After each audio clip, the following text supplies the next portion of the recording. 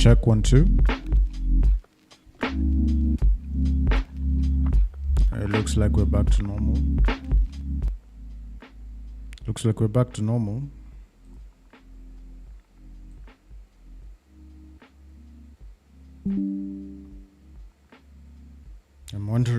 I'm sitting here wondering like what's going on with my audio. It's getting messed. So apparently my OBS was disabled.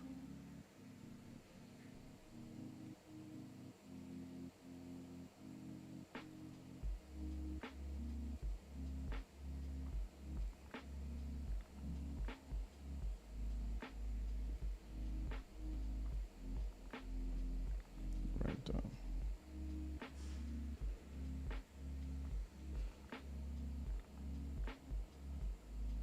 Okay, we can begin. Welcome to the live stream, ladies and gentlemen. Today we're going to be playing around with Laravel 12. This is such an informal live stream, honestly, because I'm not really doing any. I don't have an objective set. This is something random. I'm not even advertising this, honestly.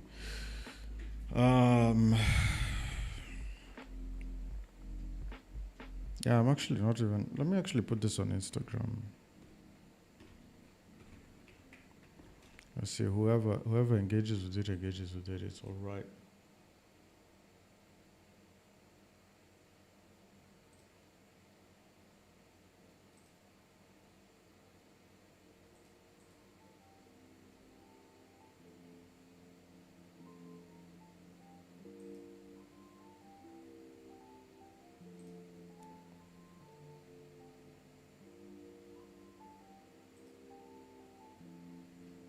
Here's my phone.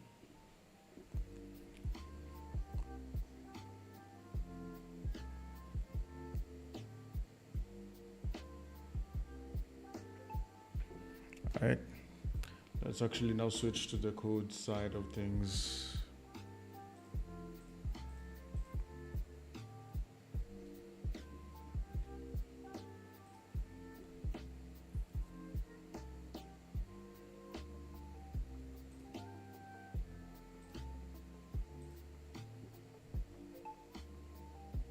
This is looking good.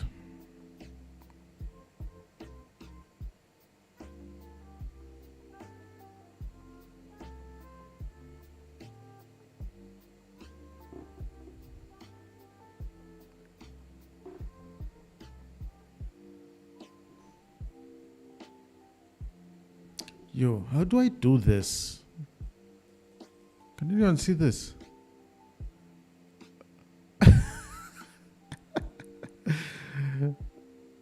Yo, that's actually crazy. Anyway, we're going to get into this just shortly. I just want to post this on Instagram. And then we begin.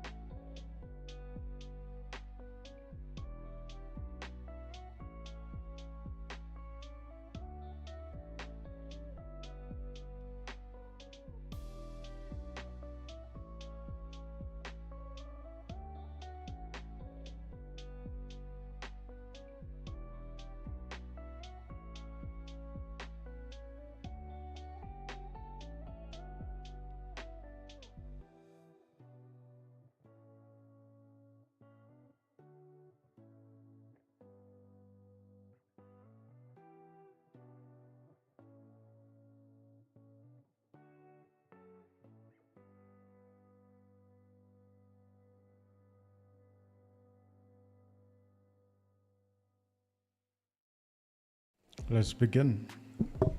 Let's begin, ladies and gentlemen.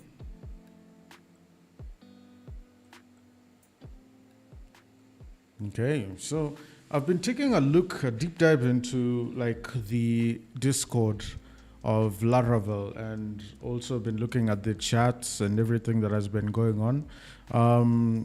I've been trying to actually understand a bit of Flux and all the things that are all the things that are dealt with inside Flux, and I find it quite nice actually. Let me actually try this out. Yeah, let me actually try this out. So we definitely have our sidebars, and on our sidebars area, you can see we have, of course, we have multiple things. Okay, we have top header for secondary navigation. We can do that, and here's the code, particularly for Livewire. Yeah, and you can have a secondary navigation at the top, and the code is also provided. So it's quite nice, actually. I think it's quite nice. So I'm just going to go over a few things. This is the already installed Laravel application. I've just changed a few things here and there. Like for example, if I go to my my dashboard, not my dashboard, but layouts app, I've changed a few things over here on the sidebar area where I've changed like this to dark blue. So initially what it was, let me just open this. So you can see I have the register page ready. I have the login page. I can log in. It looks beautiful, honestly. So this is in light mode. And then I can decide to go to settings and change it to dark mode. So I'll go to appearance and then go to dark, or go to system. So you can see light is like this with a lighter shade of blue, and then dark is like this with a darker shade of blue, which is quite nice. And I'll keep it on dark mode for now. And we'll just go to the dashboard, and you can see we have all of this set up for us. Yeah. So I have this as my dashboard. We have the placeholder buttons and all those different things. And what if? Now, we also have Vault enabled. I mean, we can go to web, and we already see the routes for Vault are already set up for us. And what Vault does is it essentially is like a Vue and React. So we have Vault to counter that, but Vault is just generally in PHP. So this is how the component looks like. So if I go to one of my pages, like say for example, the profile page, the profile page should be around here. No, the settings page, there's a layout. But I want to see the profile page. The profile page should be Livewire Livewire settings and then profile. Then we can see that we have our logic at the top. This is our PHP, and then it closes down over here. And then as well as you can actually be able to see all this, which is quite nice, I think. I think this is quite nice. Like you can definitely feel like it's almost looking like Vue. And given that this is the first thing, that's beautiful. Siad, welcome to the stream. Is it using Tailwind CSS or Bootstrap? It's using Tailwind. This is the initial starting point of the application, and this is the starter kit for the application. So this is using purely Tailwind CSS, and I can, yeah, I think that's all I needed to say. I can now edit my sidebar, maybe add a nav list item. And will it add that full list on the side over here? Yes, it will. So I can come in here, and now I create another thing over here. So the icon that I can change to, I'll have to check with these ones to see the icons that are here. So we have the bold icon. I don't know which other. So it's, oh, it uses hero icons. So we go to heroicons.com, And now we can use these icons. So given that I want to actually replicate, let's say I want to replicate the icons that are here. Okay.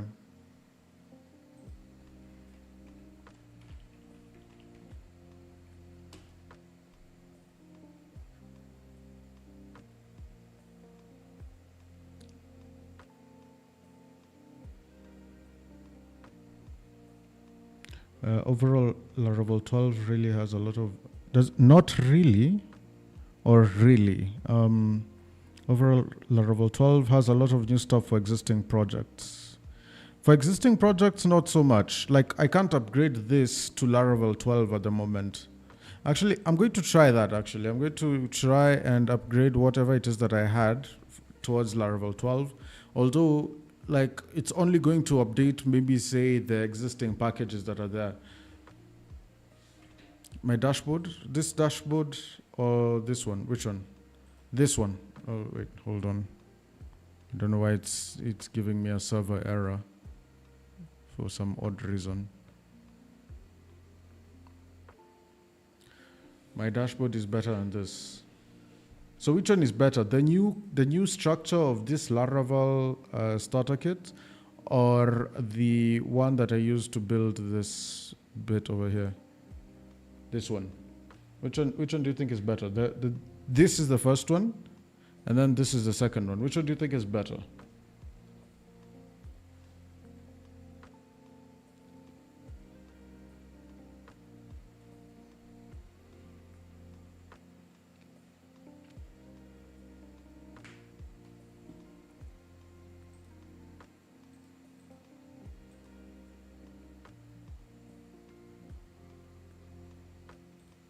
Just let me know. I mean, your opinion it really matters in this situation. Leadership dashboard, yes. Thank you very much. I'm biased because this is something I created, and I'm using Bootstrap on this one. So I don't know. Maybe I could try and replicate Tailwind on this side, right? I could try and replicate Tailwind's the dashboard on the Tailwind side. I don't know. Let me see what I can do. So over here we have dashboard, and in hero icons, the one that I can use here is speedometer, or home, or dashboard.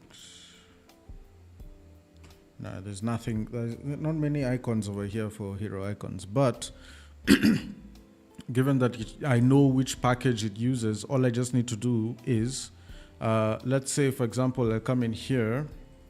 Let's say I want to make, let's say the dashboard again. All right, so I'll do PHP artisan make, and this time not Livewire. I'm going to do make vault, and then I'll come in here and just do admin dashboard.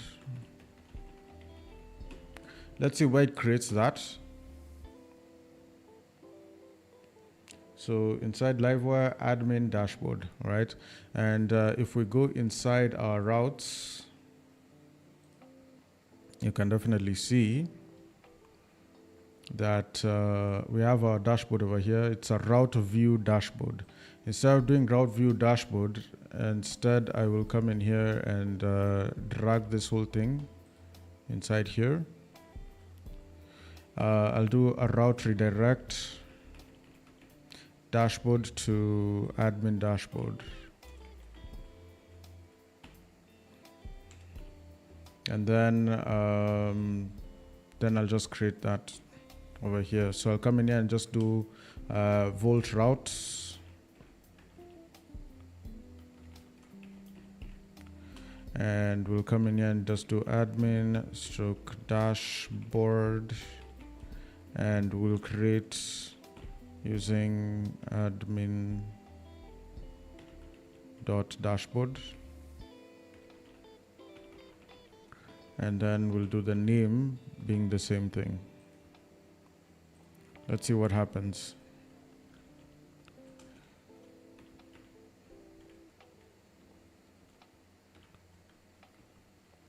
So just playing around with these things for now. Let's see what happens here.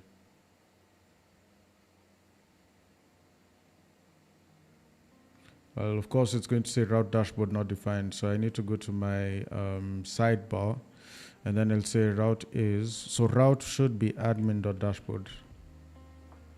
And then here should be admin.dashboard as well. And so route should be the same as well. We're just going to save this here and save that. Let's see what happens. If that's the only thing that just needs to be declared. Okay, so this one, and maybe say the one at the top should be the, should be the issue.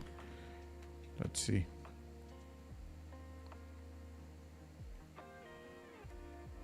Okay, looks like we're good to go. And now if we go to our, so we go to Livewire admin, so we'll just go to Livewire admin, then dashboard. And this is where it is. So we have the new class over here, and then we have the div, which is quite nice. And given this is just Livewire, all I can just really do is, I'll call the state function, right? And the state function, just like the way it's supposed to be called over here inside our Livewire functions. So let me just go to my documentation, and then I'll go and click on Vault. And then you can see we have the state function over here where we declare all our initial variables. So if I come in here and say use function and call it Livewire Vault state.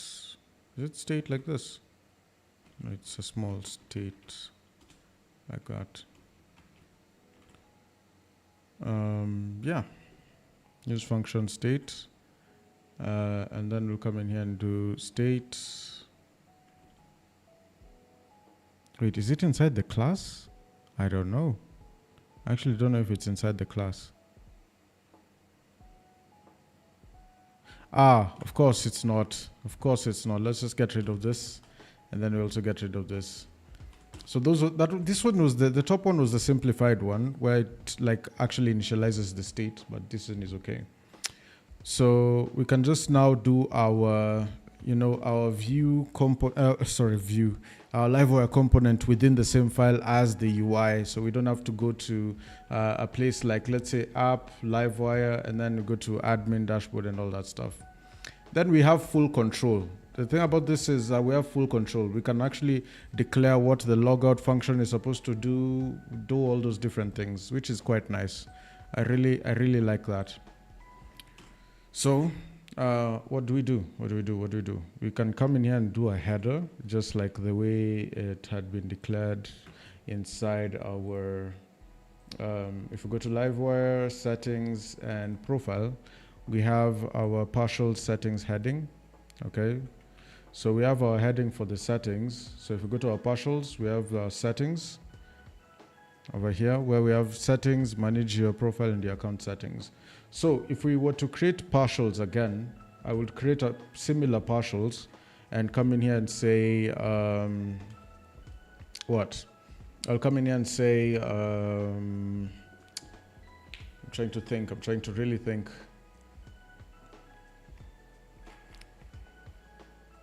Header.blade.php. Yeah, let's just call it header.blade.php. And inside header, I'm just going to copy everything that is inside settings, paste it inside here, and then replace this with heading. And then this one here will be subheading.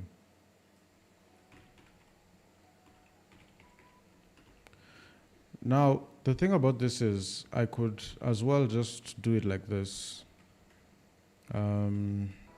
Subheading. So I could as well just do it like this. I'm going to take this and take it to components.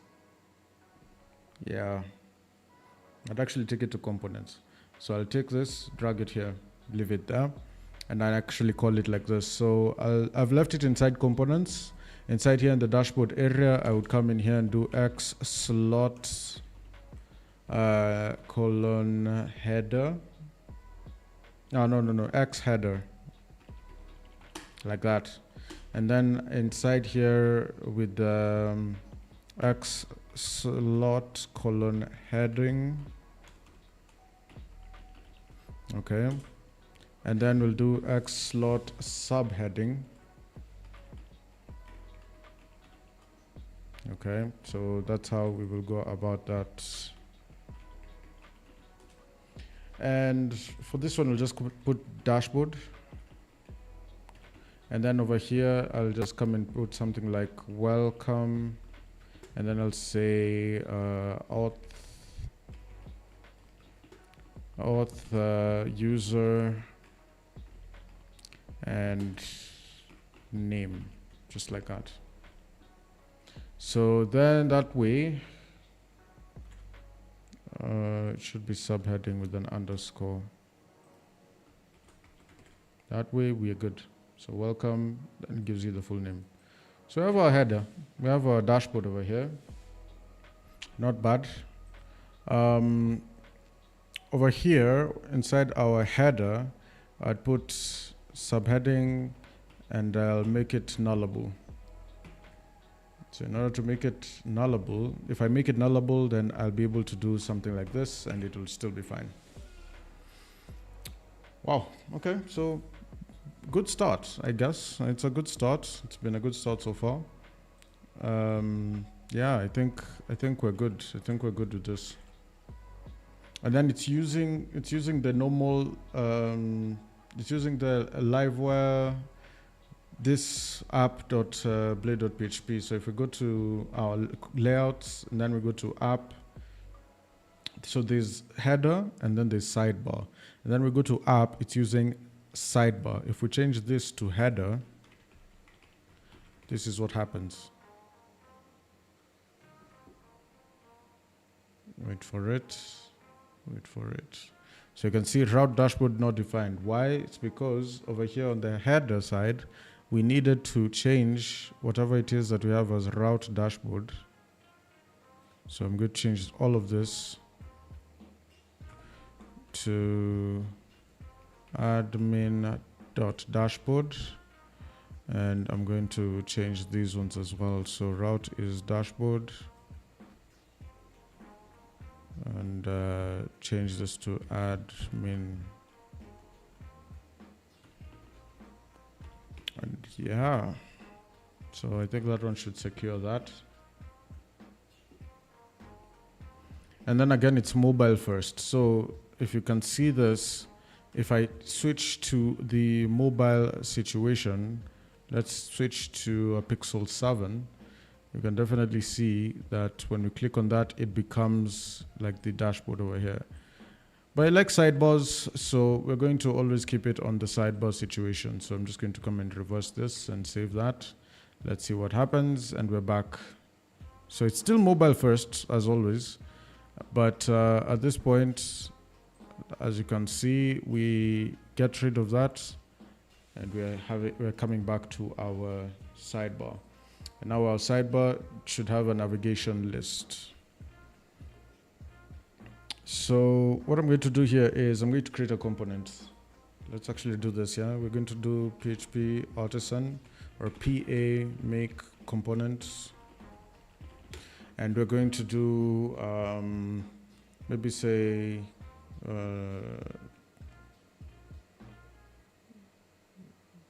nav links. We could even do like, let's say admin nav links, right? And then inside our components, we have admin and then we have nav links. So now I'll come in here and maybe cut this like so, and then do X, I'll just do X nav, admin nav links like that. And it imports it. So now we'll have an empty area over here. And when we go to our admin nav links, We'll just need to do is paste it like this. Actually, we don't need to paste it inside the div. Okay.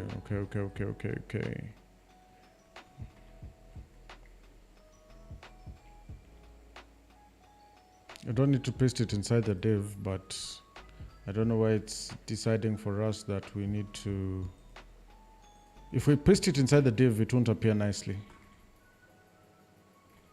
Especially with these arrows being a bit iffy.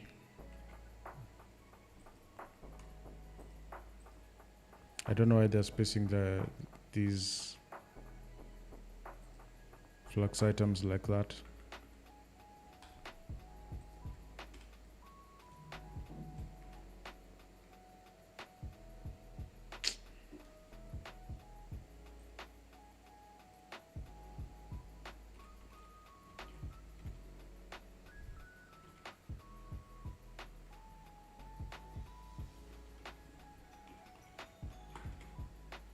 Yeah.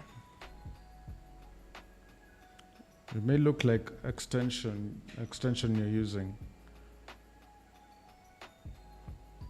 Yeah, it must be the extension that I'm using. Yeah, because if I now do the Shift Alt F, it does it differently. Like it's putting a space in between, and I think there has to be an extension for Flux as well.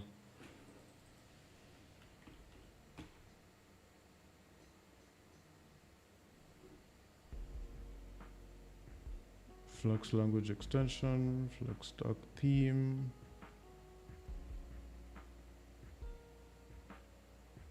What's the logo for Flux? Flux UI. It's this one. So I need to look for this one. Yeah, this one. Flux UI component support. Perfect. Trust the publisher and install. We're looking good. I think.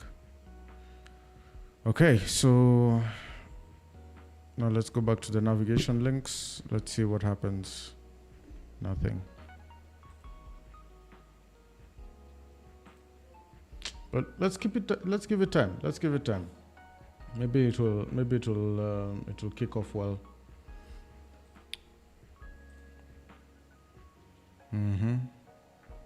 So you can see, yeah. This is what I wanted.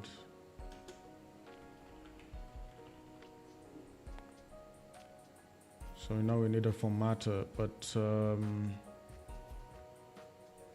okay, Pretty is doing a good job so far, so I think I'll just keep it there. And now we start changing a few things. So we have this dashboard. We have settings. We can add more functionality into the settings. What else do I want to add that is coinciding with this? We'll go to banks and employment types. So let's just try deal with the banks first. So I'll just do, will I deal with these items the way they are right now? Let's actually just do a simple crud, and then we can see what else we can do with this application. So we'll just do PHP artisan make model, and then bank, and then do -m. Submenus, can you do it? I will try, because so far I've only done these links only. So I want to see how the submenus are working, and then we can move from there. But I'll see how we go about that. The sidebar. So let's see, actually, because you see these ones have side menus. You can see that they have submenus. So yeah, I think the code is here. Nav list for the favorites. So nav list outline. Then you can see nav list group again. Expandable heading favorites class is hidden. LG grid. Okay, we'll look into this a little bit more. So actually, let me copy this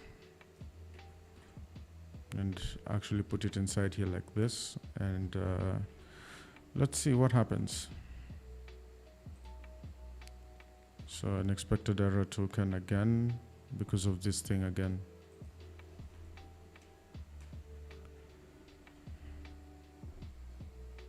All right, so it's expandable like that.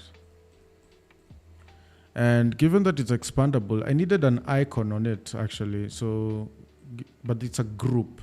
So given that this group has, let me actually try and see if it has icon.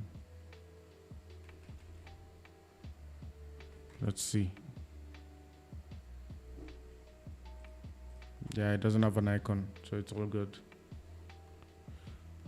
So now all we just need to do is check the heading and maybe say banks. And the class is, this thing about class being hidden, I don't understand it fully, because yeah, okay, I think it's okay. I think it's fine. Let's actually do hidden. And it should have an active like this, active. So we'll eventually utilize that because I'm sure it is there. I'm like 100% sure it is there, certainly.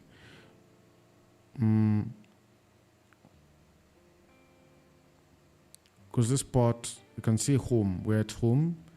And we can definitely see home somewhere here, or right over here. And now all we just need to know is how does it know the route? Oh yeah, this part over here, current. So those ones are if statements over here, like current, you can see this, current is equal to that. So if I come in here and for the nav list item, I will come in here and put current for this one, current for this one, and current for this one. And then I'll change these ones to admin banks. And then I'll do maybe say index, and I will remove one, put create, and that's how I leave it for now. Yeah, I think that's it. And then of course the routes. So the routes would probably replicate what we have here. So I'll just come in here, paste those here, and then we'll do banks, and then we'll do index and create.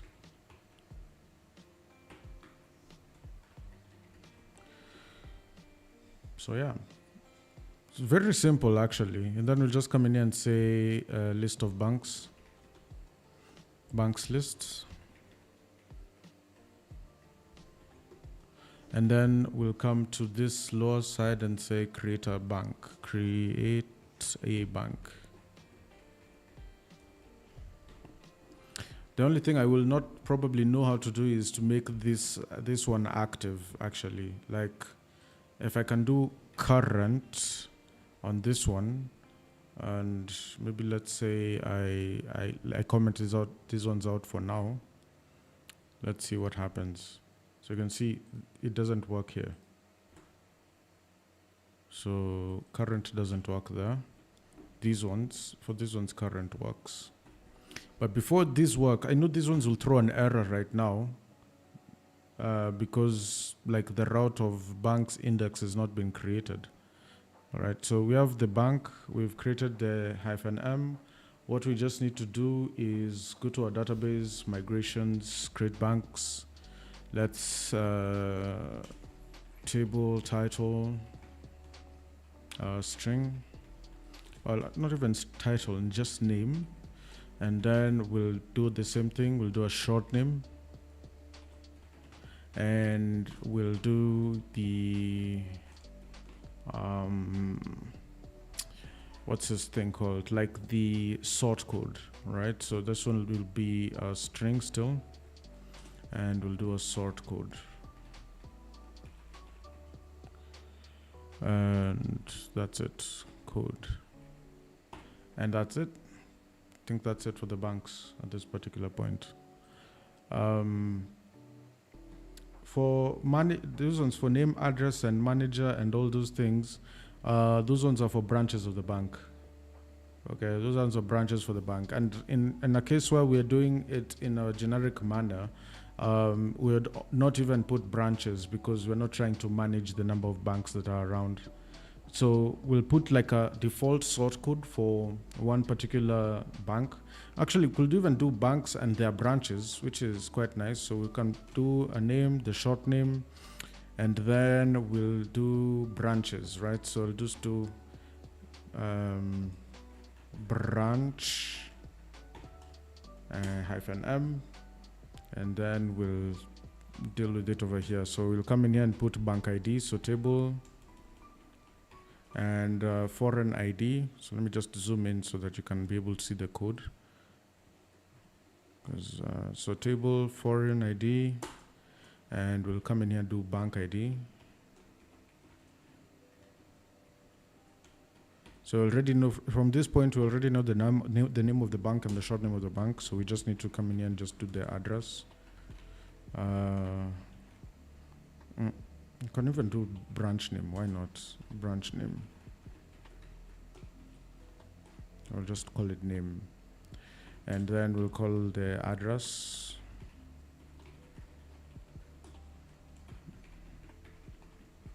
Normally I'd put a text over here. And yeah, what's next? The contact of the bank, of course. So table, this one will be string. What I'll do is phone number. So I'll just call it phone and leave it like that. And I'd like to leave this two nullable, right? Just in case we need to create things very quickly, and just leave it like that. Okay, so we'll leave it like this, and for now these things are all right. Yeah, branch name is like Mombasa branch, exactly.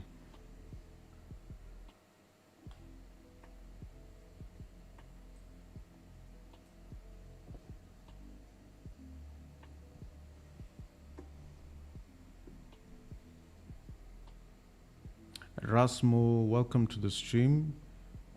I can't pronounce your second name. It's unfamiliar to me. Where are you from, bro? Where are you from? Great job. Do you have my like? I actually don't even have my stats open. That's crazy.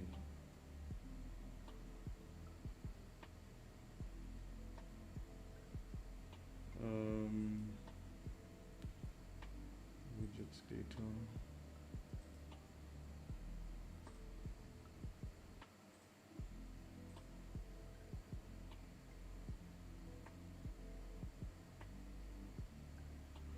Even my overlays are not on.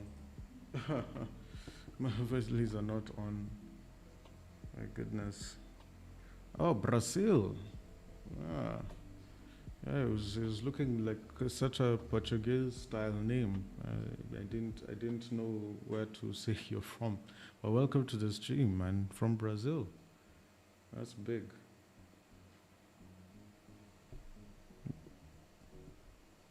Nope, I'm not using like big words. You understand English, don't you?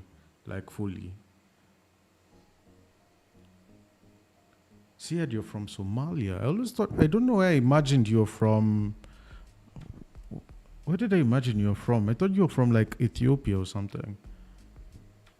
Because I have friends with that name from Ethiopia. So I'm actually surprised. Somalia. Yeah. Yeah, big up, man. So like, let's say, yeah, so the branch name is like Mombasa branch. So like, let's say we have Absa Bank, we'll put it over here. So over here, we'll come in and say Absa. So we'll say probably amalgamated banks of South Africa. And then over here, short name will just be Absa. All right. So then once we have this right there, we'll come in here, in the name, we have the ID of the bank. So this one will be ID of ABSA. And then over here, we'll come in here and just do the branch. Like let's say, for example, Mombasa branch, or, you know, Kilifi branch, and so on and so forth. So things like that. That's how it would operate. And yeah, that's how we plan on setting things up over here. Mombasa branch, Kilifi branch, Nairobi, maybe say Nairobi CBD branch, or Karen branch, because Nairobi is big. So Karen branch, Nakuru branch. Yeah, all of the ones that you could name. So you could see like a bank has multiple branches, and then these sort codes, if this is the situation, the sort codes will come over here actually. So I'll come in here and just do SORT code. And these are the ones that are mandatory. So I won't make it nullable. But yeah, you asked, do you have my like, Erasmo?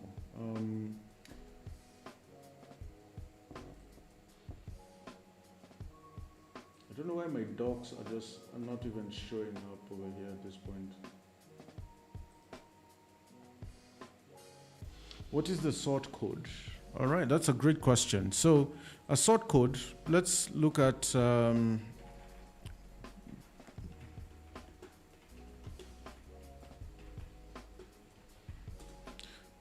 this shortly. So we have a way of identifying banks when you're doing transactions, especially when you're doing bulk transactions. So the way they usually use those, like the way they identify the banks is by using a bank code and it being combined with a branch code. So let's say, for example, you have banks like KCB. This is KCB right now, Kenya Commercial Bank Limited. The bank code is 01, and then the branch code is 340, and this is just for Karen Waterfront Platinum, okay? When we go to the main branch of Kenya Commercial Bank, it's supposed to give us, it's usually this one, the head office, which is here. There's also another one for the main one, which is Moi Avenue, Nairobi. All right. So this one is the one that will give you like the first sort code, which is 01100. And you can transact and send money to this directly to this person's branch if you have the branch. If you know the bank, you can pick any of these and it will be okay. You can still transact to the person as long as they hold a KCB account. But it will take a longer time to process if you don't have the branch code. But given that you have the branch code in all of these different kinds of banks, if somebody states that they have a particular branch that they want to specialize or really that's the branch that their account belongs to, that's where they opened their account, then you can actually pick, like let's say for example, I opened an account in Nakuru, all right? So if somebody is transacting to me in a bulk payments method, right, they'll have to put 01103 in the bulk payments file or in a bulk payments, notification when they're transacting to my account. They can put any of these other branches for KCB, but they will process a little bit later. This one, when it processes straight to the branch, it processes faster and it costs less. In fact, if you do a direct transfer to, like let's say you're transacting with a KCB account and you're transacting from KCB to KCB in bulk methods and you have everybody's branch number, then you might spend no transactions whatsoever. Like you've incurred no transactions whatsoever. It's like almost like a wire transfer, except wire transfers have a cost. These ones don't.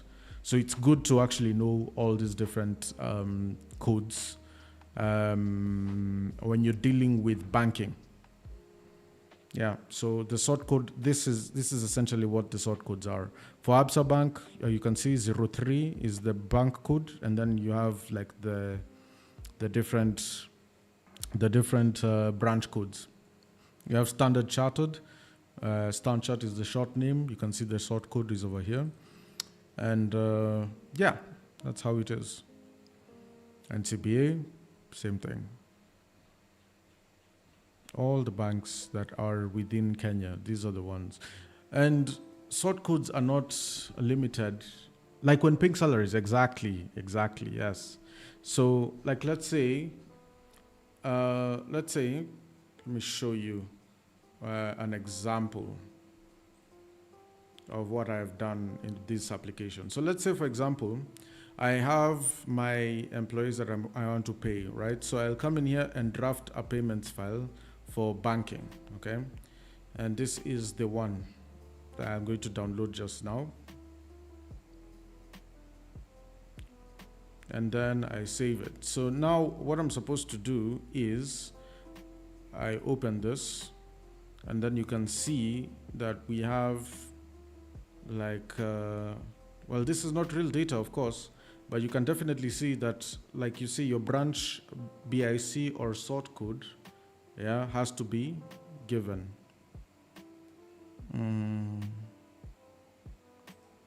Nice when it's telling me I've been using Copilot for a while.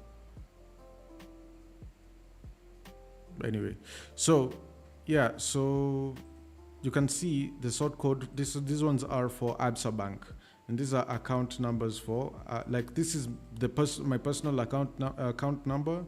Then this is the sort code for the beneficiary name, and then the bank that they're using, and then you can see like all that stuff that is there.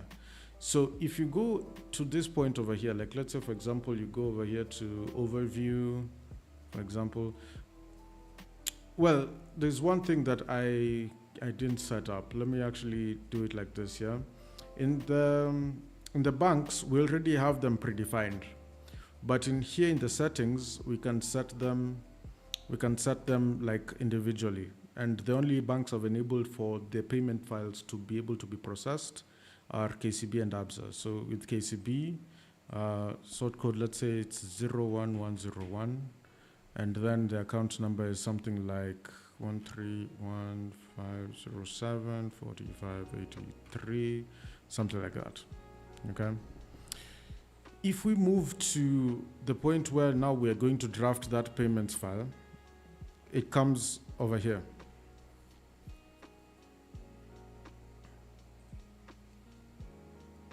Okay, now let's see what happens, right?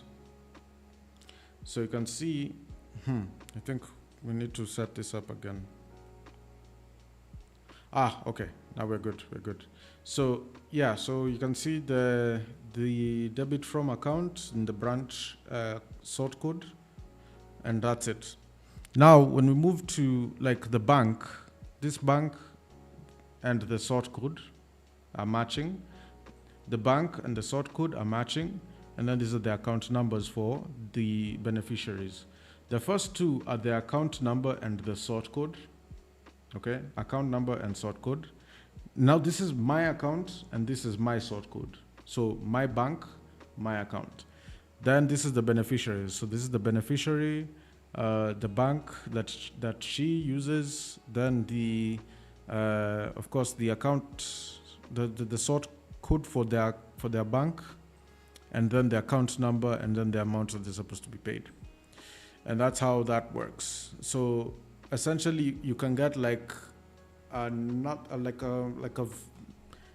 limitless number of accounts for that. And then when that is drafted, you can definitely see the payment summaries that are coming in over here. So you can see that we have them also being declared over here. So you can see the account and the account over here. You know, the user, the breakdown for their salaries and all that stuff. Yeah, so that's essentially, yes, you're right. Like payment of salaries, precisely like that. And that one is specified for KCB business banking. You can do the same thing for ABSA. ABSA has it somewhat different. The structure is different. So you need to have created a different structure for ABSA. On this side, it's not as strict, but on the other side where we're setting the accounts for the employees is where it's strict. So if I come in here and go to the overview and then click on this, you'll be able to see that we're able to download the format for ABSA.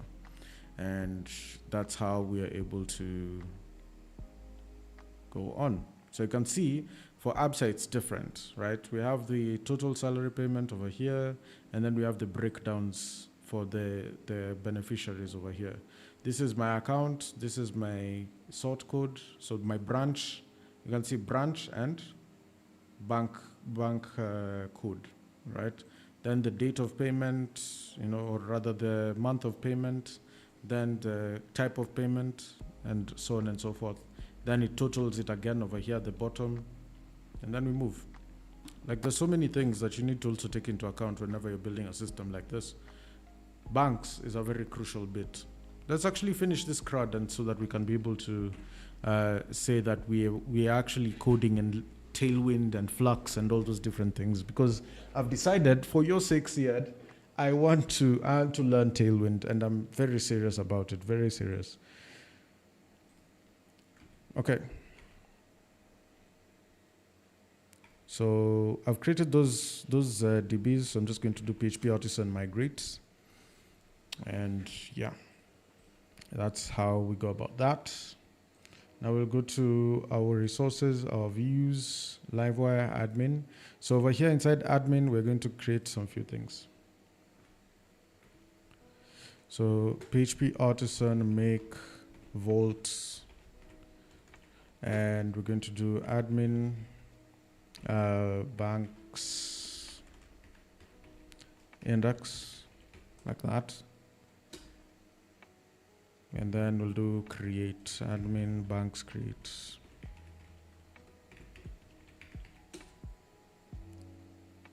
Okay. And then we have the edit as well.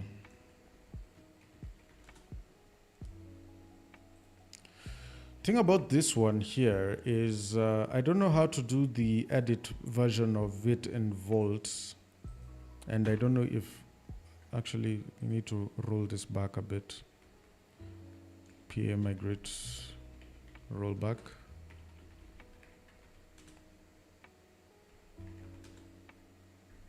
Okay, now we're good. I understand. Okay, so the routes that we need to create also for these to work, as you can see, we have them here, but if I click on them, so we have the dashboard over here, that's okay. Then we have these, the admin banks create.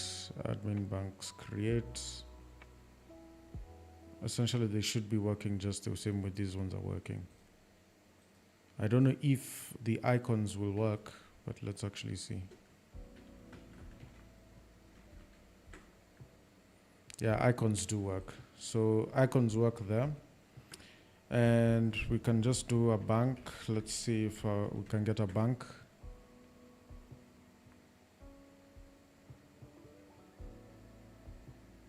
Yeah, Flux icon bank does not exist. Remove hashtag in href. Yeah, I will do just that actually.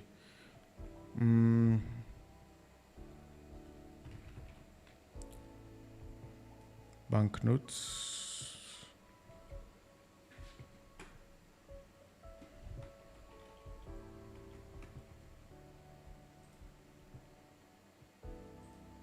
So banknotes works.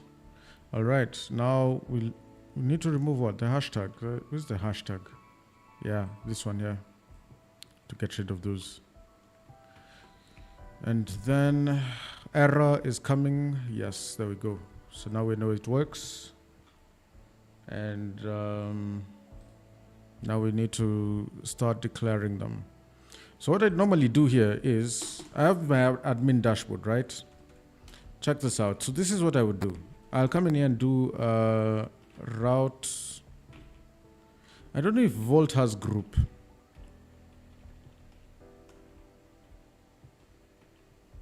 Yeah, it doesn't have group. So I'll just do route group. Okay, and then over here, I'll just do, before that, I'll do a prefix. And then I will do the admin. And then I'll come in here and do them. I'll do a name. Okay, the name will be admin dot. Okay, then over here inside group, I pass in a function. Inside this function is where now I'll probably drag this down. And because I've prefixed it with admin, I need to get rid of this admin here. And because I've prefixed the name also with admin, then I need to do away with that one. Okay. Now the same thing is I'm going to do the exact same thing I've just done with my banks. And then value over here will be banks. And then I've called in the group, the function here, and I will close it off like so. Boom. Okay. So over here, I'll just come in here and do a slash and come in here and do admin banks dot what index, and then I'll call this one index as well. We'll do the same thing for the create, and we'll do the same thing here, create. Now check this out. This will work instantaneously, by the way. That. We have that. We have the create as well. They all work. Now we need to do the edit one. So I don't know if we did the edit. Yeah, we did the edit. So we'll just do the edit. And you can definitely see that there's something that we need to do here, which is add an ID. I'm not sure if this is actually the way to go, but let's actually refresh this and we will see what to do. In fact, inside our banks, what I'm going to do here is I'm going to actually import it from, I don't know where I had this application for my banks.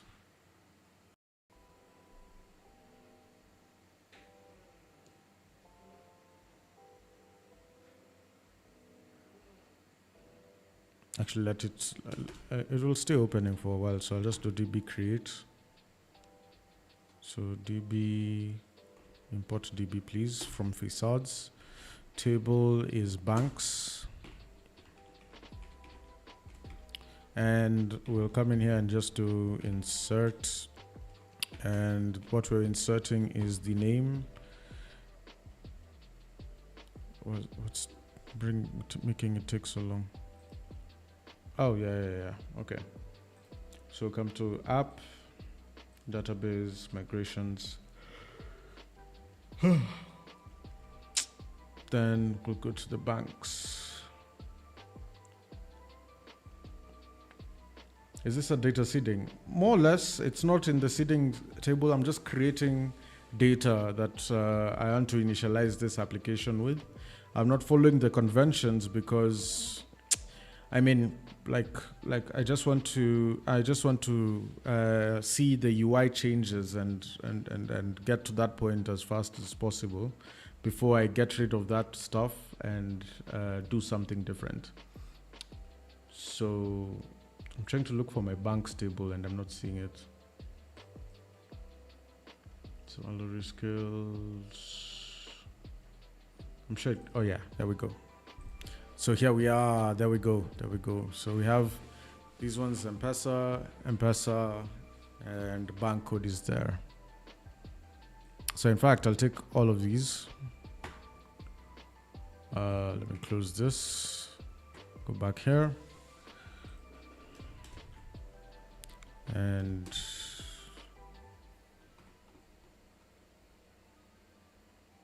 Is it not closing? Okay, so Casa is eating a lot of my RAM, so I just need to close this one now. And I don't think there's anything else that's eating my RAM. I need to close also my DaVinci Resolve.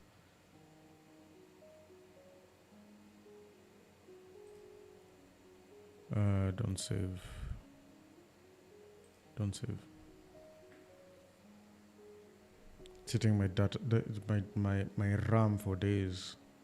I think even my terminals being open like this is crazy. Okay, so the way we'll insert these is, in fact, I'll just come in here and just do insert banks. And the banks I want to use are just these first four. What's my RAM number in GB? 16 GB. But I want to upgrade. I think 16 GB for coders is a bit less nowadays, especially if you're coding big projects. So there's no bank code. There's just name and short name.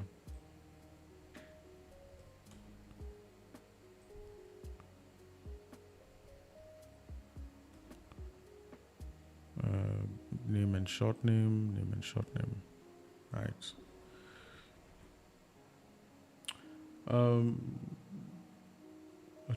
What is small? What is small? What do you mean? What do you mean, man?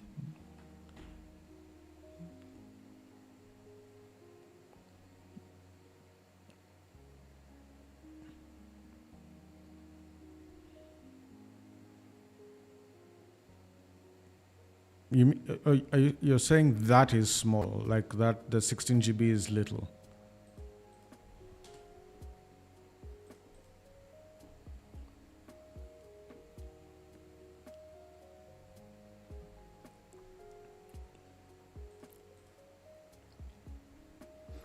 Actually, did I even upgrade it really? I don't quite remember.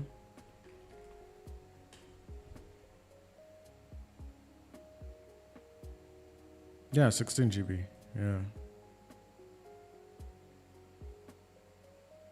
Because I'm doing live, it is small. Yeah, well, the live stream doesn't usually take a lot of RAM actually. Like if I'm looking at my, in fact, I'm even streaming at 9,000 KBs per second. So I'm like, it's actually quite decent. My computer is a laptop. Yeah, it's a laptop.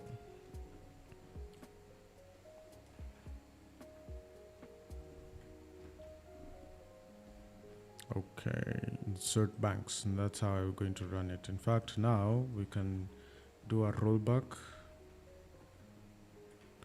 Migrate rollback and migrate again. Ooh, okay. So now we can look at the list of banks that we have through this. So yeah, my computer is a laptop. It's a HP 2022 edition. I've had it since that 2022, since it was released, and I've never looked back ever since.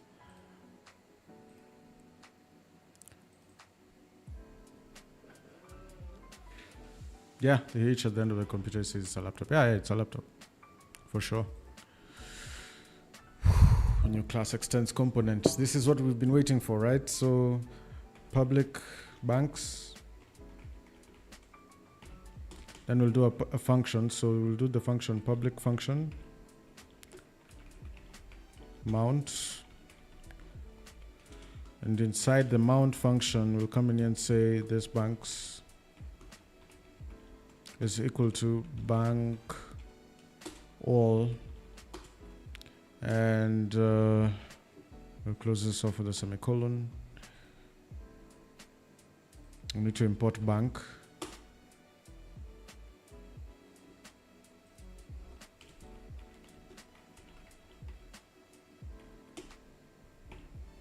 Okay, and what else? So given that we don't need even the function for render, we can just come in here and just ul li. So I'll just come in here and do a for each banks as bank. And I'll just do an li over here and just list the bank. And it's a name, right?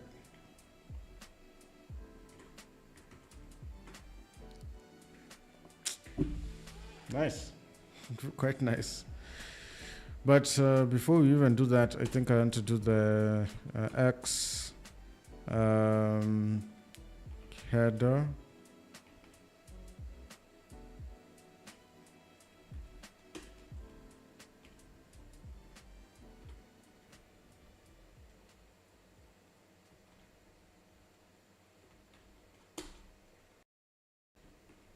And then we can come in here and do X slot and heading.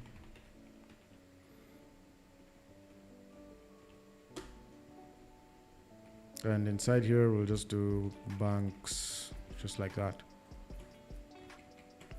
So we have banks here, and now we can create our table. So our table is coming in from here.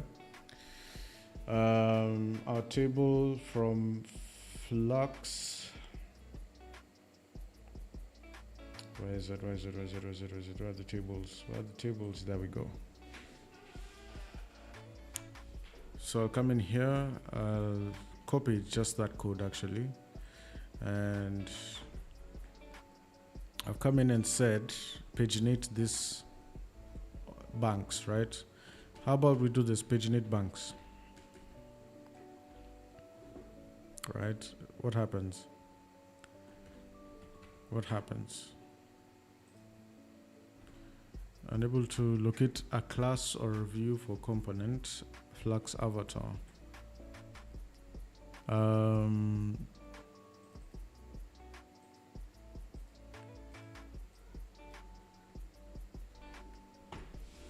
Okay, before we even move on from there, does this table even work?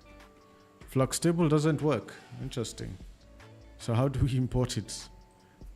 How do we import it for ourselves? This component is only available to the in the pro version of Flux. I see. I see. How much is the pro version? Of course. Of course. Of course. They're not going to give us components for free. Of course. We have to craft our own components. That makes sense. Makes sense why this thing seemed so easy. It's because there's money involved. There's money involved, of course. Of course. No,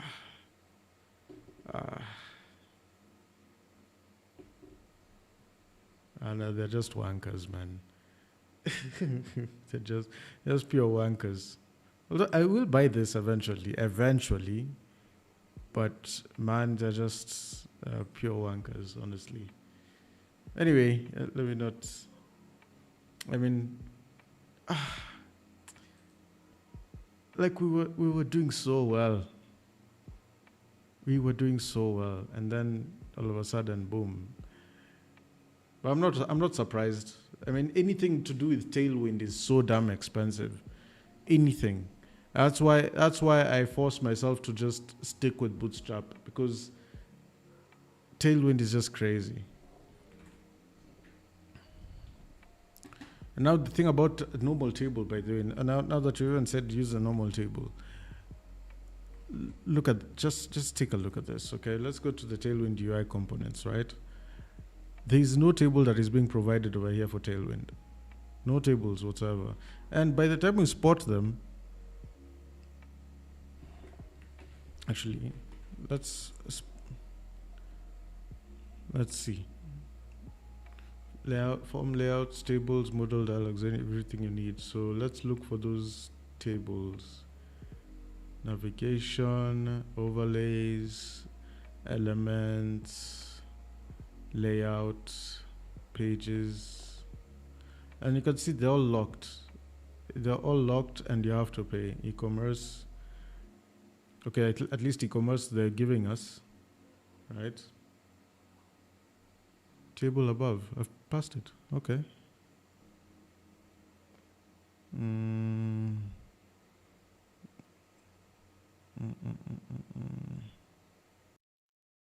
Let me just scroll down. Yeah, tables. There we go. You can see it's locked. Yeah, you can see it's locked. And when you click on get the code, guess what it's redirecting us to?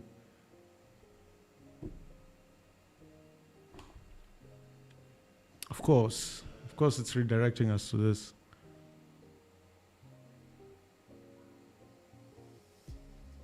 Flux could have pulled through for sure. Flux could have pulled through for sure. But Taylor is flexing us, man. Taylor is flexing us.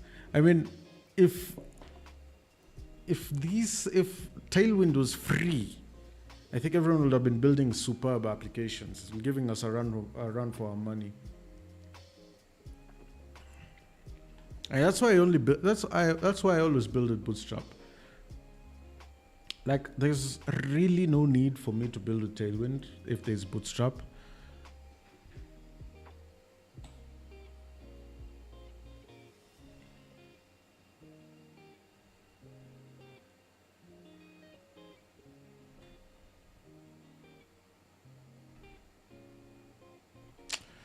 Damn. So now what are we going to do?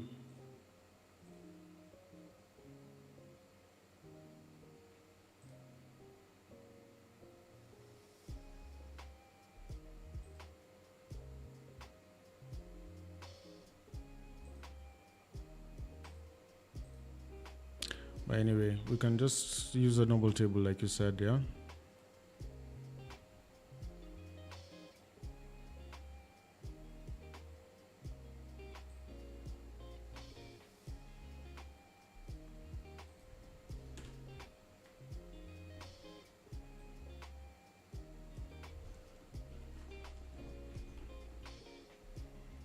But I don't have any Tailwind snippets for tables really. I would just create a table head,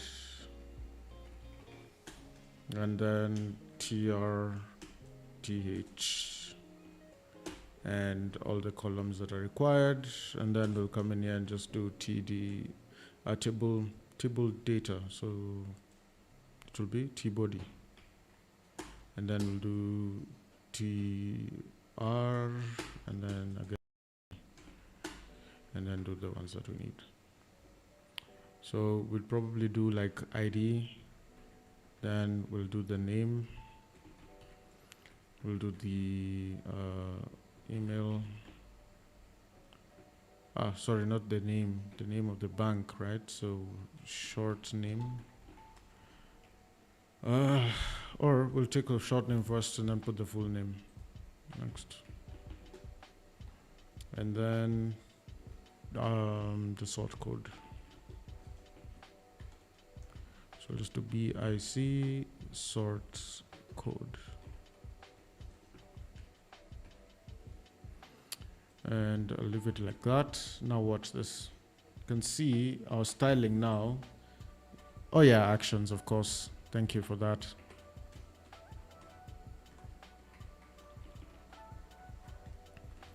So there's no styling whatsoever. And now when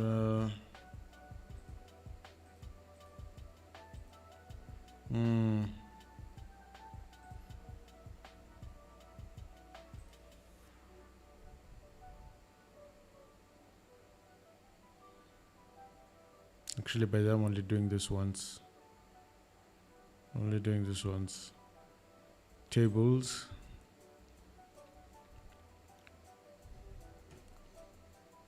There's no way you can tell me I can't get the class list from here. Boom. It's encrypted. It's encrypted. They're good. They're good. They're very good. They are very good. Yes. I love this. Encrypting your classes is crazy. Encrypting your classes is actually crazy. Actually, let me keep that as a security feature for when I create UI. And and to sell the UI. Encrypting classes is crazy. Damn. Class encryption. CSS class encryption.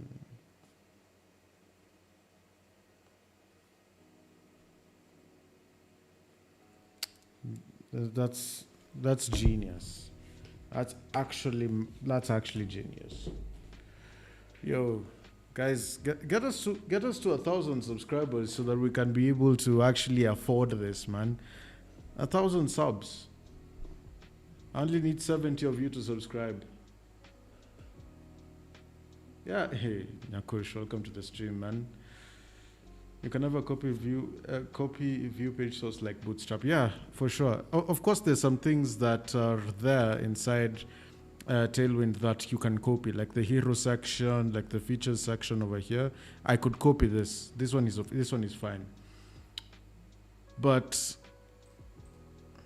this is good. But now everything else, man, they've decided on us. But this is why I stay on Bootstrap. Like, as much as Tailwind has brought something new and beautiful into the game, I can create beautiful UI using Bootstrap, like this, for example. But yeah.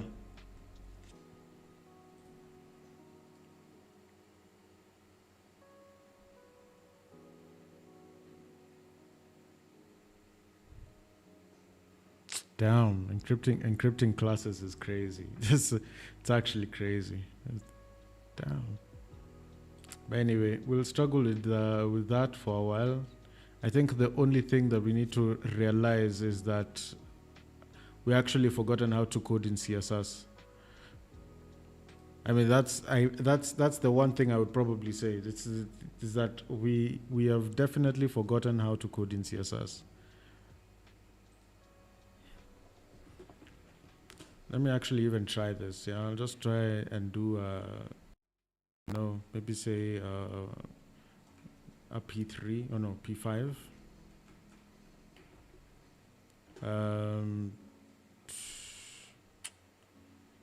Maybe say border to, or let's say border gray 100, something like that. Let's see what happens here. Nothing.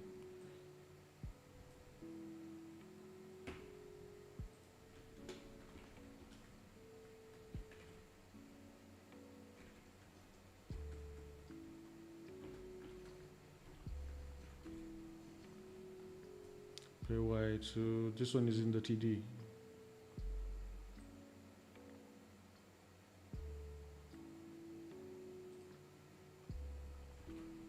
Okay, let's try it. So that is padding on y-axis, right? So we'll go to, for every TD, this is it.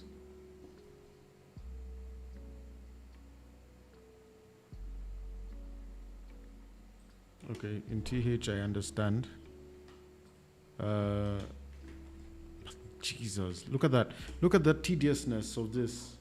Like padding y of 2, padding x of 4. So that's y-axis 2, x-axis of 4, and then border block and text center.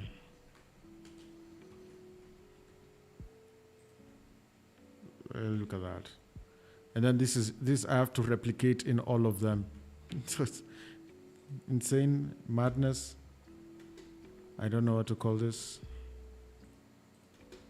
But you know, the thing about this is I could actually create some what's this thing called? I could actually create some components, some extra components over here that I can use on the fly.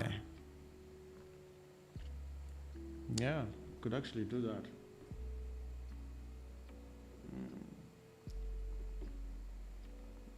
Tailwind is verbose. It's like it's telling you don't go coding in CSS. Use CSS in the classes instead.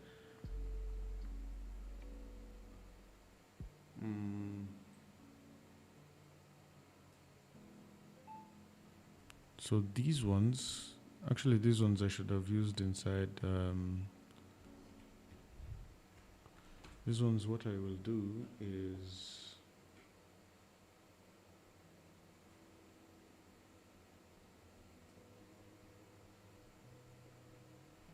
so py2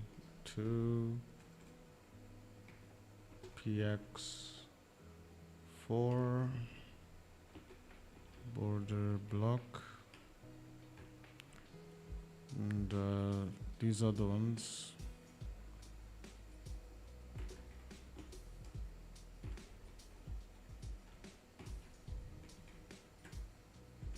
And then, of course, we have actions. And now the thing about this one is, I have buttons.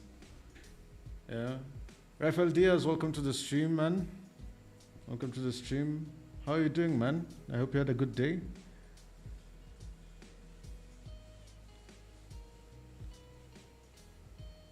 Check those classes and those examples on their site. Yeah, I've been looking at Tailwind for crazy long. Or maybe I should look at this instead. Because why do I have to pay so much? Ooh, this is a nice feature, this one, like a 3-button opening up a drop down. And then you know the thing about Flux is it's not gonna give us the full on stuff. Mad.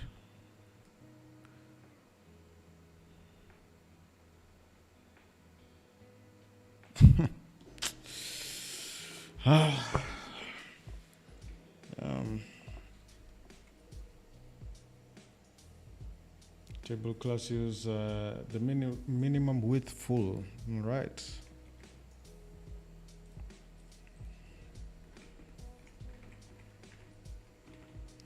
And then, of course, now because of that, I'll probably do a BG white. But I have to have a dark as well, I'm sure. I have to have something for dark mode, where I have BG, gray, maybe say 700 or something. But let me leave this aside for now. Let's see what happens with this one. So you can see our BG is white over here. So if we do dark should be BG, gray, or yeah, gray 700.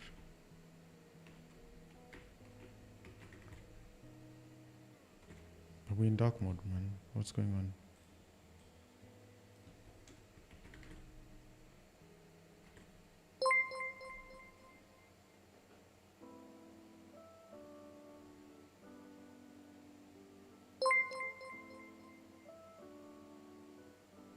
So why aren't you using Flux tables? Very interesting question, Sneezy. Welcome to the stream. Very interesting question. Anyone before we go in, give them an answer? Because I'm about to show something insane over here. Flux tables. If you scroll to the very top of Flux tables, what does it say? It says Flux Pro component. This component is only available in the Pro version of Flux. If we upgrade to Pro, how much? Do we have this? I don't think we have this.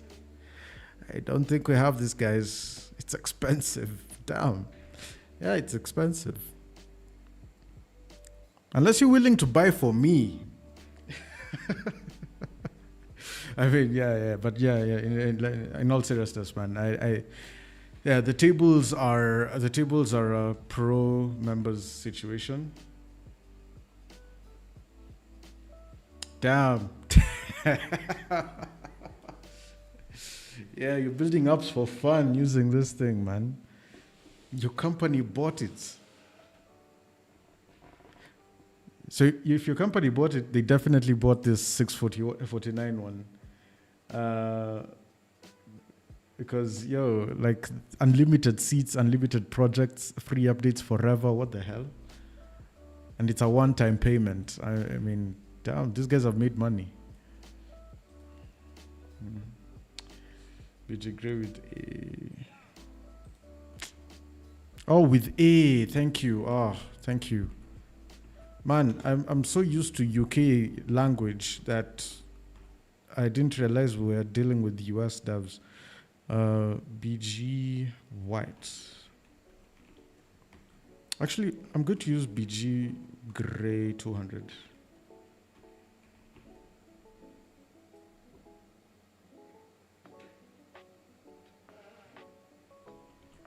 He announced he made over 500K from it. Madness. 500K, and that's not like what?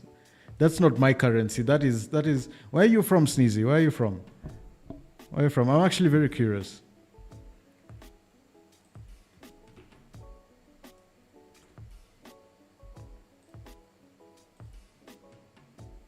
Okay, that works. UK, but that's USD. Yeah, hey, 500K US dollars is wild, bro.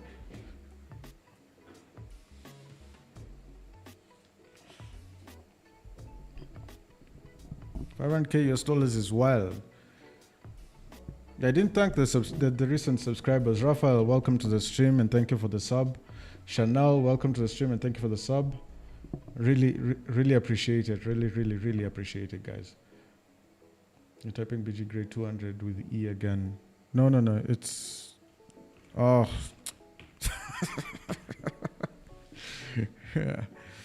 Yeah, such that like now if I go to the settings and change the appearance...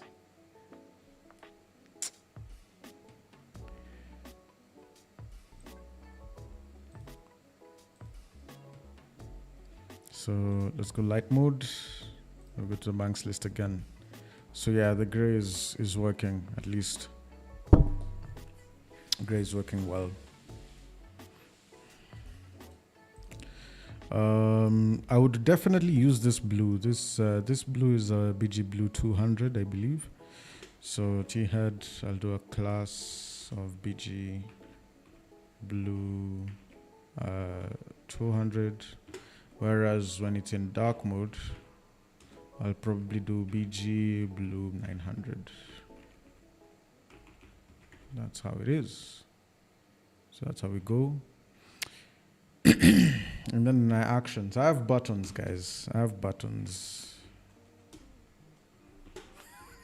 And I remember this thing. This thing was crazy as hell. Like,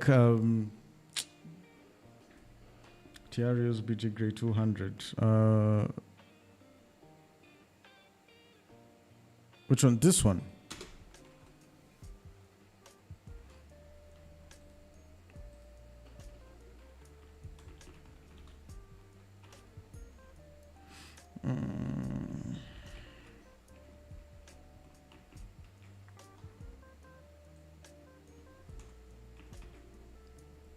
The one above. No. I think the way it is for now is fine. Let's actually. I'll look at it. I will definitely look at it.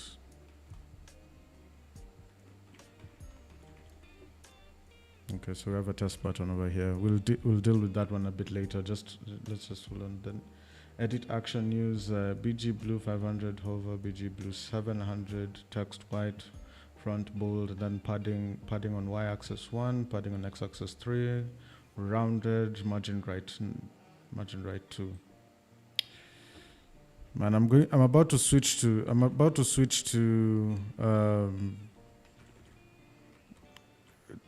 Bootstrap just because of this whole stuff. And then the icons. Now, about the icons.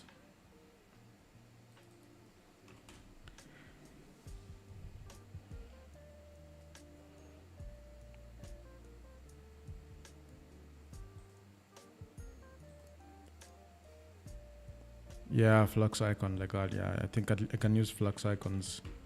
I know you can use flux icon and What else?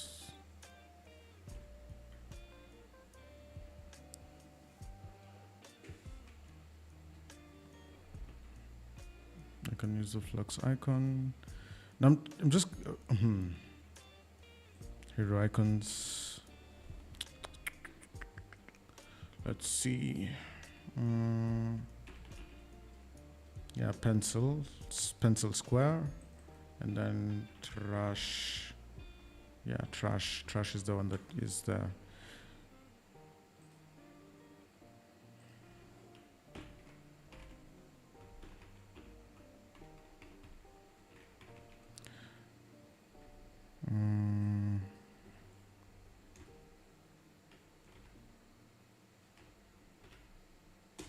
Okay, let's see. Does it close with that, actually? Let me see. Well, this is actually incredible. I wonder the sudden change of heart from Vue.js to React by Taylor. And the other thing is why Taylor is using Sublime Text in 2020. It's the same question I asked myself. That's the same question I asked myself, man. You're not wrong on that. You're not wrong on that.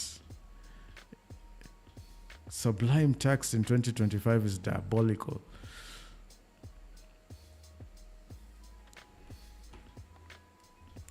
Let's see, pencil square, does it work? Then, I don't know, I don't think he's changed to React per se. I think most of the developers that are within the ecosystem are actually using React quite a bit, especially because, it's the most marketable JavaScript framework. But for most of us who like build stuff with Vue or Livewire and all that, because of the speed in rapid development when it comes to building apps by yourself, most of the entrepreneurs are the ones who are using Vue and Livewire. So React mostly for the guys who are maybe looking for jobs here and there. And then we deal with Livewire or Vue when we're building our own system apps.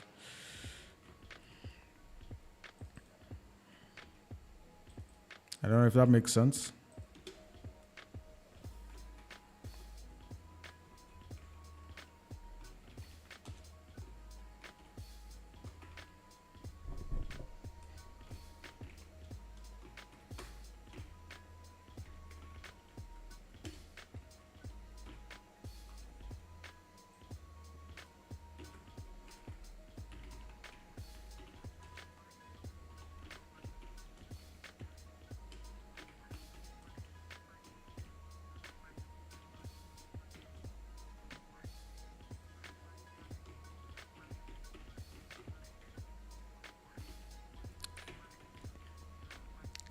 Use PHP Storm. At least it's not Sublime Text, bro. This is not Sublime. It's not Sublime Text. ID for the bank is missing in the link. No, it's here. It's here. Oh, okay. So E. What the heck is this?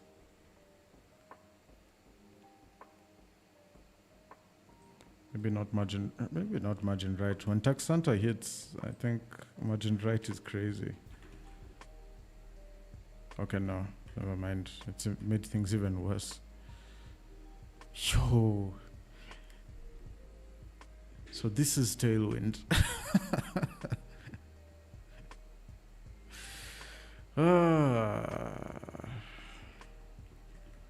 So this is Tailwind.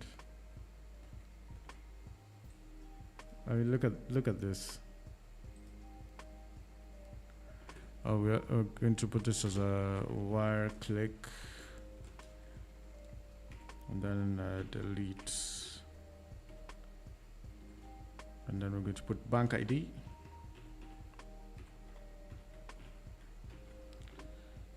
And yeah, now we start populating the table. BG gray 200.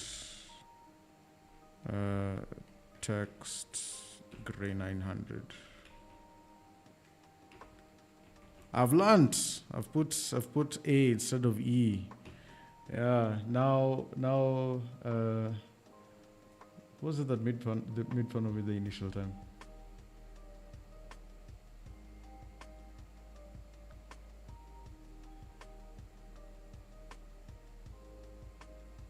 Yeah, Raphael. Now I hope I've appeased you. I hope I've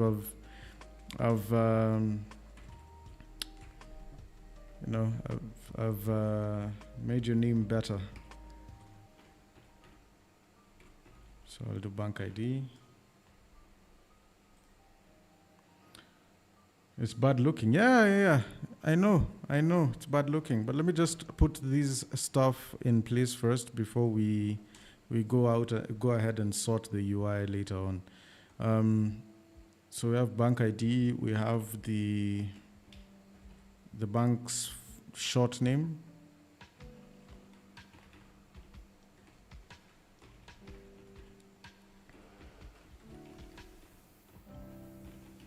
And does this thing have text uppercase?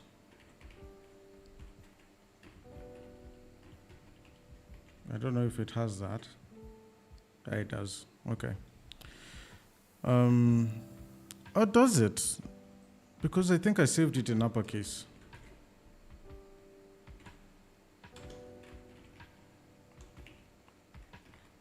Okay, if I set capitalize.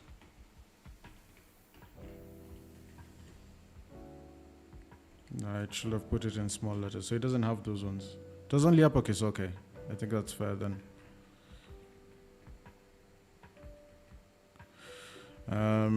Then over here we'll just put the full name. It doesn't have capitalize.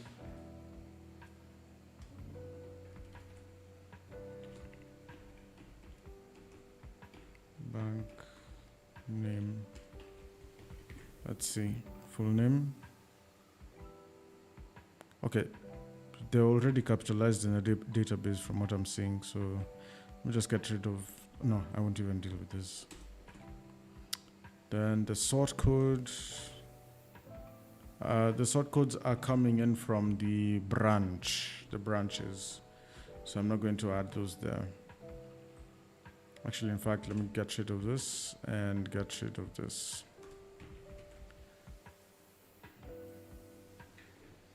Now this is looking weird, man.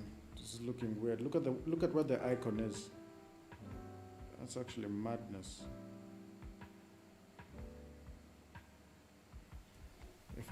To stop it like this, I have a button, definitely. If I was to get rid of this as well, I also have another button.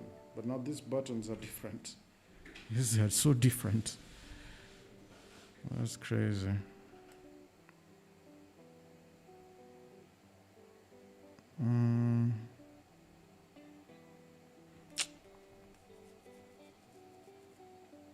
Okay, so unless we can put it like there's no text decoration. Is a tag. What do you mean? What do you mean, bro? Because these two have the same classes. One is supposed to be clickable so that we can trigger a function that's supposed to be inside here. The other one is a link taking us to the edit page. What's going on? When you say one is a tag, what do you mean? Oh yeah, but by the way, you know when we're doing anchor tags, we have to remove the text decoration.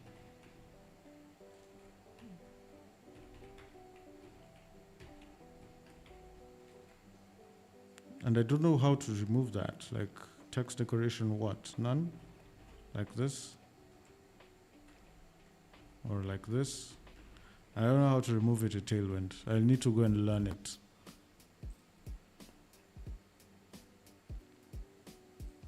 Let's go to docs. I never thought I'd open docs ever. I never thought I was going to open docs. And even the docs are not there. Like, there's nothing. Yikes. Just components and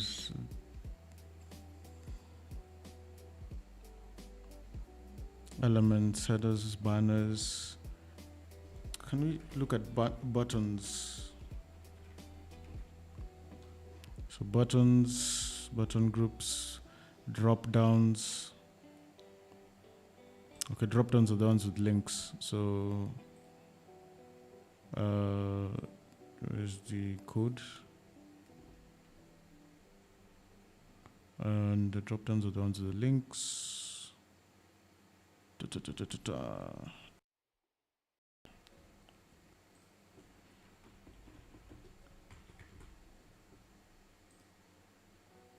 we have a block here. If we did the same thing here,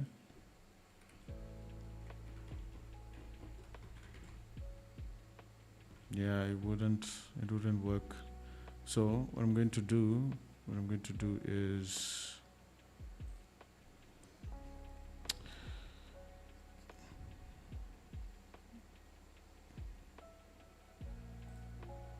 going to copy it from buttons, and hopefully it works.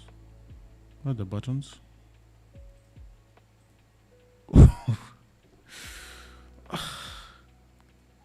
Text decoration line none. There we go. Thank you for this.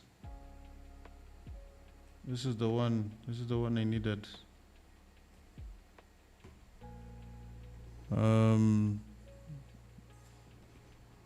That was painful to watch, I'm sure.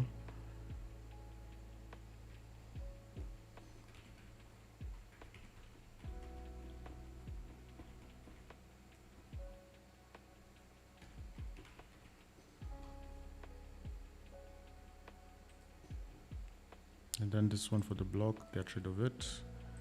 So now when we save that and enable this, still, oh my goodness, what the hell? Text decoration line, underline, overline, line through, and none.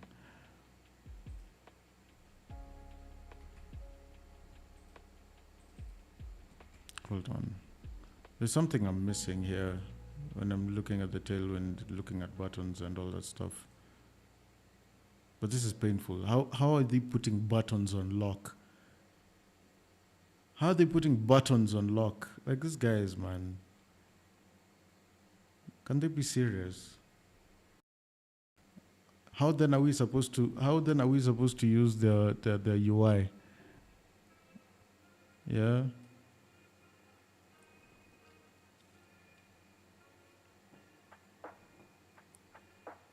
How are we supposed to use their UI? Look at their docs. Look at the docs, man.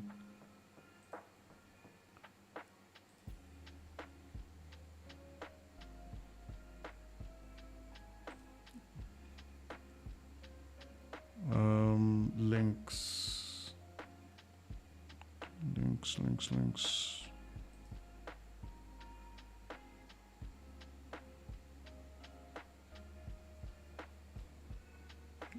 I mean, just look. Look at that. The menus above, right? Go to docs. This is the one. You see docs. All right. Then where next do we go? There's icons, images, illustrations, and Figma assets. There's not much. There's not much here.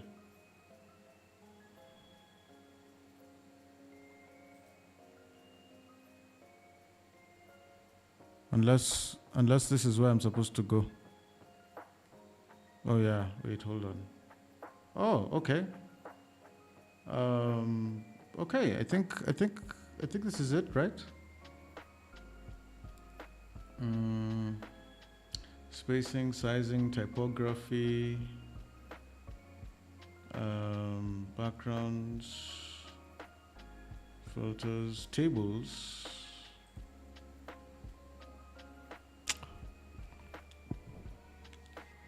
I was shitting on these guys all this time. I could have just come here. I should have just come here. There's border spacing. There's a table layout. It is. This is actually quite nice. Table auto. Text decoration line. I found it here. It was text decoration line. For the text only. I'm looking for text decoration style, I think. I don't know.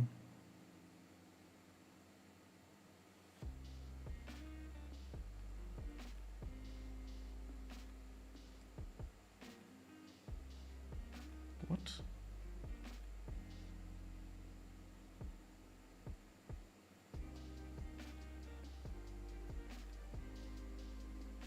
Why didn't I look here?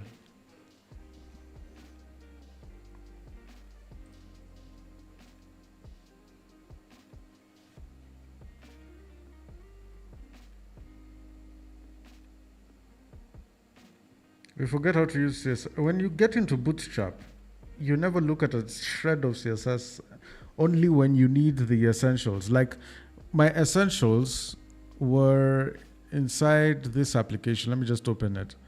My essentials were just in SAS, and in SAS, I was like lining them out already. I had an initial like template, and then now from there, I just took it over.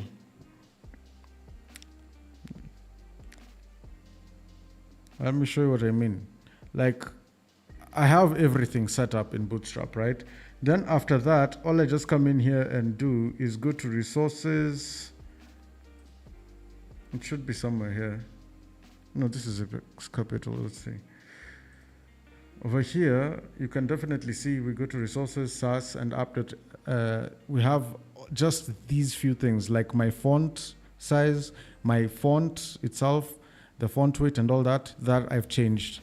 All right, then I start changing a few things like how the nav item active will behave. We changed a few colors here and there, and then we also changed like borders and all those different things. And just like that, we transformed the whole entire app in terms of the theme, in terms of the structure, like the roundedness of some certain areas and all that stuff. Yeah, so I don't know. We don't quite use this as much. The button works. The button seems to work. So is it that because the anchor tag? Because if I decide to do this, of course this is supposed to be trash. And the button over here, BG will be, background will be red, and then here will be red 700, and then text is white, font is bold. Okay, so check this out. Yeah, this works. What's happening here? Is it the text decoration thing? Is it because I don't say text decoration line, text decoration style? I don't know. There's a lot to do with Tailwind that we definitely forget how to use CSS, 100%. So what are we going to do?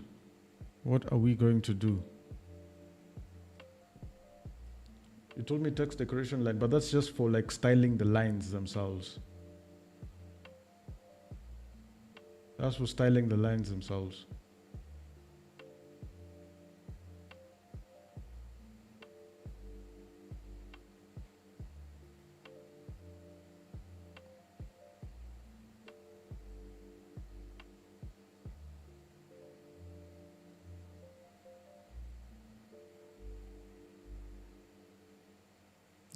Nice.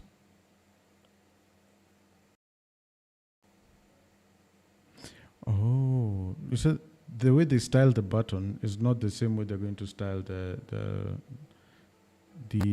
links. Actually, in fact, why not try search links over here? So I'm just going to do, where does this component lead to?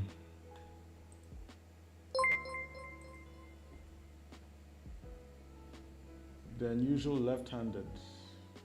Welcome to the stream, man. That's if you're actually on the stream. I don't know if you're on the stream, and if you're on the stream, just say hi. BG color is missing. Okay, yeah. I think that's something that I'll deal with. But I just want to find how to style links.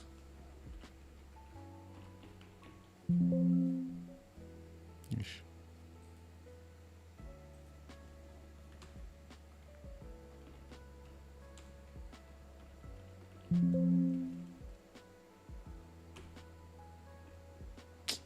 Mad.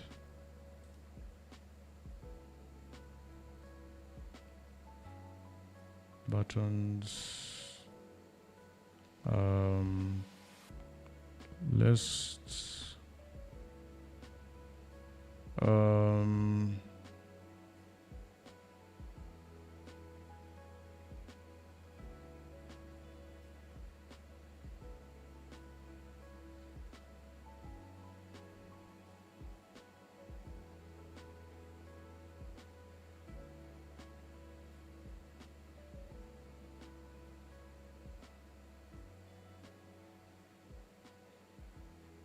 Unless we put it inside a button, and then the button, like when we click it, it redirects us to the, or it navigates us to the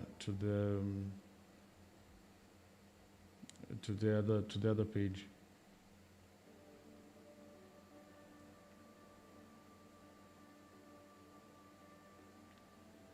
BG blue, text white, px4, py2, rounded LG, hover BG blue. Let's try that. Because I don't understand what is happening here.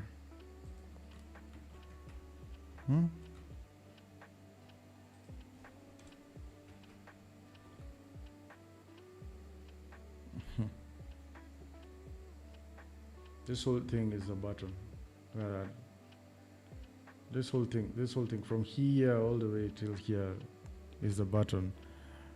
That's what's happening with the anchor tag. So the thing about it is, you see, with the button, it doesn't have the same styling effects as the anchor tag. Because, I mean, if I was to remove this href right now,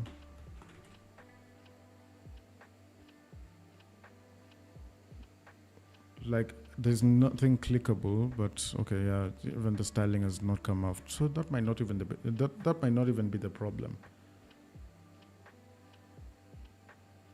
That might not even be the problem.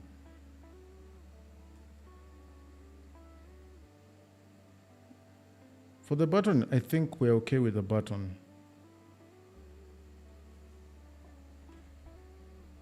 Change rounded LG to rounded SM.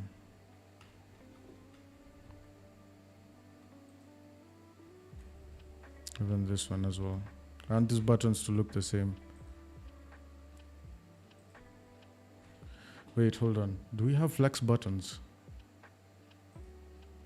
I know tables might have been we might have been done in with tables, but do we have buttons?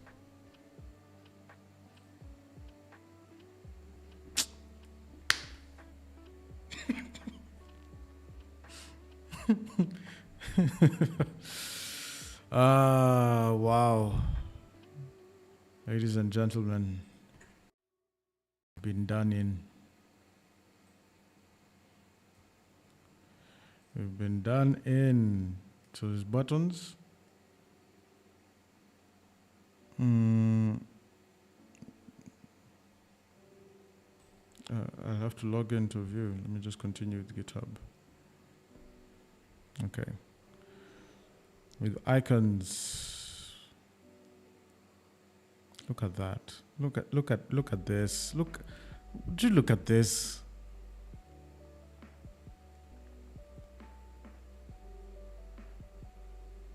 Now the only thing is, we don't know the one for the as a link.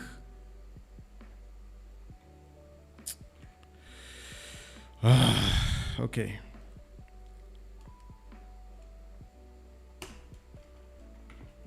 Flux button. Okay. And then here we'll just do icon, pencil square. and then we'll do the next one as trash. Save that, and I think we're good to go.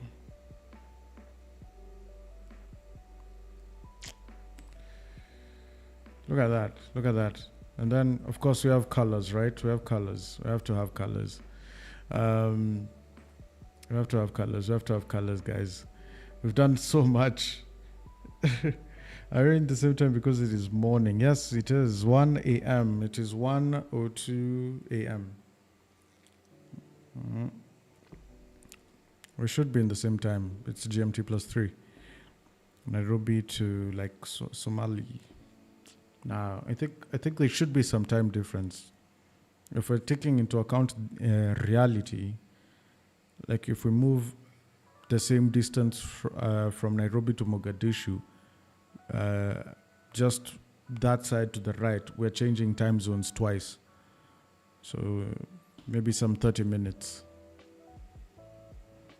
Ideally, you should be 30 minutes ahead.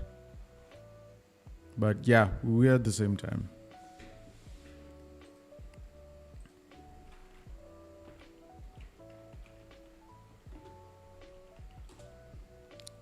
Are you in Mogadishu, or are you in a different place in Somalia?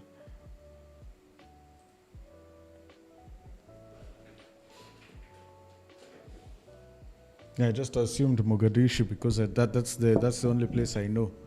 It's the only place I know as the capital city of Somalia. Yeah.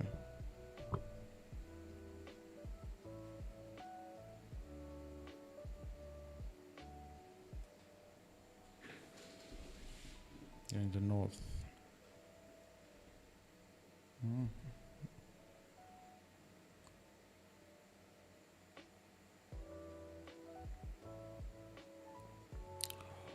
Oh, wow.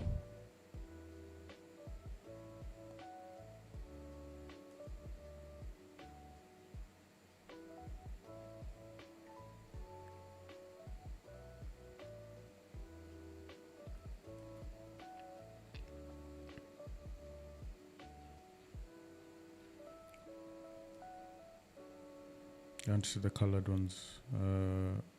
You can see variant primary, variant ghosts, variant subtle, danger. So I can do variant outline, and then over here I'll do variant danger.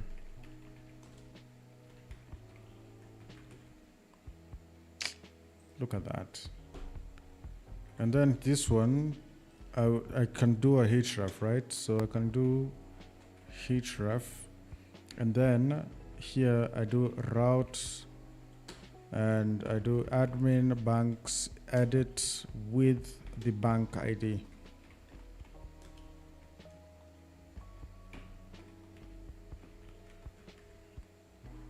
All right, so with that setup, we can go there.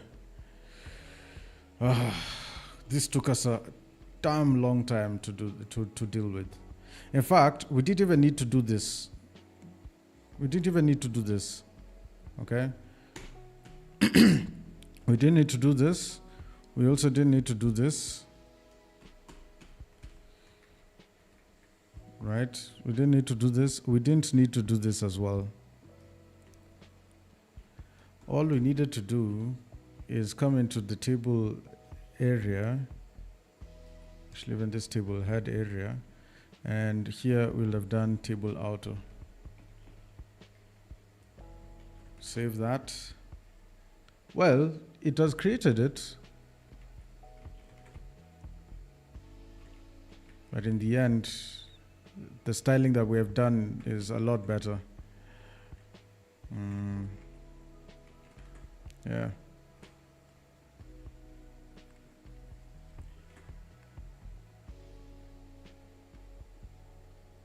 Lassa node. Oh, I've heard of Lassa node actually. I didn't actually think it was Somalia. Lassa node. I thought it was more Djibouti, not Somalia. But okay.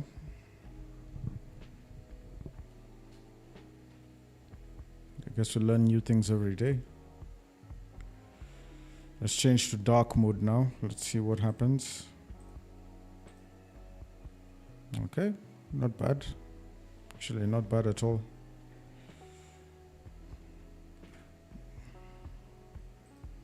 Actually, this one here, I would have done BG gray 900. White.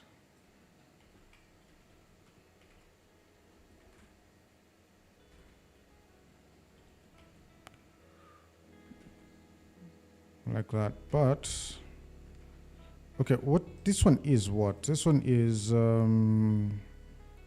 it was this one is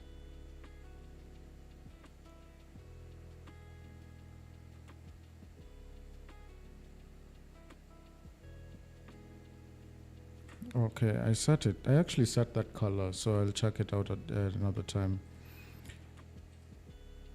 This is BG gray 900, text white, but this one should be in dark mode alone. So I'll just reverse this.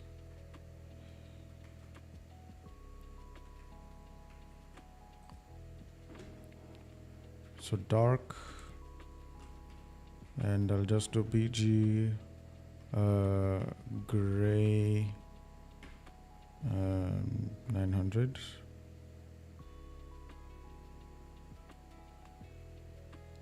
Then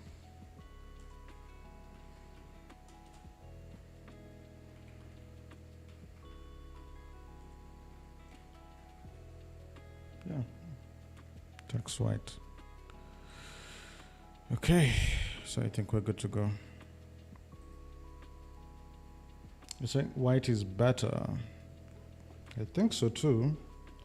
There's a particular color I'm looking for actually. Especially because we're looking at these borders. Actually, I'm going to get rid of the borders for now. Let's see what happens.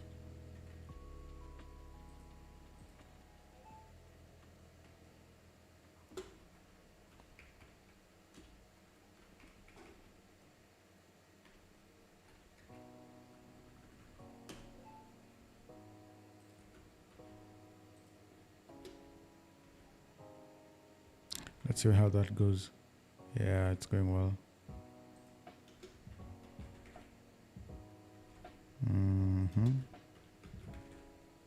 Yeah. Yeah, that's a lot better actually, I think. Because the borders were the ones that were making it look a bit more obnoxious. So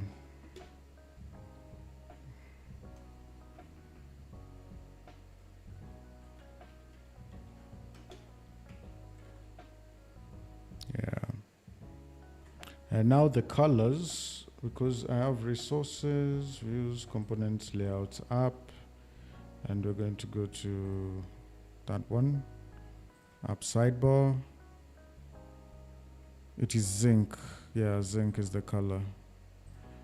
So I'm going to deal with it as zinc, not gray.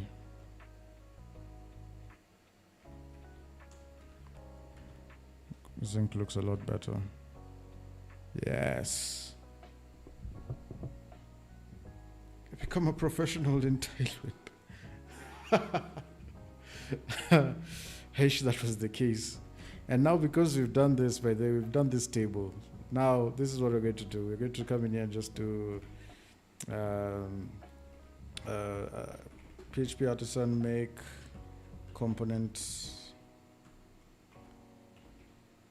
I've not become a pro. You're the ones who've made me a. I can't even say I'm a pro. You're the ones who've created this thing. You're the ones who've created this app. So I come in here, do PHP make PHP artisan make component, and I'll come in here and do a. So components, I will do tables, right? So I'll just do table, and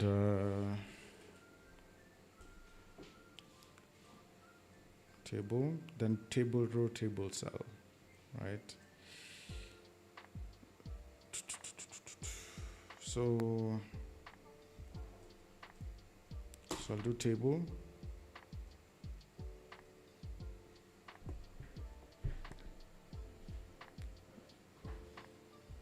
Never been a fan of Inertia and Livewire.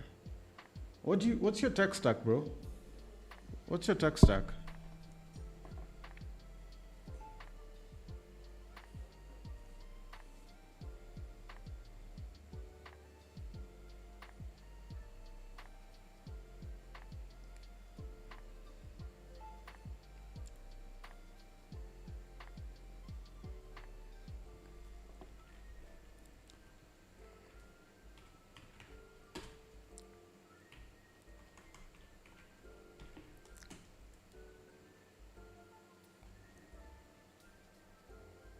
Use Laravel for APIs, okay, and then React and Vue outside Laravel. Still solid. It's still quite solid. I don't fret for that. I actually think that's quite nice. If I'd say so.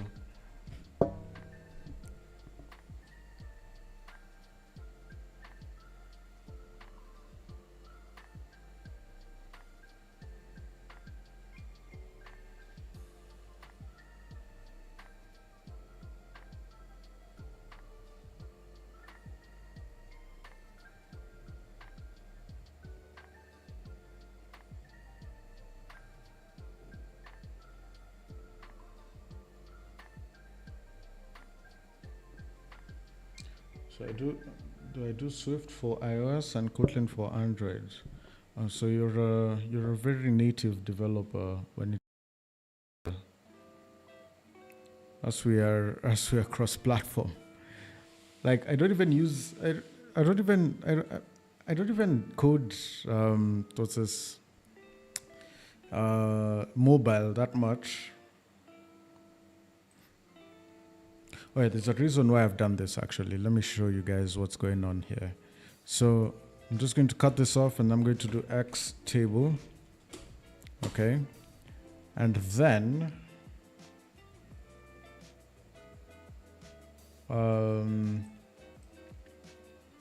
so I'll go here into table. Instead of putting it in the div, I'll just put it like this and close the table tag. Oh, now check this out, yeah. We're almost there. Then I will drag everything that's inside here. Should get rid of this table tag. Drag this up. And then inside here, I'll put a slot variable. Save that and save this. Nothing has changed. Okay, we can do it further. There's the table head and the table body. So now in the case of the table head, we'll come in here and do this. I'll copy it. And then inside our table row, I'll put it like this. And then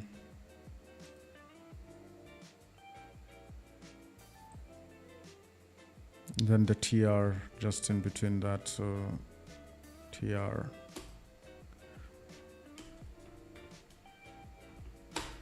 All right, then I put a slot in between here as well. Why you drop Bootstrap? I didn't drop Bootstrap. I'm just trying to learn how to use Tailwind on this before, the skill gap gets even wider, because oh, all right.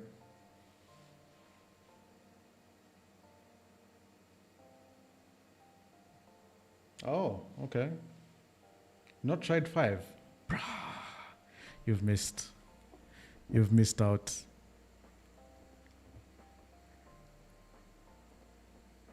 You've missed out on a big epic venture, man. Bootstrap 5 is actually like, it's the penultimate right now.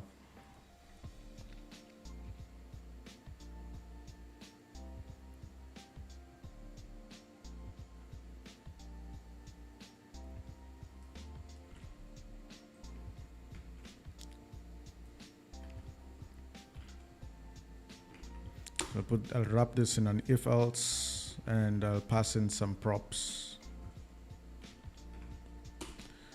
I don't know why the props is not coming in.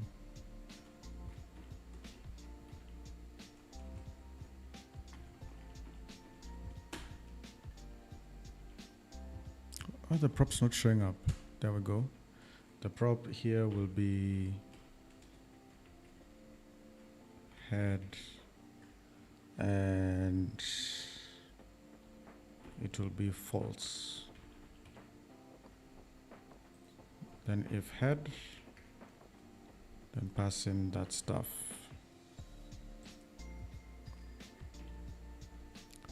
Then the else will be the T body, and then the TR.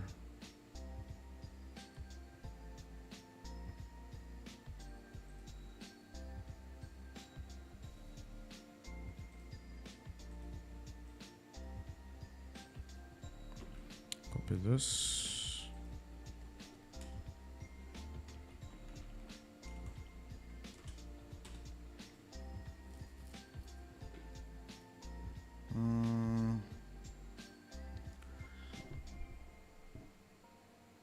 Yeah.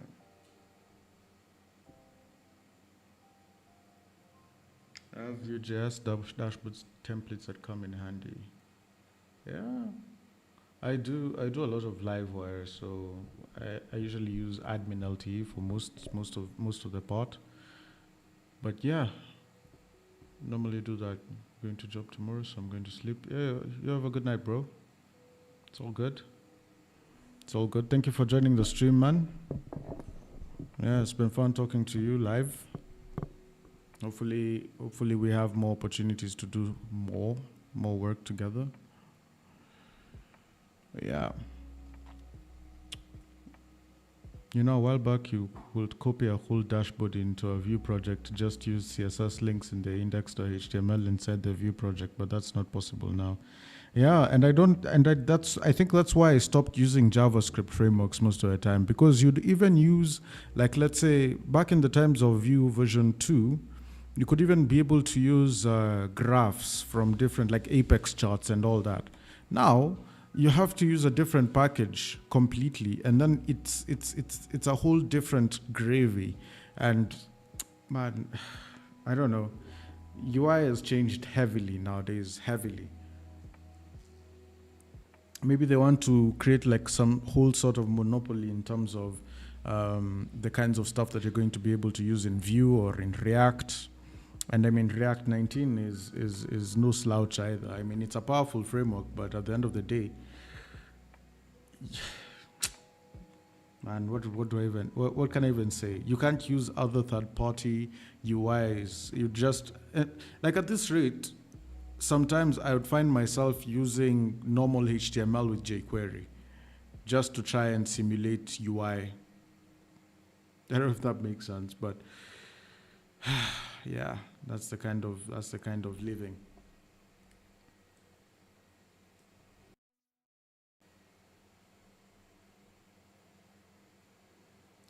The role-based control, do it in Bootstrap and Laravel 12. Yes, that's exactly what I plan on doing.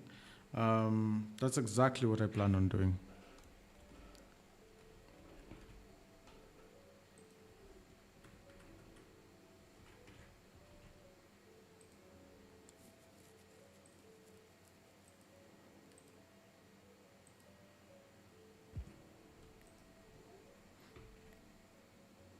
Ooh, I should have done.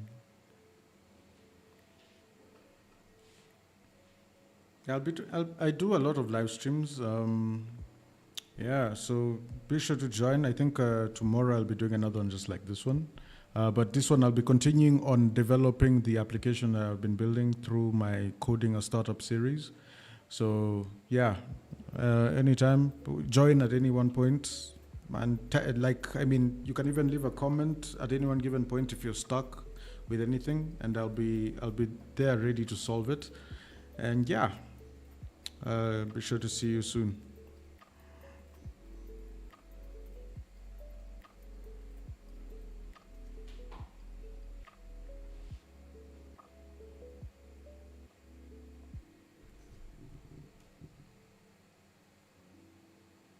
Excellent. Excellent, man. I'll see you tomorrow, man. You have a good night. Or good morning, I'd say. It's 1 a.m.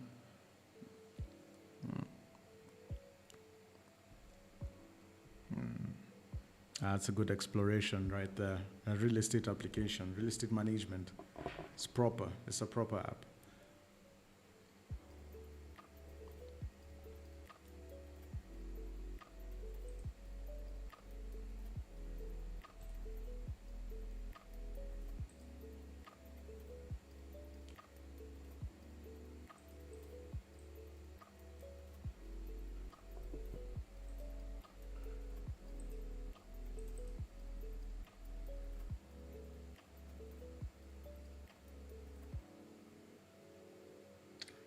Now, one thing I'm trying to check for right now is why my docs are not showing up.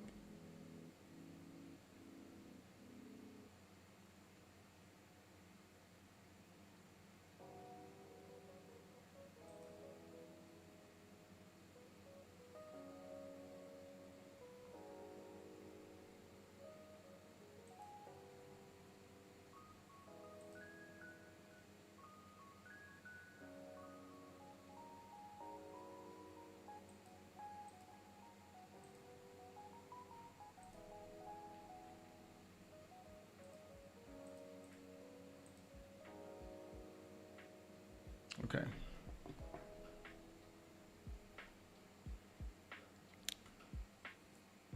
What was I going to say? So yeah, real estate apps. That's quite fire actually.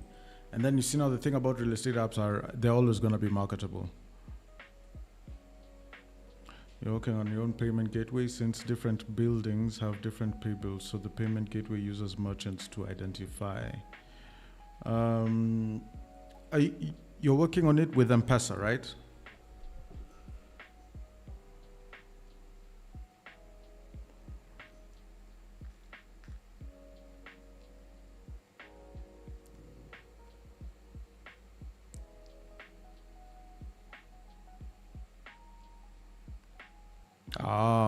Well, it's simple, really, because essentially I built something that would probably enable you to use that. So there's a task. Maybe this won't work, right? But go to your GitHub. I have my let me see, browse organizations repositories. All right, so I have this, okay? So what you could do with this is, given that particular organizations have their different, they have to have their different consumer keys and consumer secrets plus their passkeys given to them, then you could use this and then store their consumer keys, secrets, and passkeys encrypted inside the database so that like every time you're requesting for them, you can request for them and actually use them inside, like you've called for them from the database and the companies are able to, use your API dynamically. I don't know if that makes sense. But yeah, I have this API. I created this package that I created. It probably will assist you. And yeah, I think you can have some fun. So I'm actually gonna leave it in the chat. What the hell is this? What the hell is that?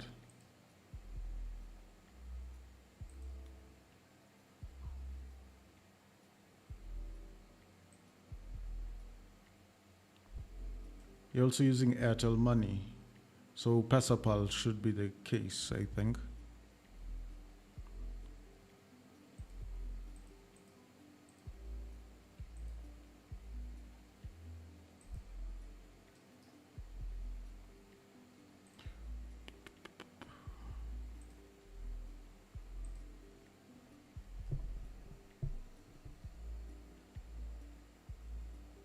No, from Airtel Developers APIs. Oh, okay. Actually, I've never looked at them.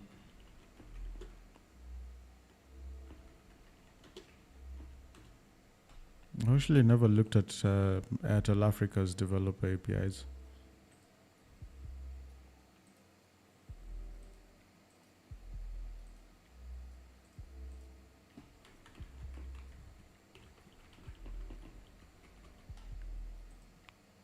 Never, never, never, never.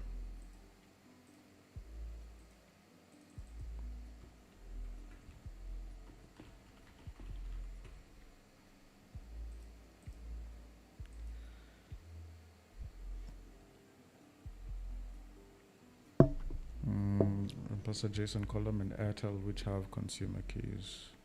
Yeah, I think that's how you're supposed to operate it. That's quite good.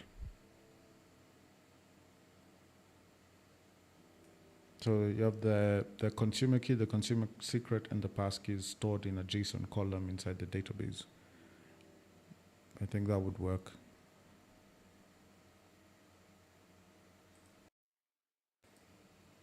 Password pattern does not match. What the hell? One special character, one uppercase, one lowercase, one digit.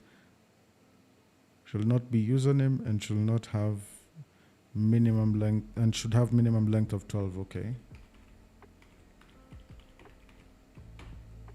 All right. That should be it.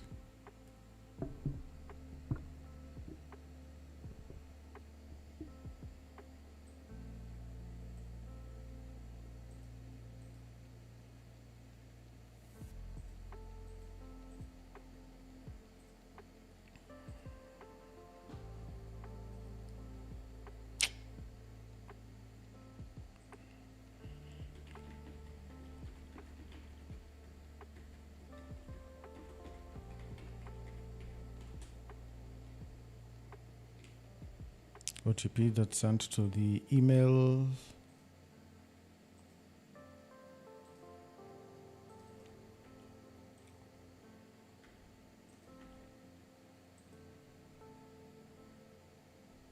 Okay, looks like we're good. So now I will find a way to deal with this, but Airtel Money and M-Pesa, that's actually good options. Have you ever tried using the what's this? What would be the best way to link card payments, right? If it's not PesaPal or Paystack, you want something to be like direct, like Visa or MasterCard or whatever.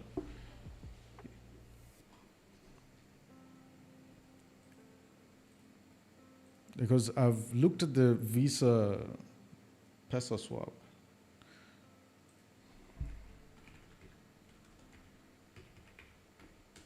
Pesa swap, let's see, Pesa swap payment gateway. How? Yeah, you worked here. Okay, nice. Okay.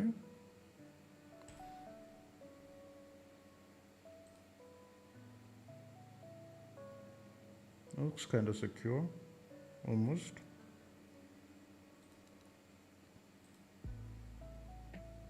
I see. You guys are building on React. But there's also some bit of Webflow. This is, what's this? This is like a no-code tool, which are quite nice. These no-code tools do quite a bit, actually. They do quite a bit. And your documentation is very nice, not bad.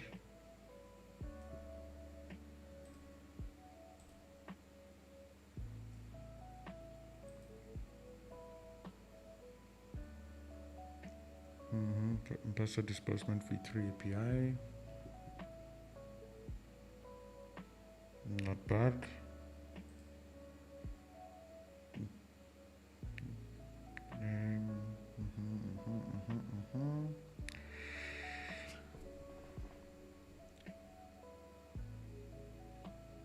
So this is just for disbursements, right? So this is like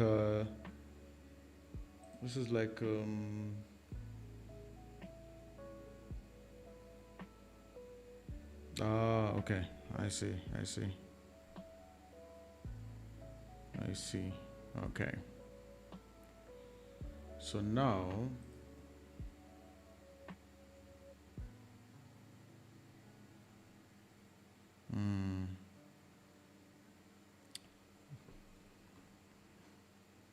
The one thing I don't like about the documentation, I would say, is that it's only using PHP's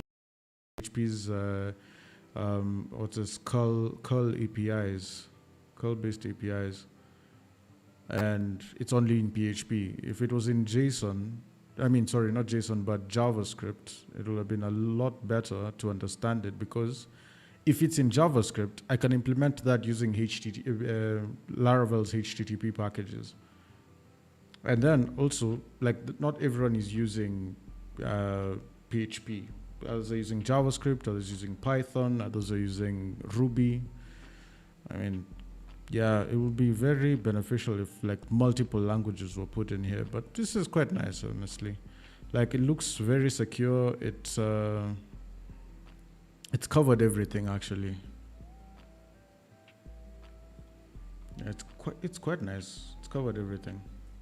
Recurring billing as well, I can see that. So there's a weekly fee, monthly fee, quarterly, semi-annually, annually, and so on and so forth. We have wallets. Wallets? Ah.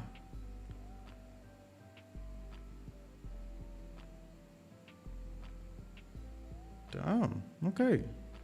Oh. All right. You left there, you'll recommend them to add other languages. Yeah, sure, man. Sure. How is the work environment, though? Like, I know I'd sit here and say I'd want to explore other different work environments, but truth of the matter is I've never been employed. I've only been building and deploying and building and deploying from freelance perspective.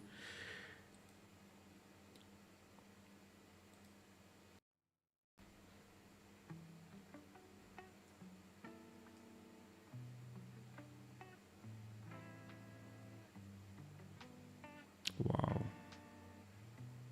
Yeah, this is quite nice, I'd say. This is quite nice because the B2C is so straightforward. It's more straightforward than the M-Pesa documentations. Okay, I wouldn't say that the M-Pesa documentations are not straightforward as such. It's just that this one is more straightforward. Like, it's just like there. Like, we know exactly what data we're supposed to collect for the recipients, and we know the exact data that we're supposed to collect from the remitters. So it's quite nice, actually.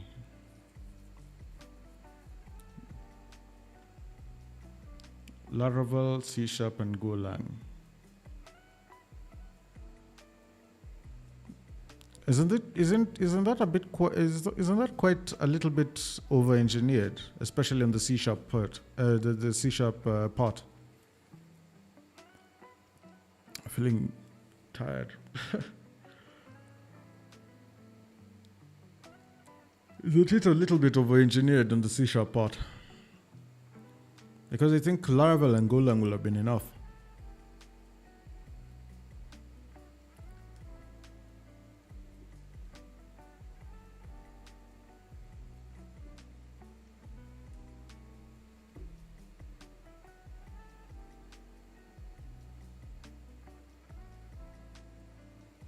I worked on Go. They are migrating from Laravel to C#. Oh, I see. I see.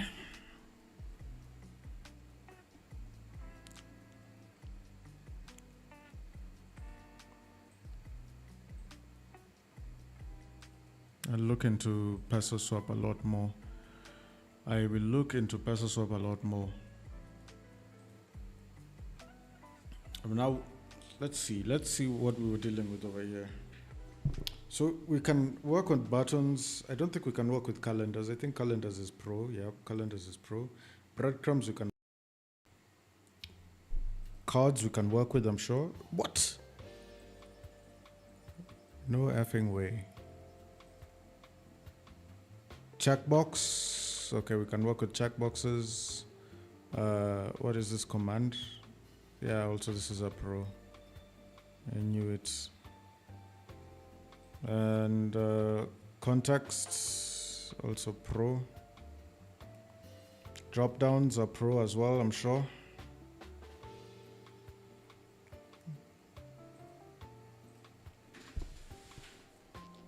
We could have done this.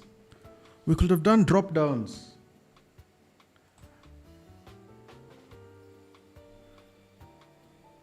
Why is no one saying anything? We could have done drop downs.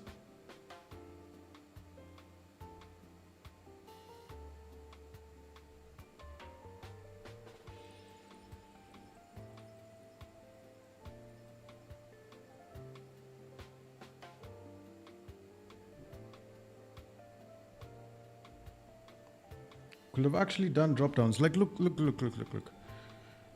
Instead of having those.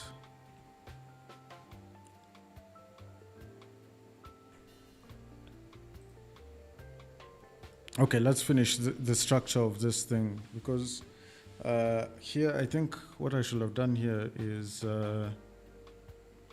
what Flux is doing over here. So if we look at the table, the way they've structured the tables over here,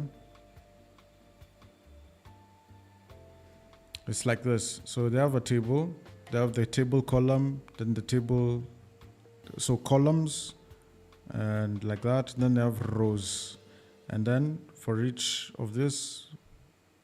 Okay, so I'll call this rows then.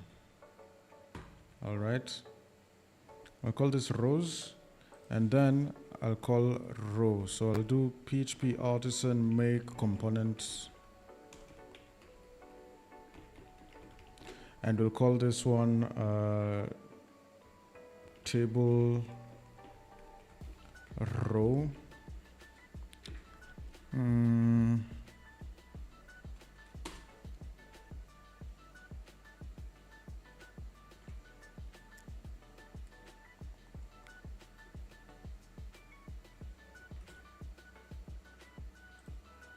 Okay, and then we'll have table columns and table column then.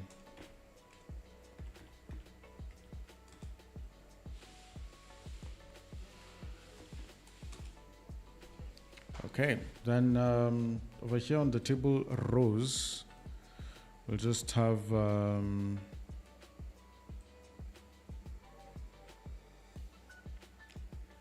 take this, take it to the other side. Table columns, paste it in here. I don't know what's in my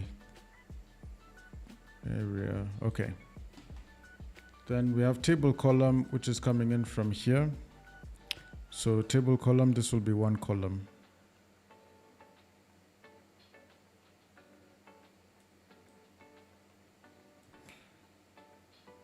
So yeah, I think that's how that will work. So just go to table columns, replace it here.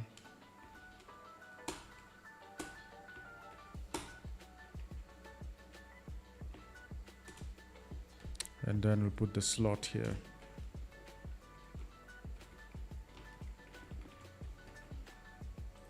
Then we'll go to table rows. We have the table body.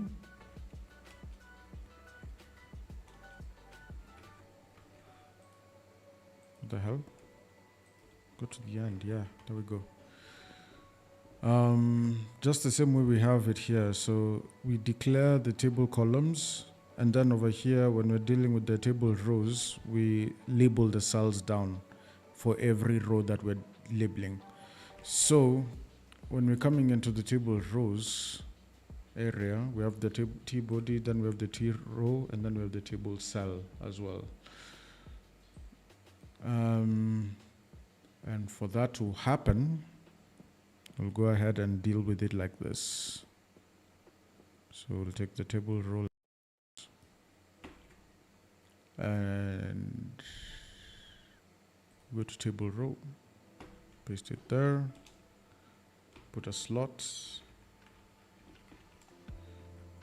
and then we'll put the table cells in between that. So, and then when we come to the table cells is when we're taking what was already over here. And putting it inside the table cell. So now here we'll just put slots. That way we only have to edit one table to edit all the tables. So in retrospect, what I'll be doing here is I have X table here, and then I have X table head.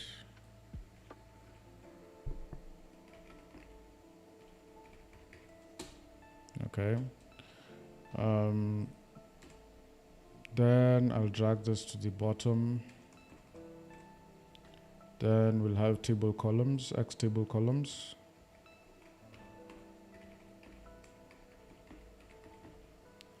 And then over here, we'll have a table column for each of these. So table X table column for all of these.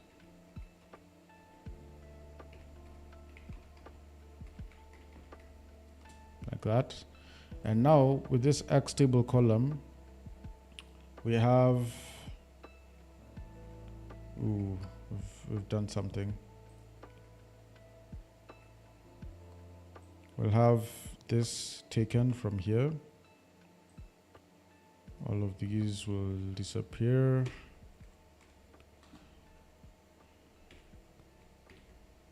And then when we go to the table column, we'll just have th, and we'll have the class there, and we'll put a slot. Right. So now when we have this like this, it should remain okay. When we're coming to the T-body, we'll come in and do, we have the table head, where table body should be here somewhere.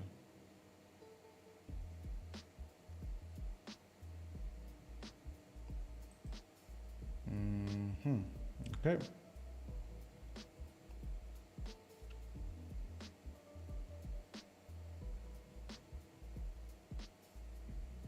Okay, so I think that's fine. We can just leave it at table body, or we can just leave it the way it is without the table body class or tag. So we'll go back to index, get rid of the table body. Oh no, we won't get rid of it. Over here, instead of using tr, we'll just do table x table rows.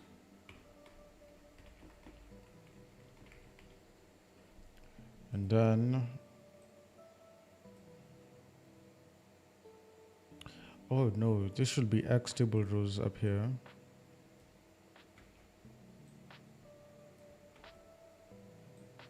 And this should be X table row.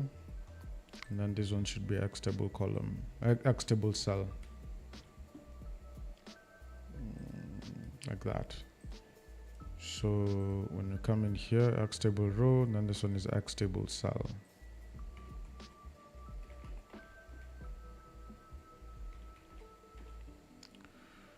And that should be used to replace every single TD over here. And this one should be X table row. And now I don't know if all that works. If that one works.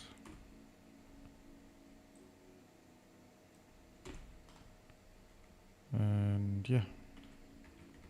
So now that we've saved that, that should, I don't know why I've closed this.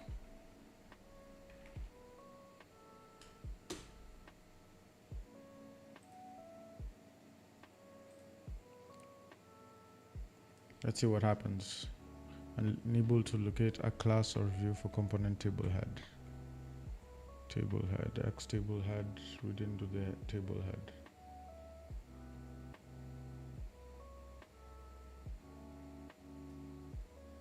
Oh, it shouldn't be table head, it should be table columns. So we didn't do the table head with the table columns. Okay, moment of truth. There's a syntax error somewhere.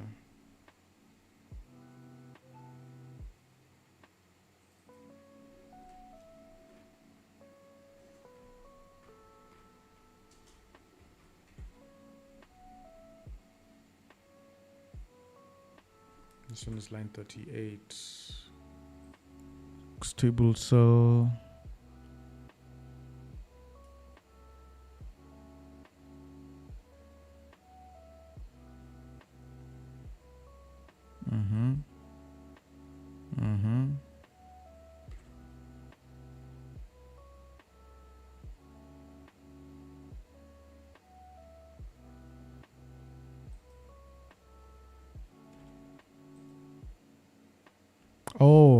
Of course. Yeah, that's what is happening. Okay.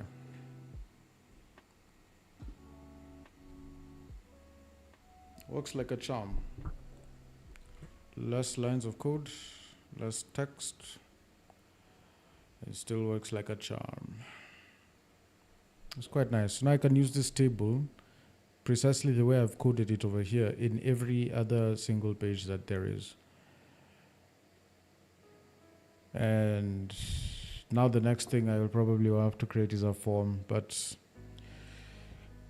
that one only applies for here. And that one comes to the edit side of things. So when I come to the edit side of things, and look at how Livewire is working right now like Vue.js, right? Because you can have the PHP inside the component over here, and then the UI is over here as well. Of course, you have to start with a div. So it's giving me that vibe of PHP back towards like the way we were starting it, right? So I'm going to save this. We have banks still.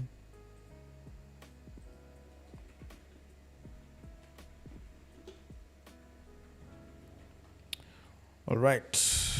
Now we'll need to do the ID, and then we just need to test if the ID is being passed through here. Have you seen Fusion? No, I have not seen Fusion. I actually don't know what that's about.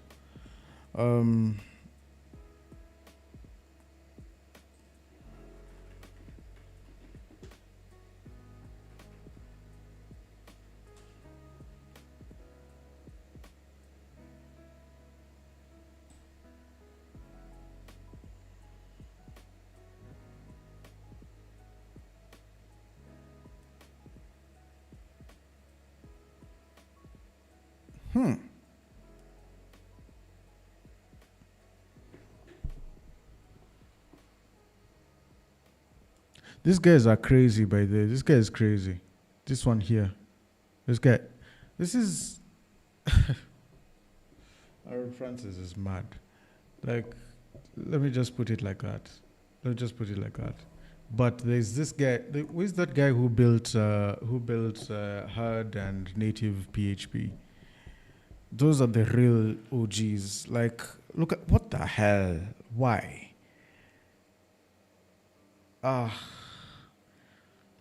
You guys are going to make me pick up Vue again. You're going to make me want to pick up Vue again. You think that project is cancer? How come? Are you talking about native PHP?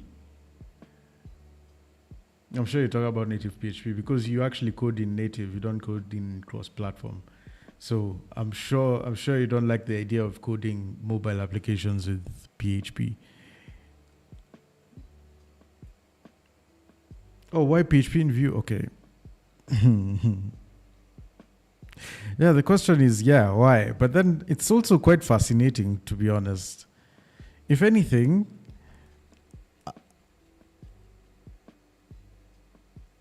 I'm actually going to try it at one point. I'm actually going to try it. This is actually insane. Yo, this is actually insane.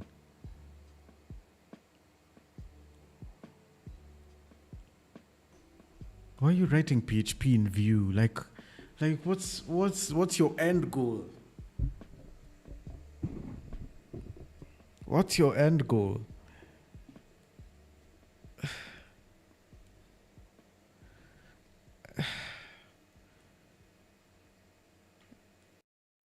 Marry all these, like, first of all, inertia came in. Not even inertia. Yeah, inertia. Let's talk about inertia. Inertia came in. It was supposed to be Laravel only, and then all of a sudden, people in Ruby are also writing in inertia. Like, it's actually insane. It's actually insane. It's good for the guys who are wanting to incorporate Vue and React into their projects, and as well as Angular. But this is actually now insane. Like, inertia is fine. Inertia, we've done well with inertia. What are we doing with this? PHP inside Vue.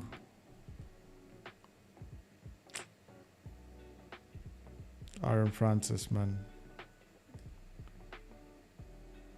Every time I see this guy, I'm just like, okay, please don't add more features, man. You're going to give Taylor ideas.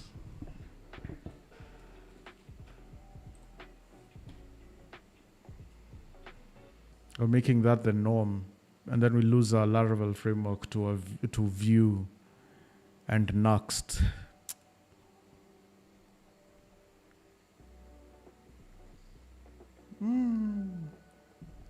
Imagine if we lost Laravel to Nuxt. That would be madness.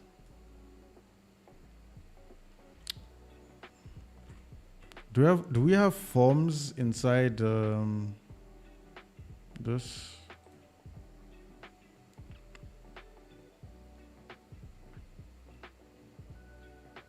Okay, we have fields, so definitely. So we have the types. We can do text areas, I'm sure. I think we can do text areas. Can we do text areas? Okay, this looks good. We have flux fill set.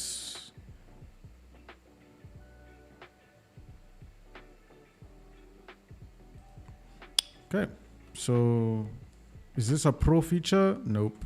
So we can actually use this. And boom. Okay, now this will throw an error right now. Yeah, so what I need to do here is create that function over here. So I'll come in here and just do public function mount. And it's passing in the ID from the URL, and then we'll come in and say this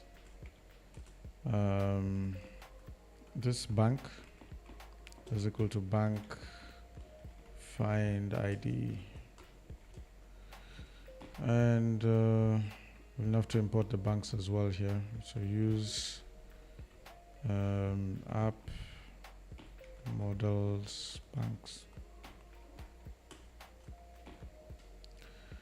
And we'll come in and say bank ID. Here we'll do public bank.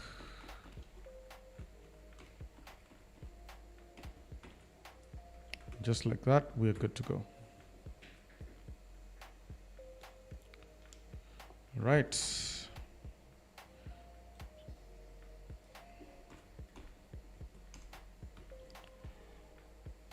So we'll come in here and just do edit form. And then we'll call this is an input, which is a label, which has a label. Actually, in fact, you know what? Get rid of this. Get rid of those two. Space y6, that's okay. And we have grid calls 2, gap x4, gap y6. Let's wrap all those inside here. Yeah, like that. And then this one here should not be max with small. Actually, in fact, we'll get rid of those two.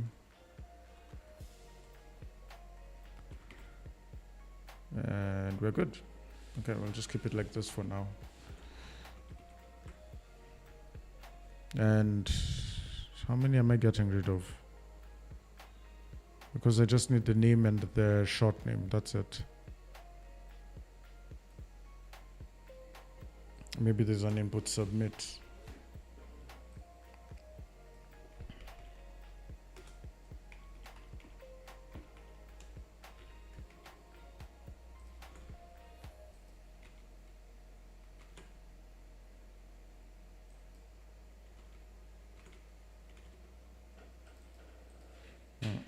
I'll just use a button instead.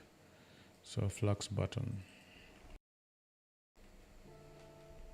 Then I'll just do wire click. And I'll do wire click save. So there'll be a save button over here.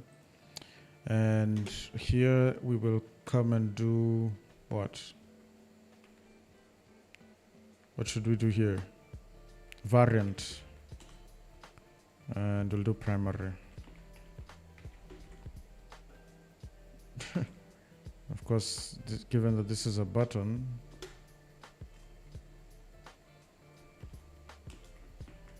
between that we'll do save.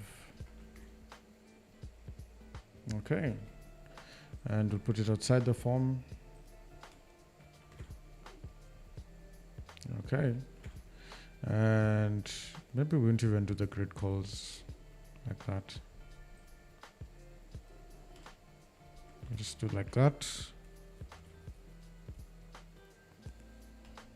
Okay, that was easier than I thought.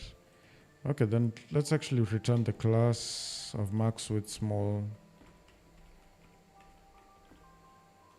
for both of them.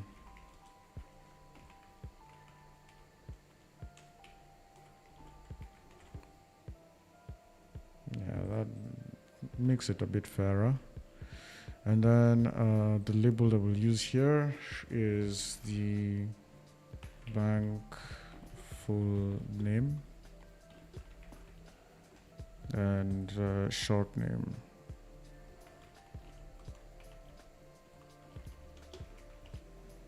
And then we'll get rid of the placeholders, or we'll set enter your short name. Enter your full name, enter the full name.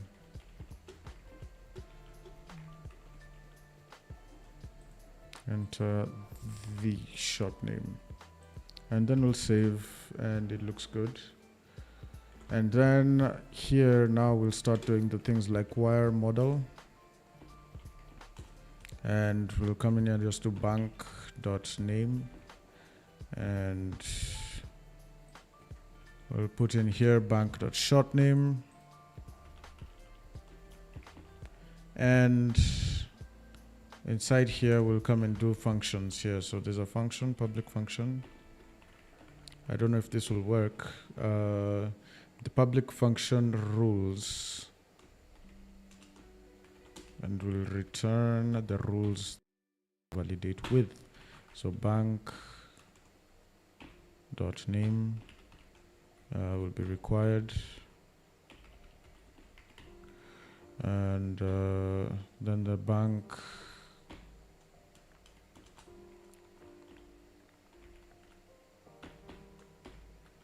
short name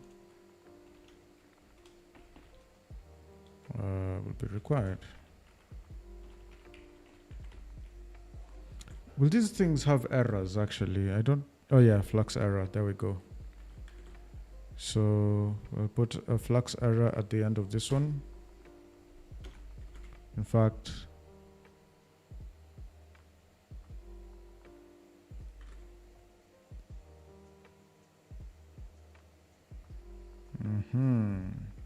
flux field. We'll just come in here and use flux field then.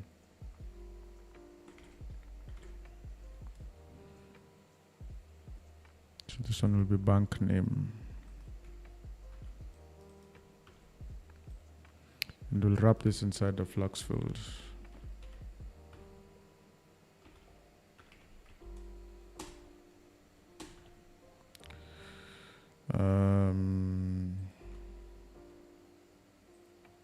We'll do the same for this one.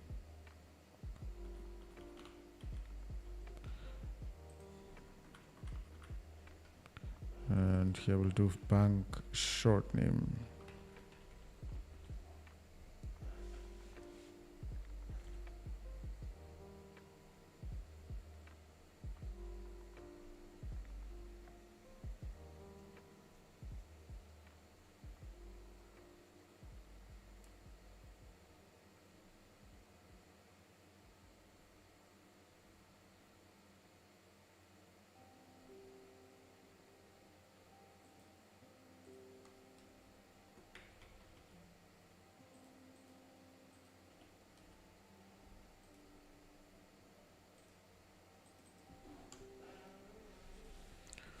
Okay, I think that's that, and yeah, I think that's that. So we have our rules and we have our save function. So we'll come in here and just do public function save.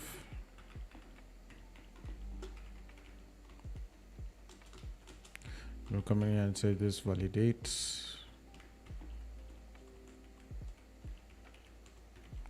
And we'll come and do this bank save. But because this is edit, we'll just do this bank update just to keep up with the whole essence. And then we'll say, okay, let's see what happens after that. And then because we've done the models on this, I have bank name, bank short name, public bank, that's okay. Let's go to Livewire.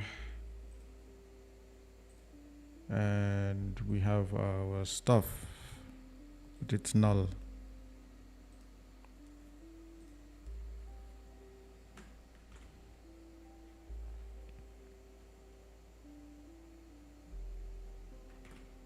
I wonder how that works. Because in Vault, you can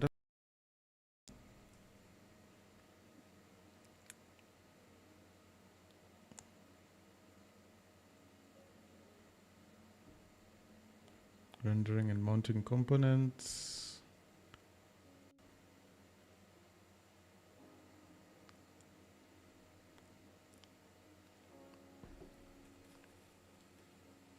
Full page components. Can declare layouts. You also customize the title of the page using the title function. There's a lot that's going on over here. There's properties, there's using Vault is quite new to me, honestly, because these are things that are maybe the old model binding way is still disabled. So PA vendor publish, and we're publishing the Livewire config, which is over here. And we are good to go. So now the legacy model binding should be true. Now that has been set, check this out. Boom.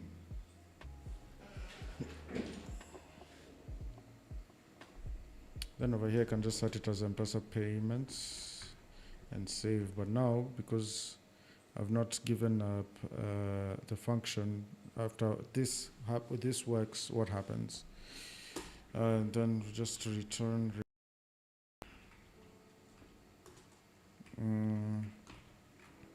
route admin banks index, right? So let's refresh this. We'll save this as M-Pesa payments, and then we'll save it. Oof.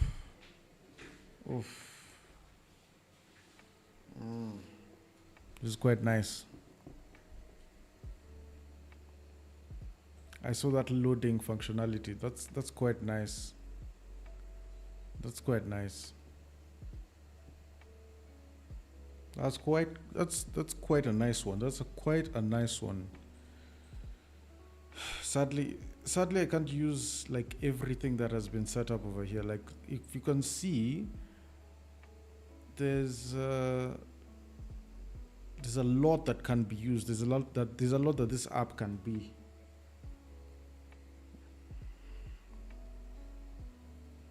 There's a lot that this app can be.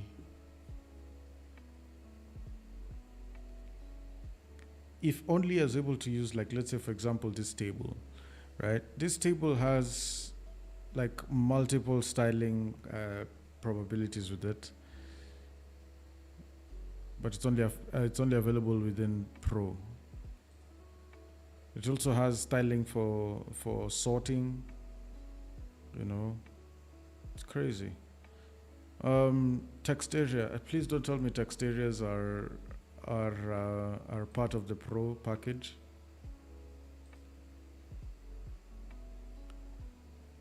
Okay, that's fair. That's okay. So we have inputs, we have modals. Now modals should be a part of the components that are supposed to be paid for. Alright, it's taking so long to load. Maybe I have a lot of stuff loading in the background.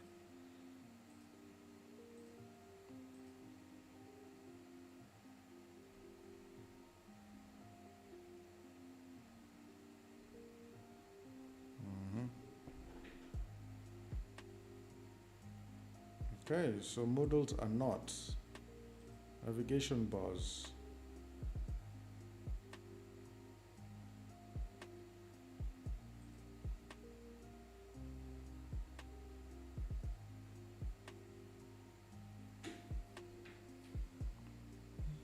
It's actually quite nice stuff.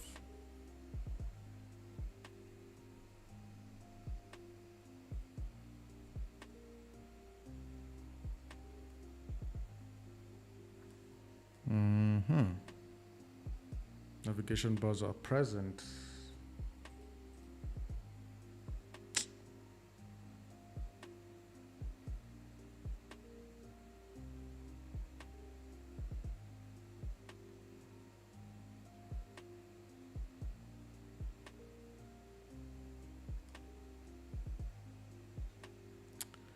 Wow. Okay, so I guess in terms of crud, we've been able to do something. So I'm just going to copy this, whatever is in the edit, put it inside the create. And now this time, what we can do here is, instead of bank find ID, we can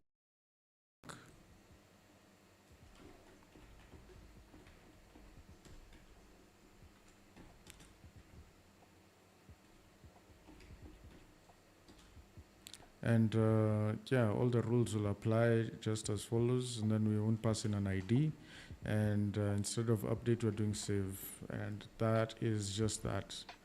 So now, given that that's all we've done, check this out. You can go to the create section. My goodness. Create a new bank. Let's create the bank. Which one?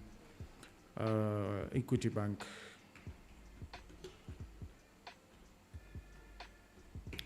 And then the short name will be equity, just equity.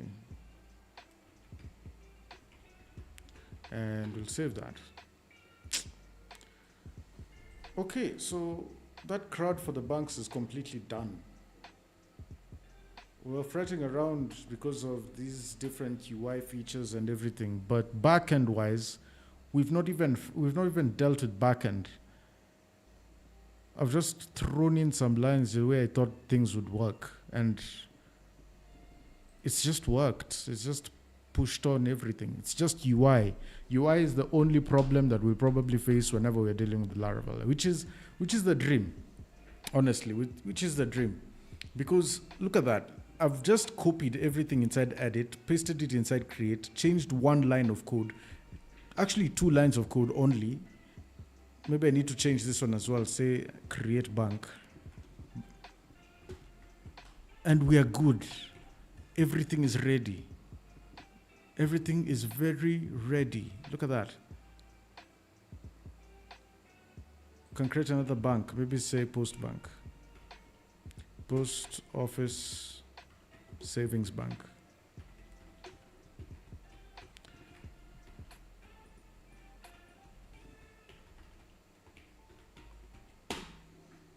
Yeah.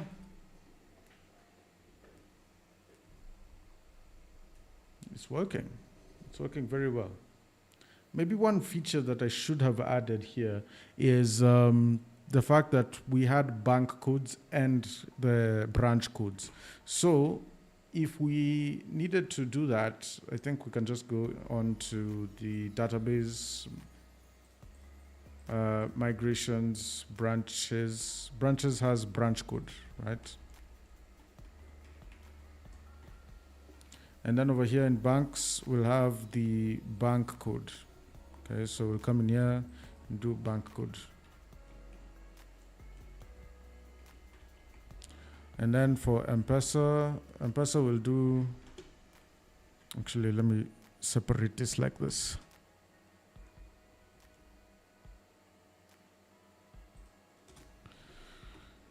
Bank code. And then this one will be 99. And we'll do the same thing for these other ones. KCB should be 01. Standard Chartered should be 02.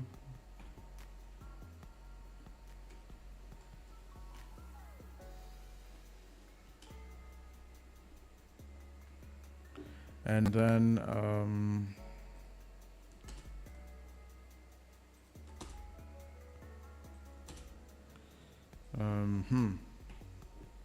and then Absa Bank should be 03, I think. Actually, it should be 03, yeah, I'm correct.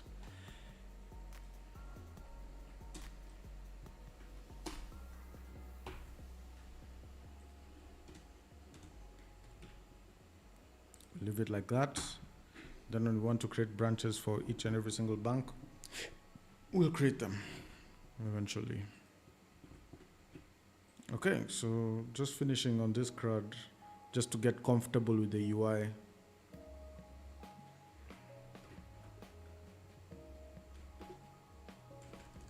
And I'll have to roll this back.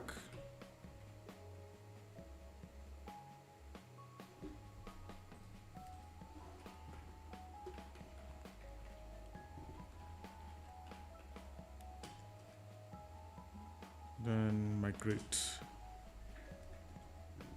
Okay. Then now what we're going to do here is we add another field, and this field will be now for the bank code.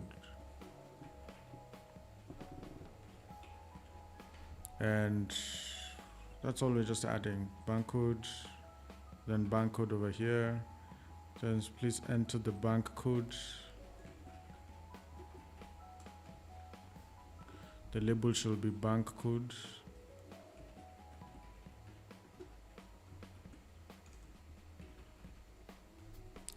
And yeah.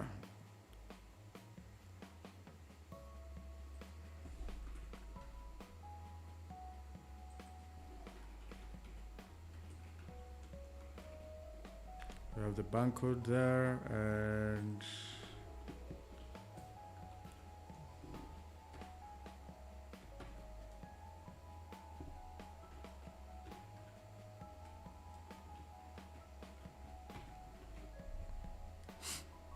okay, and then I'm just going to copy everything again inside the create, put it inside the edit, change 3 lines of code. The first one is this one here, bank find ID.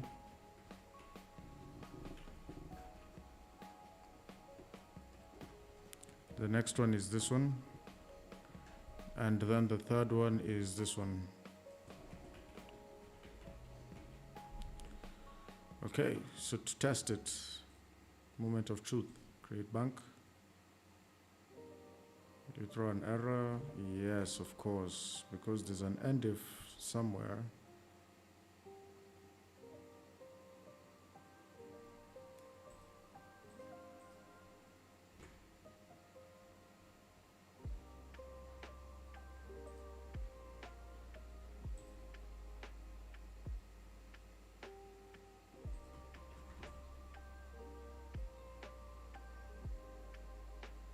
What's going on?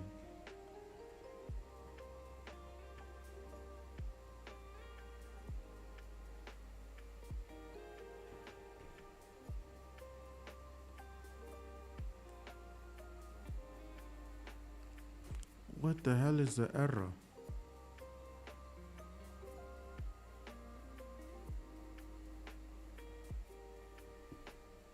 Yo, where's the error? Is it with these arrows again? I don't see any arrows here. There are no arrows here either.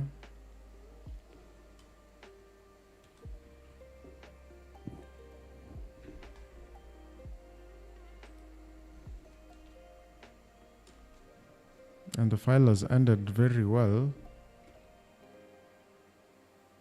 Syntax error, unexpected token end if expecting end of file. Yo, this is wild. Okay. Let's reverse everything that we did.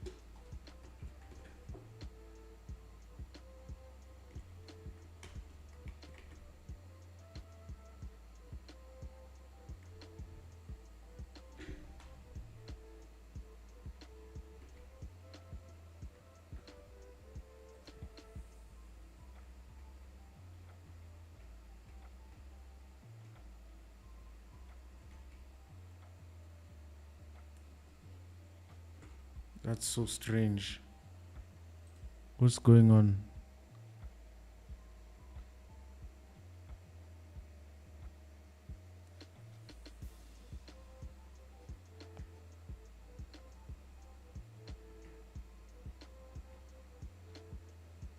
Unless where we have the bank code.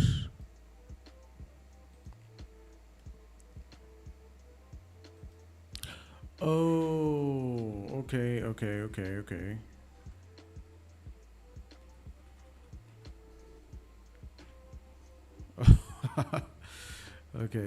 that should be okay, I think. Okay, that's fine. And this one should have had the same problem.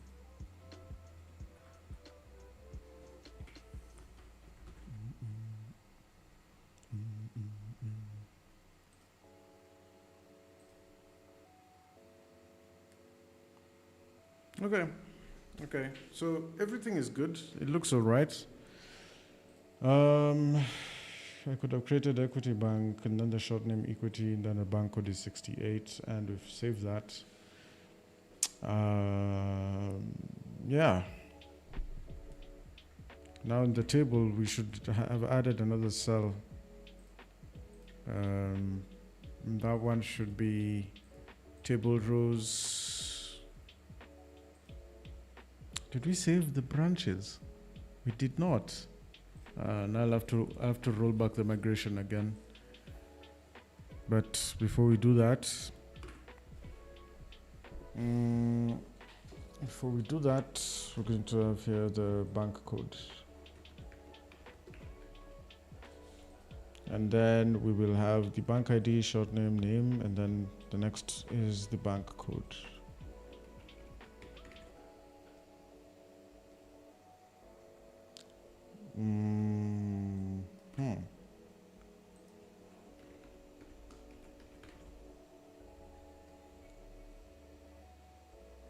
Okay.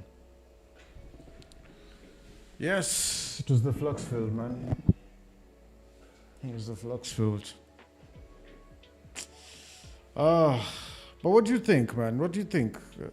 Laravel 12 with these new starter kits? I don't know. I feel like I feel like it's one way of making more money, honestly. Because as much as there's the one-time payments, I mean, those credentials would have been lost a long time ago. And if those credentials are lost, that means you've lost $700 out of your pocket straight up. I don't know. I think this is how we work. I don't know if anybody in the chat thinks otherwise. Just let me know. What do you guys think? What do you guys think about the new Laravel features and the new Laravel starter kit? I have a delete account function over here. I think we could just like comment out a feature, that feature in particular. But now I think we have to get rid of it manually. So in order for us to get rid of it, we go to Livewire, and then we go to settings, and then we go to profile. Is it profile or? Yeah, it's in profile. And then we have our settings layout over here. Then we have the delete user form.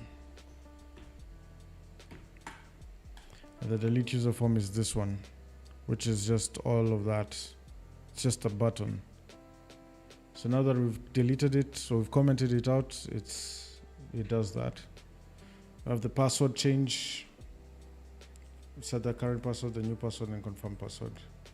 Then appearance. I like what they've done with this, honestly. It's giving a new vibe. With the new feature, I guess, cloud and night. Watch for me.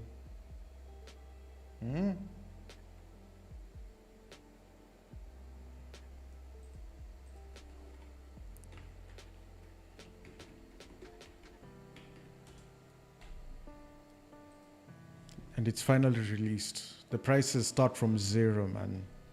The prices are starting from 0. Unbelievable.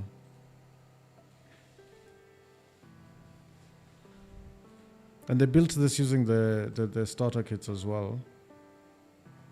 I don't know if they're using single sign-on, and then like whatever my forged credentials were, I can use here. But that's what I will do with single sign-on, honestly. I would create like a conglomerate of applications that work hand in hand, and then I have single sign-on, whereas one user can sign into one particular application, and the same credentials they can use in another application that I have also built. So yeah, I mean, that's how I would look at it.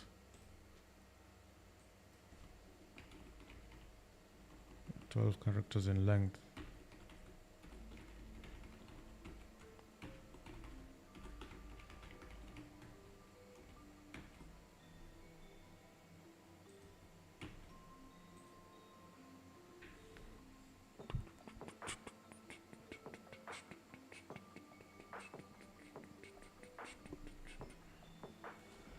Okay, we send verification.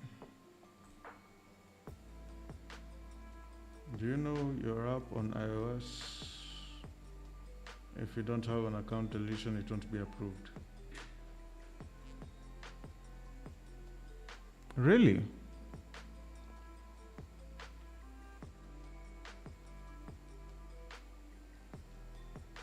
Why?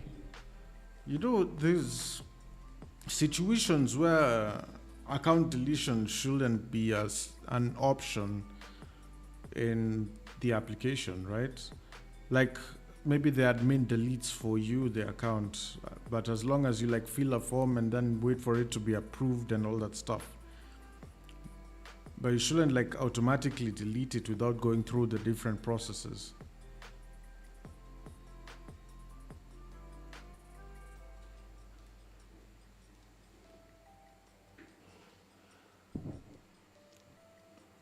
If you don't have account deletion, it will not be approved. I'll have to do a video on that sometime later once I get into all the nitty-gritties. That's actually quite interesting.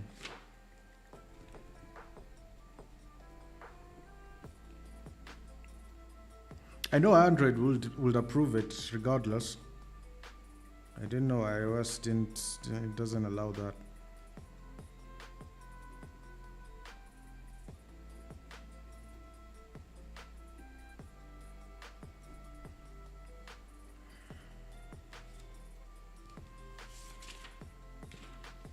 Okay.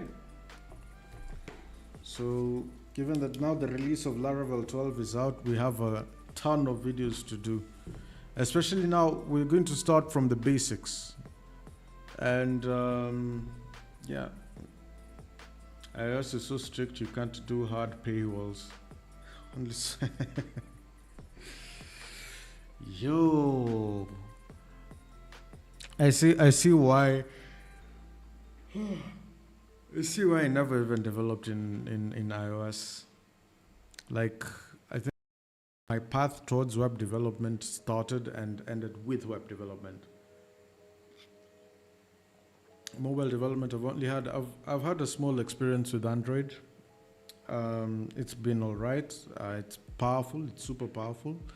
It's just that the UI, most of the time when you're building with native Android, you can't really get the full blown experience with this.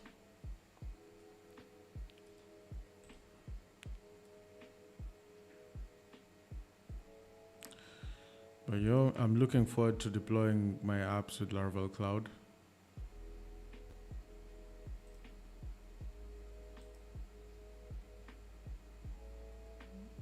Build as individual, select billing country, address.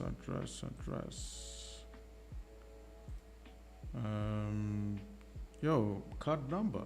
I'm gonna drag this to the side.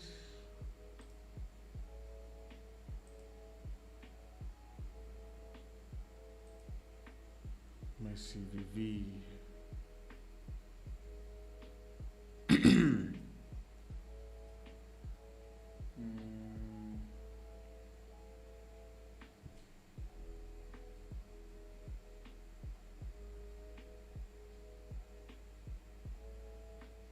No, actually, let me use my other one. Yeah, that's better.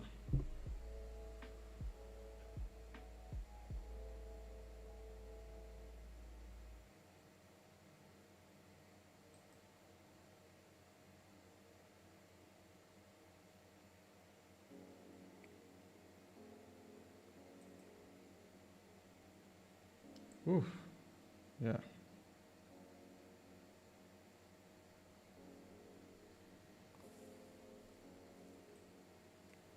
Now, the thing about this is, sorry, I have more experience on backend than mobile or web. So do I, man. So do I. Like, I think front end on mobile and web is too big to actually expose yourself to it. Backend, on the other hand, is more fruitful. Backend, on the other hand, is more fruitful, honestly. So select a source control provider to import your project's repository. Interesting. Let's see what happens. Where's my organization?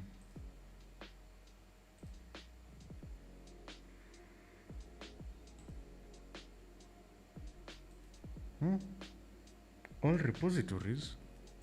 Okay, never mind. It's gonna be fine. Authentication code. Let's just see.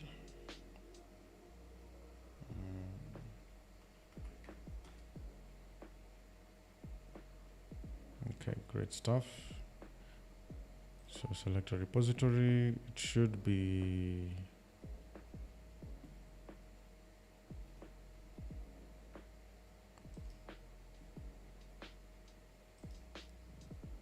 be this other one. Where is it?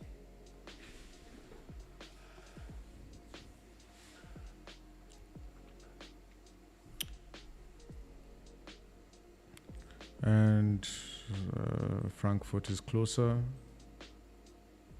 Yeah, Frankfurt is closer.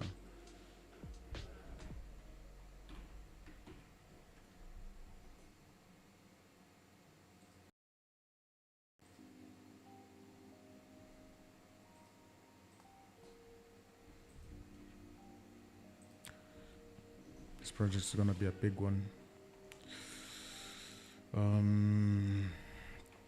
Git remote -v.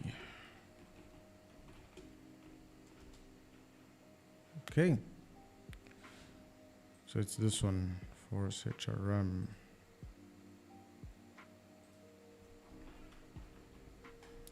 New application. Let's see what happens. Let's see what happens. Okay.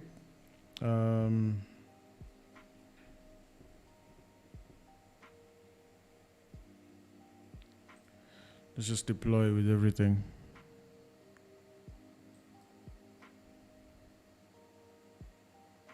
But it doesn't have a DB. Deployment failed, yeah. There we go.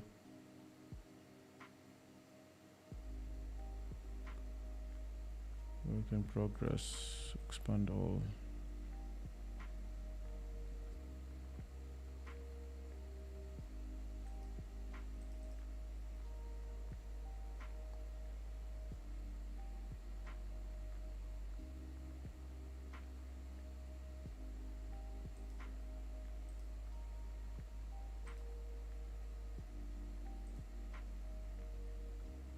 Oh, okay. I need to set up my environment first. So,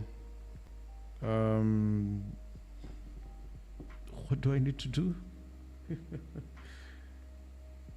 MySQL on Laravel Cloud is more expensive than Postgres. I can imagine. Run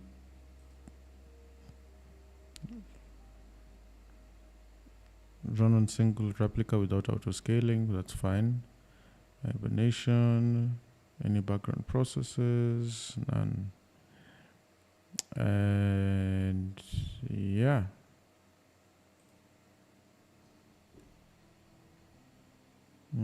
Use Octane as runtime.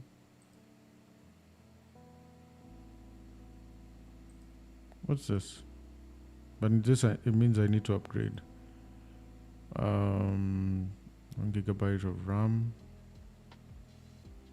2 CPUs, 2 GB of RAM.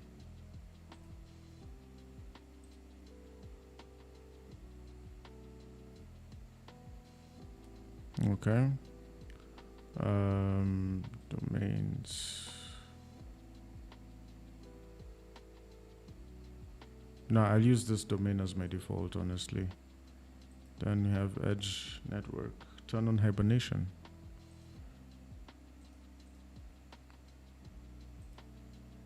Okay. Hibernate after, 5 minutes is good. I don't have any schedulers, so I'll save this, it's okay. Okay, I need to add a database. Okay, serverless Postgres.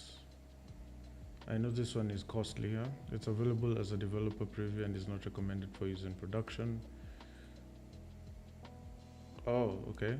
And it says database compute starts at $5 per month plus $0.20 per GB of stored data per month. And what about Postgres? Yikes! Okay, it starts at 0 per month plus $1.5 per GB of stored data per month. $1.5 per GB. And my data is less than an MB. Create database cluster with Postgres.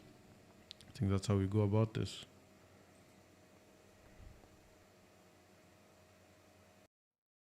And it's been created. Has been successfully created. Okay, we're good to go. Are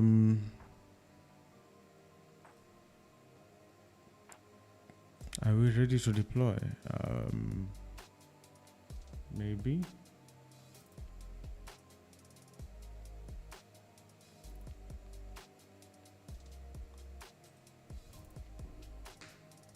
Let's see what happens.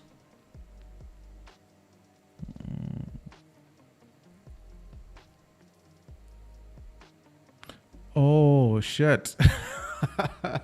I get it now. Yeah, the Laravel version that I'm using for this project is in Laravel version 11. I need version 12. Mad.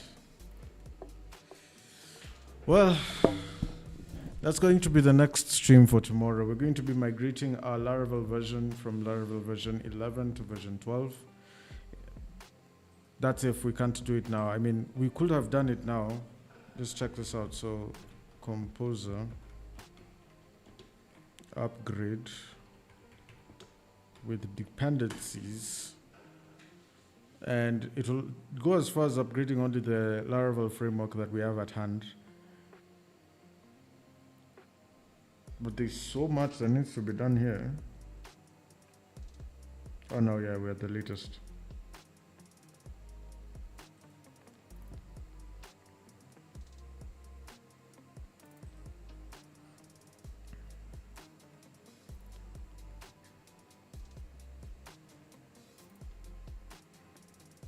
Yeah, we're at the latest already.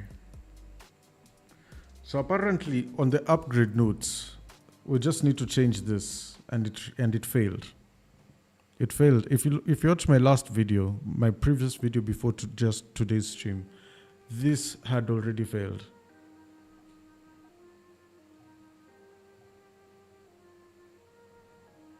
So no, I don't know. Like sometimes when I'm doing this, I usually feel like a noob, honestly. I'm just going to do 12.0, save this, and we're going to try. Then you'll see some eliminate support errors of some sort. Normally I delete the composer.lock and then now just let it load up from the very beginning, but it's a bit crazy.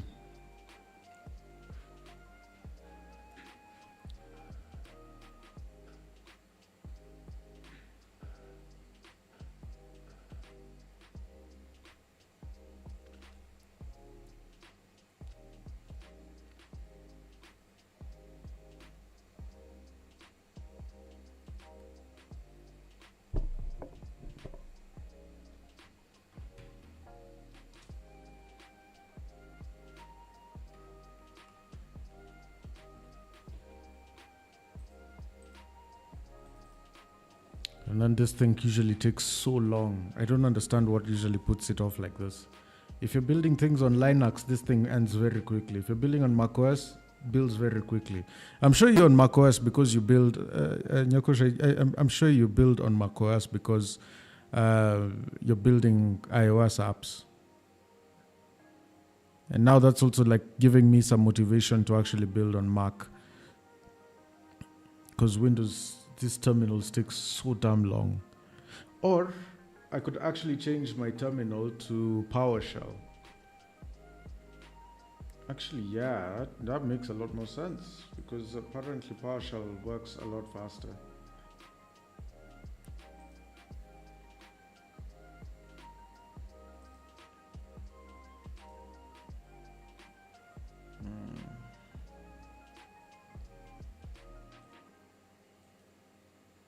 Yeah, M2 Pro. What do you think about the M4 chip that's come out? Like, I've not seen the benchmarks just yet. I don't know. Maybe you can give me some insight.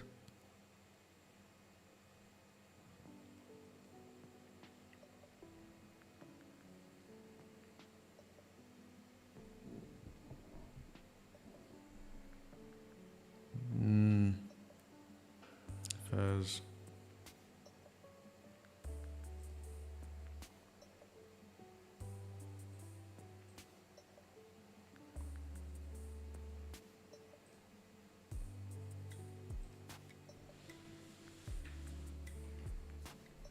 Let's kill this terminal.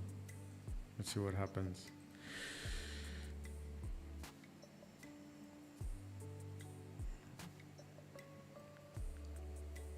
Oh yeah, there's M4 Max as well.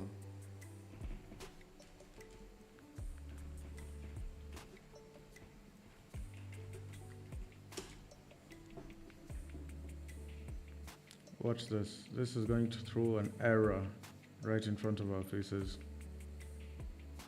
Yeah, there you go. And that tells you your requirements could not be resolved to an installable set of packages.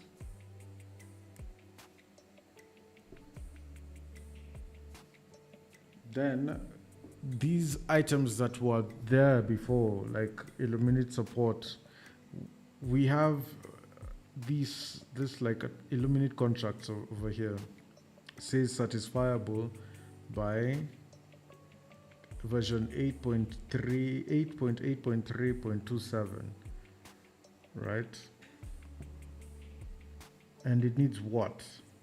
I think it needs a PHP version 8 and above.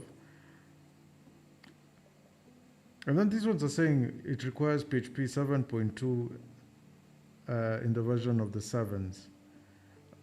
So how was it running before? And I have version 8.2 installed, like 8.2 as a requirement installed. So this is why I get rid of the lock file.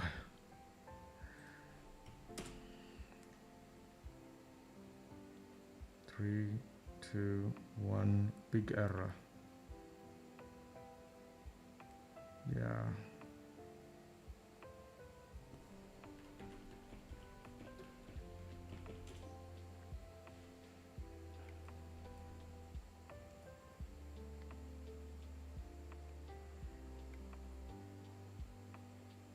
Mm-hmm.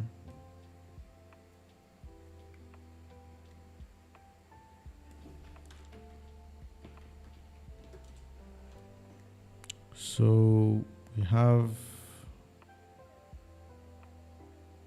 a few options.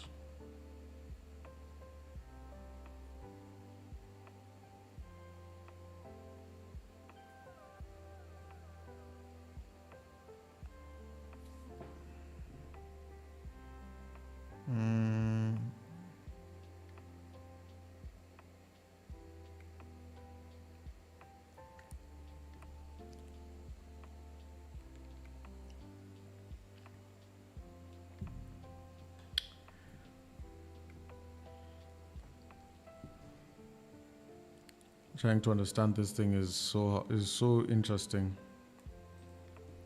Again, this one you need PHP version 8.4.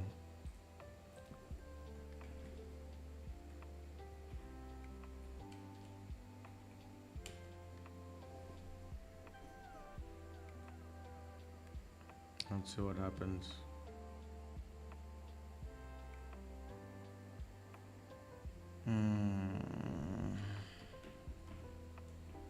Composer updates with dependencies. It still won't do it. Yeah, that's what I thought.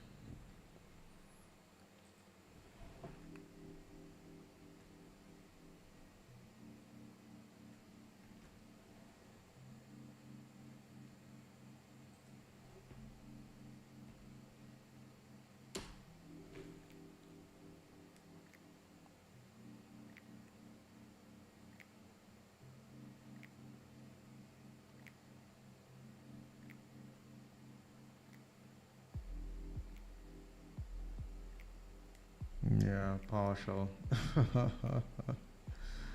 I should have used PowerShell from the very beginning. Bash is so damn slow.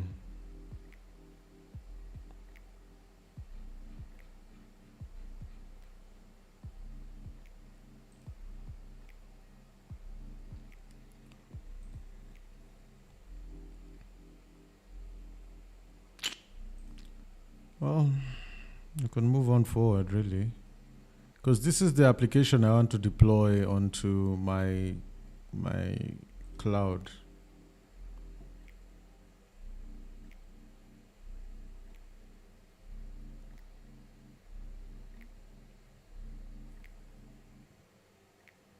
The whole upgrade thing is a scam. Yeah, I think so.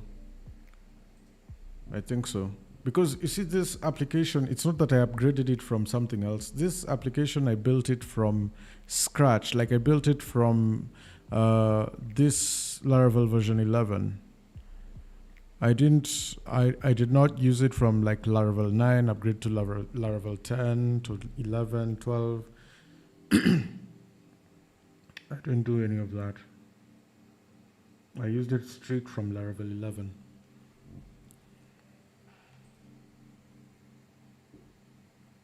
Not unless this thing needs, like let's say for example, I put PHP version 8.4 here.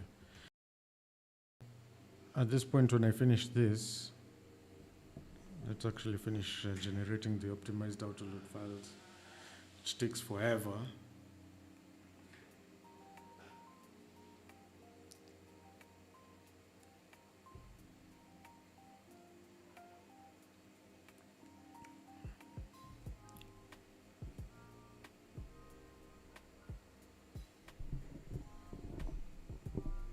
This obviously takes forever, so it's going to do its thing, it's gonna do its thing.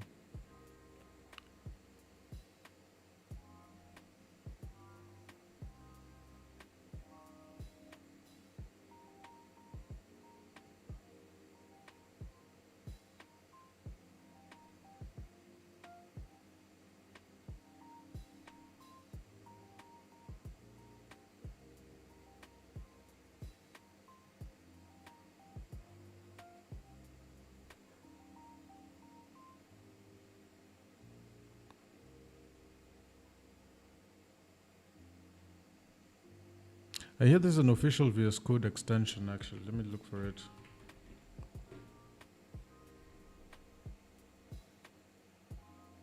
What if you run Composer update before switching to 12? That's what I've done. That's actually what I've done.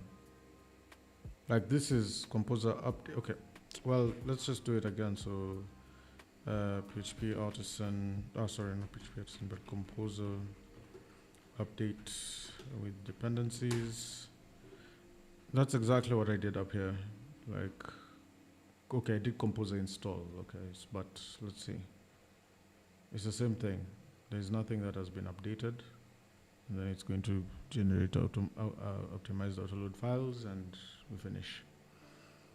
So now, now changing this is not what I want to do.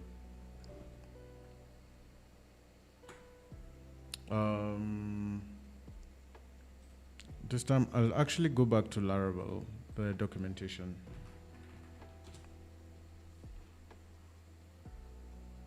And you can see the documentation has heavily changed, yeah? It's like a new framework.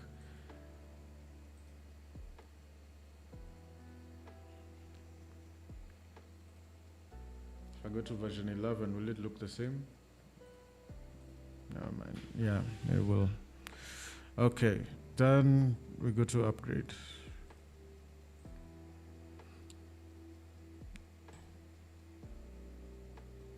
So check this out, yeah? We're told you should update the following dependencies in your application's composer.json. Laravel framework to 12.0. Carbon 3, likelihood of impact low. Support for Carbon 2 has been removed. All Laravel 12 applications now require Carbon 3. We've done that. Okay, updating the Laravel installer. If you're using the Laravel installer CLI to a new Laravel applications, you should update your installer to be compatible. This one, that one automatically does it with Laravel head. Yeah. If you originally installed PHP and Laravel via the PHP new, you may simply rerun the PHP new installation commands, and so on and so forth.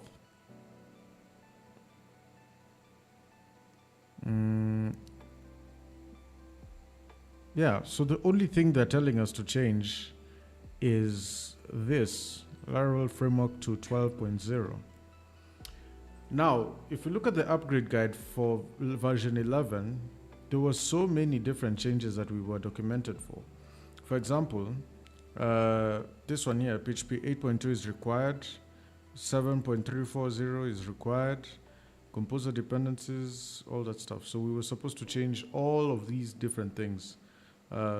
Framework 11, collision 8.1, breeze 2.0, cashier 15, all those different things.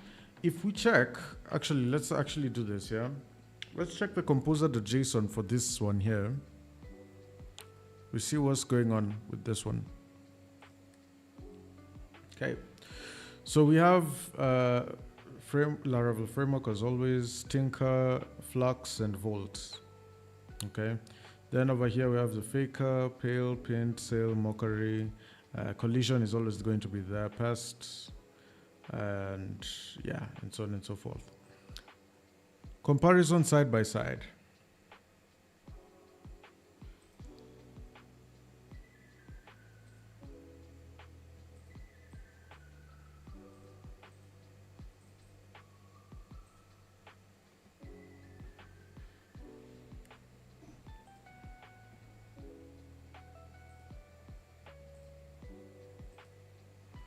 Okay, this one will probably zoom in just a bit. So of course I have things like Livewire charts, which is at version 4.1. I don't know if Livewire charts will work here. And I don't think I need Livewire charts here because the new Flux API has charts, although it uses a lot of Tailwind. And as such, I don't know. I think we'll figure it out. Then of course PayStack. I don't know if PayStack works over here. So what I'm going to do here, I'm just going to come in here and copy this and paste it inside here. Say composer require, and then we have Laravel PayStack.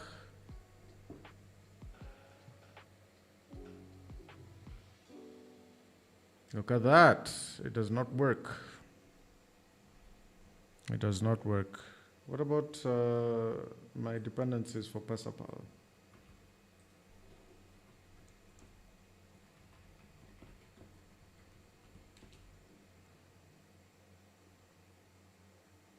I'm sure I didn't future-proof this one either. Yeah, I did not. I did not future-proof this one either. Crazy. I've already upgraded to the latest version of version 11 here, right? This is the latest version of version 11. You can see installed is at 11.44. That's version 11 at its very latest. Okay. Then, from this point here, is where now the headache begins. Okay, because we've already upgraded our PHP version to 8.4 and we've done the upgrade, right?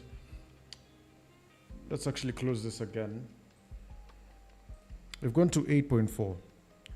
We've done the composer update with dependencies. Let's actually watch what it's going to do. And you can see nothing to modify in the lock, because this 8.4, it works regardless.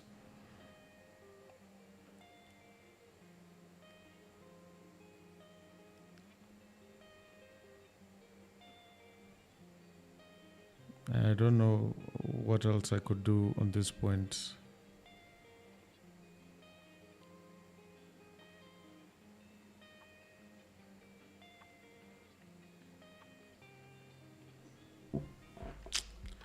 Honestly, don't know what else I could do on this front. And now I'm also wondering if the latest HTTP versions are actually working in this one here. Like Illuminate support HTTP. I don't know if that one works. Or is it all just totally broken? So I'm just going to go to app and I'm going to go to HTTP auth. Yeah, Illuminate contracts is here. And I wonder what version it is at. So I'm just going to come in here and check this out. Inside the composer.lock.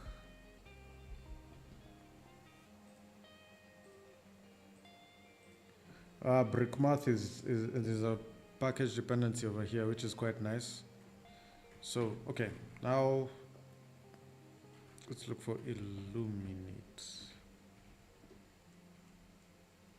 support. Look at that.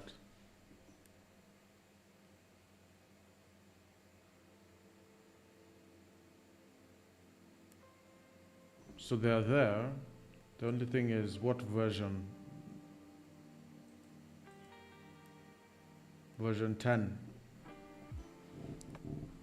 Carbon is at version 3.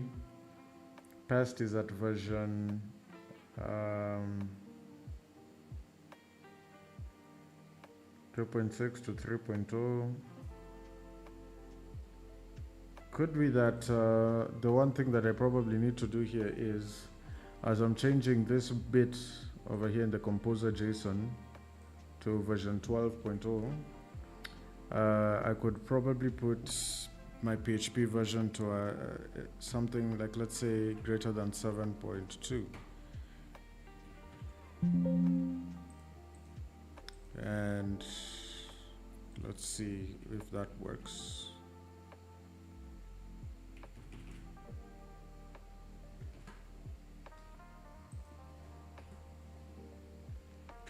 Let's see if that works.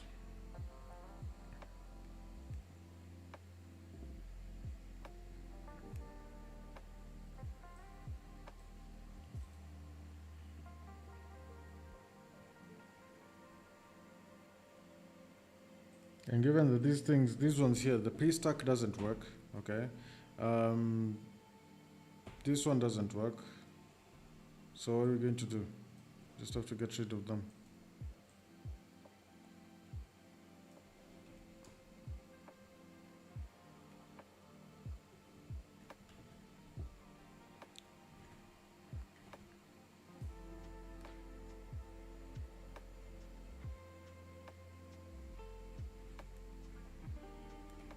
They said they were not going to break our code. They've broken it.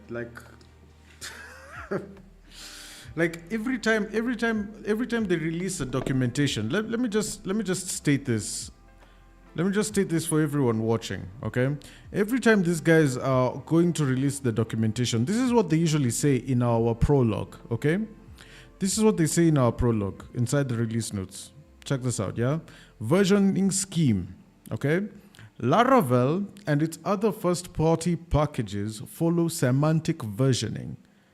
Now, who here knows what semantic versioning is? Let me just save time. For those who do not know what semantic versioning is, semantic versioning, let's open this, all right? This is what the introduction is. In the world of software management, there exists a dreaded place called dependency hell. The bigger your system grows and the more packages you integrate into your software, the more likely you are to find yourself one day in this pit of despair. In systems with many dependencies, releasing new package versions can quickly become a nightmare. If the dependency specifications are too tight, you are in danger of version lock, the inability to upgrade a package without having to release new versions of every dependent package. If dependencies are specified too loosely, you will inevitably be beaten by version promiscuity, assuming compatibility with more future versions than is reasonable. Dependency hell is where you are when version lock and or version promiscuity prevent you from easily and safely moving your project forward. Okay, as a solution to this problem, now this is the whole Samva situation. As a solution to this problem, we propose a simple set of rules and requirements that dictate how version numbers are assigned and incremented. These rules are based on, but not necessarily limited to, pre-existing widespread common practices in use in both closed and open source software. For this system to work, you first need to declare a public API. This may consist of documentation or be enforced by the code itself. Regardless, it is important that this API be clear and precise. Once you identify your public API, you can communicate changes to it with specific increments to your version numbers. Consider a version x.y.z, right? Where there's major, minor, and patch. Bug fixes not affecting the API increment, the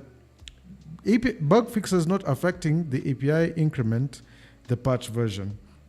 Backward compatible API additions changes increment the minor version, and backward incompatible API changes increment the major version.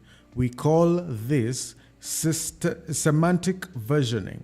Under this scheme, version numbers and the way they change convey meaning about the underlying code and what has been modified from one version to the next. Now, Semver, essentially, what they're telling us about it is, because they follow this semantic versioning, our code, whenever we're going to upgrade our code, it will not break, okay? Major framework releases are released every year, that is Q1, while minor and patch releases may be released as, as often as every week. Minor and patch releases should never contain breaking changes. That's fair, okay? Now, when we have these major changes, okay, they should have documented it in such a manner that when they come in to tell us, like, okay, when you're upgrading from this point here, like you can see, definitely, they've told us this in version 11. They're telling us the same thing in version 12. You see that?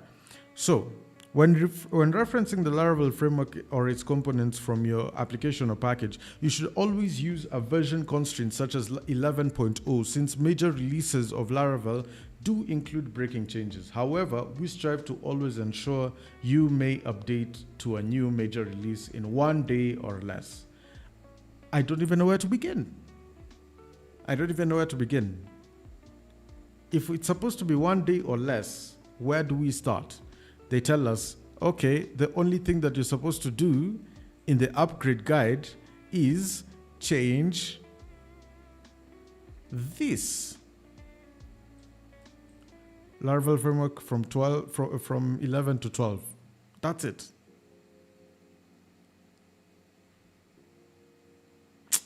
That's crazy. Like, I don't understand, man.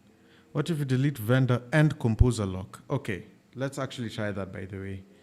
Because if we're deleting vendor and composer lock, it might work. So let's delete vendor and let's delete composer lock. Boom. It might work, by the way. It might work. And then, of course, we're using this. Okay, let's see what happens. There's a high likelihood of my code being broken at this point because, of course.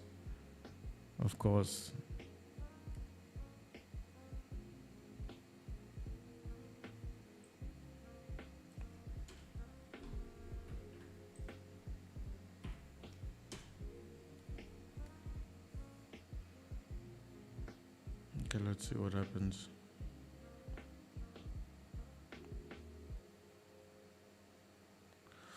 So it says the Illuminate support is the problem here. I think Jetstream shouldn't have even been a situation, but it is. Livewire charts is bringing up an issue. Man, these are the problems, man. These are the breaking changes. So what I'm going to do here is I'm going to reverse everything. Okay, I'm going to reverse everything. I'm just going to install everything the way it was and then operate on the application the way it is. Because, like, essentially, this is where the problem lies.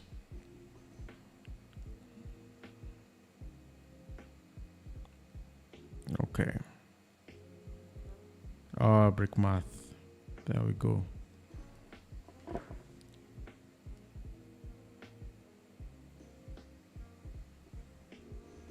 So we've established that upgrade is a scam, or rather it's not been done or perfected whatsoever. And yeah, we just have to give it time before we can decide to upgrade our applications to Laravel version 12. But in the meantime, we're just going to go ahead and exploit whatever it is that we need to exploit. And for this to continue on very well,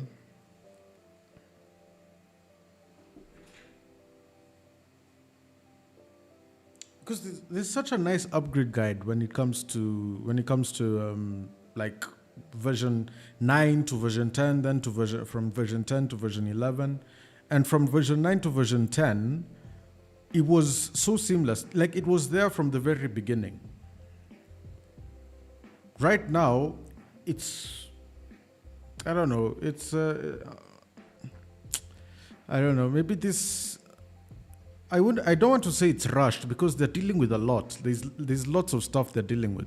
Like, look, they've changed the documentation styling.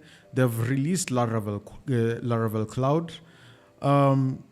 They have multiple more products. They have Forge. They have improved Forge. Nightwatch has come out as well. Or it's coming out. There's some guys who have it on early release. So that's it. And yeah, I think there's so many different things that are there. There are new starter kits as well. They've developed new starter kits, which means that they've removed Jetstream from the equation completely. Yeah, and I think they deserve their plaudits. Honestly, I think they've done well to ensure that all of these things are ready. And then also, again, they have Laravel Herd.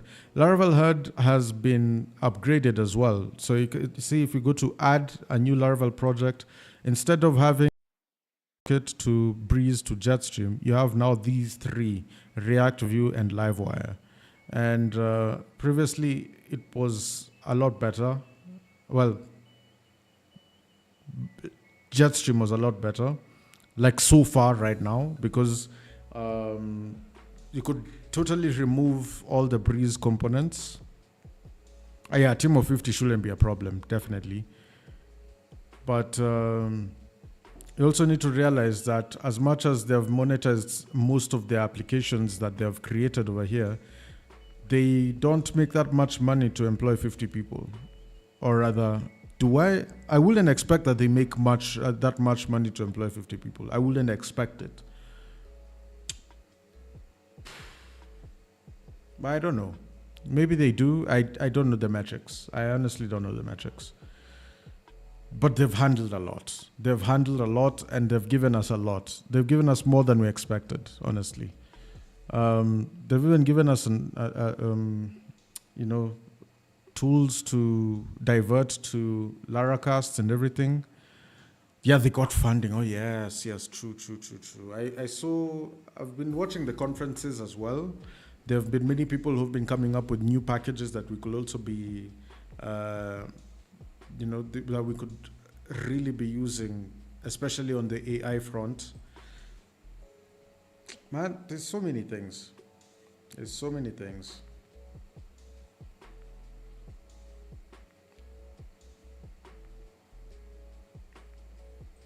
At least Sanctum is still with us, At least Sanctum is still with us. I think at least Stripe and Paddle are still with us. The only problem with now Stripe and Paddle is that Stripe is not accepted in Kenya, and we have to use Paystack, which is de facto of Stripe, right? Now, given that they are a de facto of Stripe, they should have,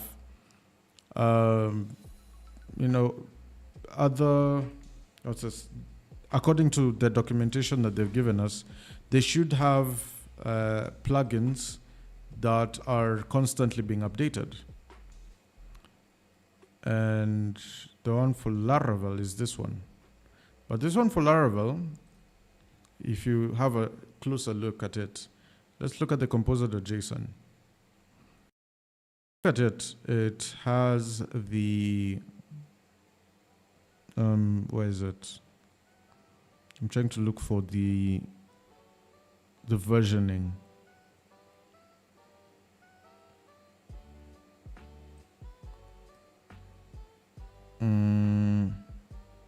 Yeah, there we go. There we are. So already this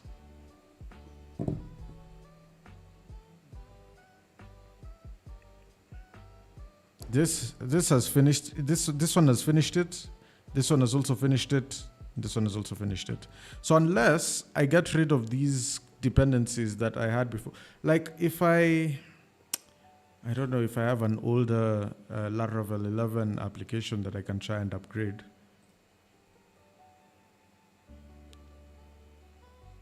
I don't know. This one must have been the desktop. Yeah, this one was an older Laravel 11 application. I think I can open this. Because I only imported it and just dealt with the UI. I didn't deal with the backend. So the composer must have not changed at all. So now let's deal with this one. Okay. So first of all, we just do a change of this. We'd go to 12.0. And then this one should just be 8.4. And now we upgrade. So now on upgrading, composer updates with dependencies. Oops.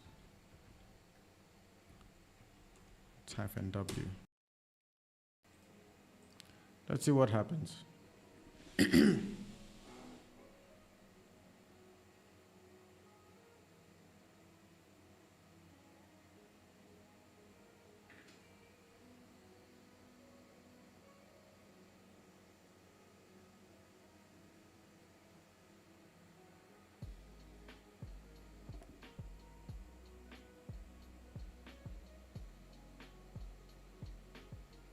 We were there.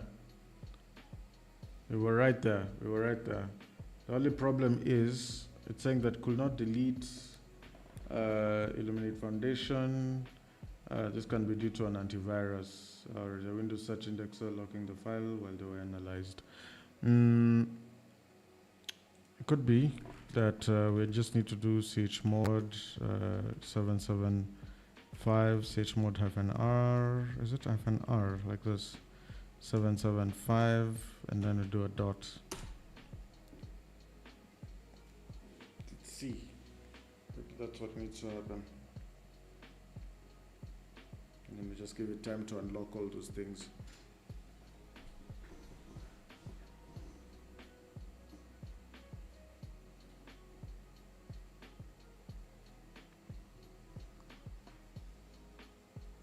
Yo, it works.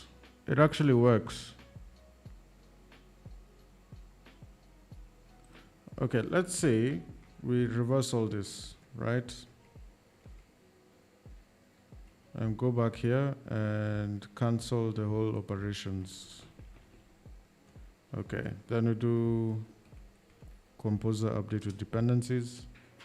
Let's see what happens. Let's see what happens. Let's see what happens. Okay. Okay. Yeah, this could not delete is giving me a headache, honestly. So it upgraded. You see, the thing is, it upgraded to version 12.0.1, but then there's something over here, Illuminate Foundation Resources Exceptions Render. And it's trying to delete it.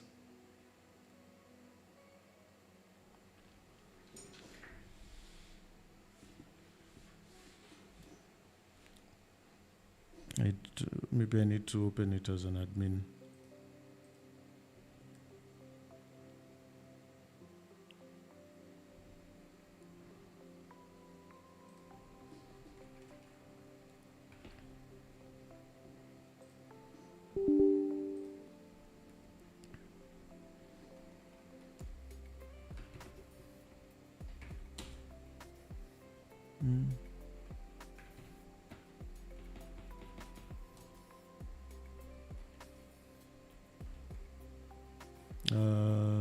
ls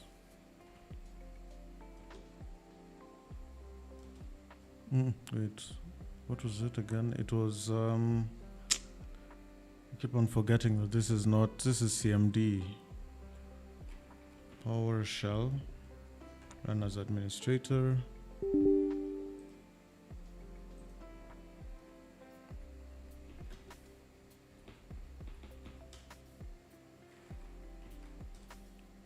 Then we need to go to users, cd users.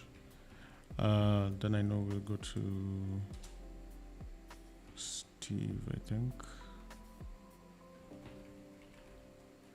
Then we'll go to herd, ls. Then we'll go to this one, cd.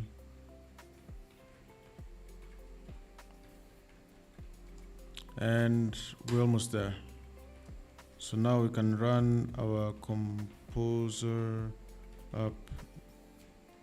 upgrade with dependencies. Let's see what happens.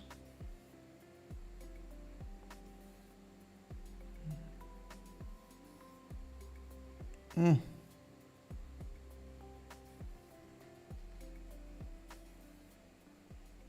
at least we know it works, though. I mean, at least we know it works. So given that it works, it means that some of the dependencies that I've been using on that particular application, like this one here, some of the dependencies I've been using are very de facto in terms of, and the sad thing is that removing these dependencies, this particular one here will break my code. But let's just do it anyway, just to test it out.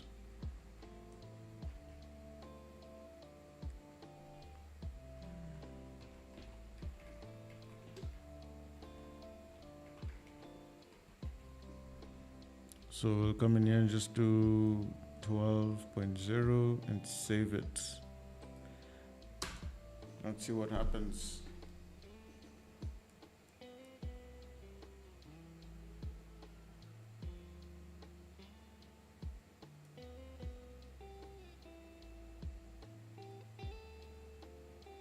So this illuminate support, where is this requirement coming from?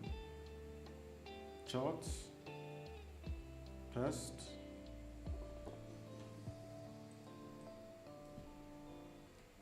I'll change the payment gateway as well, probably.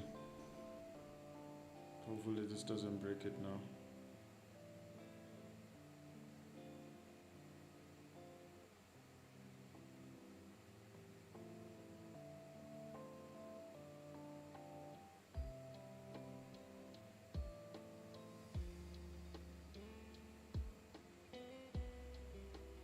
That sucks. That really sucks. You mean to tell me that Livewire charts is not gonna be able to be used anymore, which means we have to fork this thing again.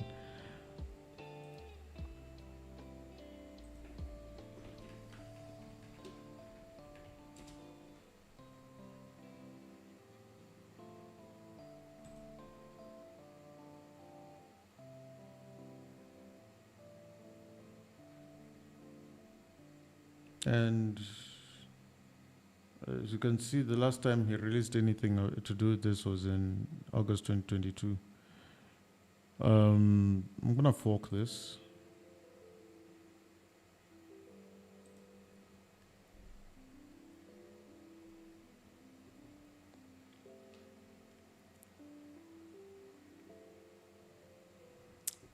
I'm gonna fork this so that I can add, you know,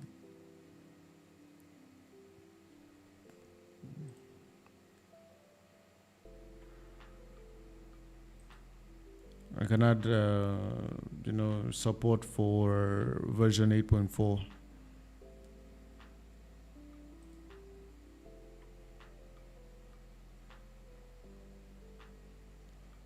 Let's see, composer.json.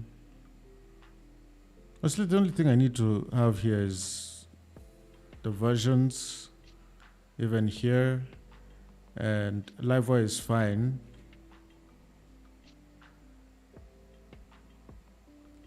But yo, it's worked. The upgrade has worked. The only thing now is, does Laravel Paystack, is it accepted in version 12? That's now the new question. Because from where I stand, I know my code is going to work. I know that for sure. All right, say my code now works. Definitely 100%. Okay? Because in order to check, this is Laravel version. It doesn't state the version, doesn't show the version.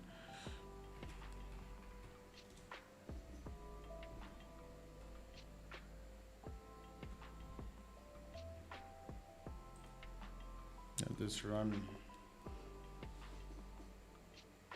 So those three dependencies, livewire charts, and Pesapal, which I was not using. I was not using Pesapal, but now Paystack. Paystack is the one I was crucially using. Paystack was the one I was really using. I don't want to break my code because of that, honestly.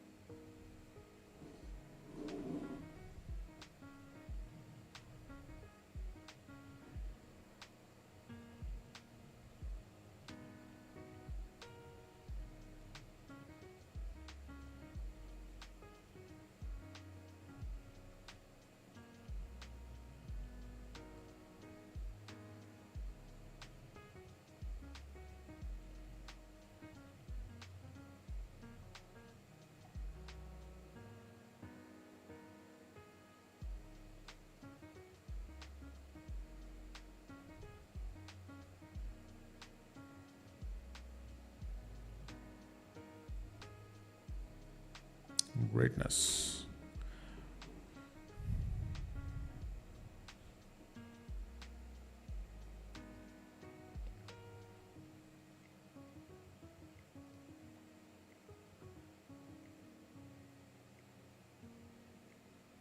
Oh, great. Okay, it's come through. So it's worked. Now let's see if we can import Paystack now. I'm just really hoping it's working.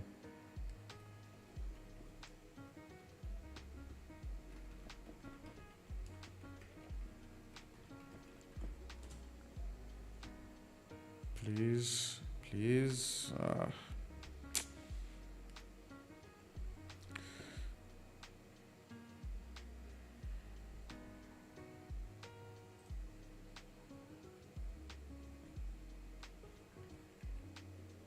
Okay, and then the Pesapal one. I think the only thing that I need to really do here is I need to go. Okay, I forked this thing already. And this, it works. I'm sure it works. I am so certain that it's going to work. It's not that I need to nrt, which is npm run dev.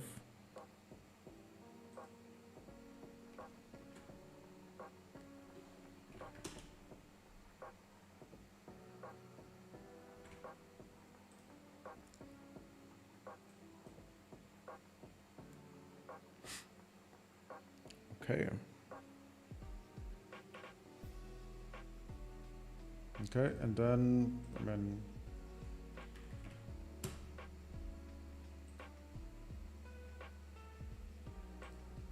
let's just use a login. Let's go to admin login.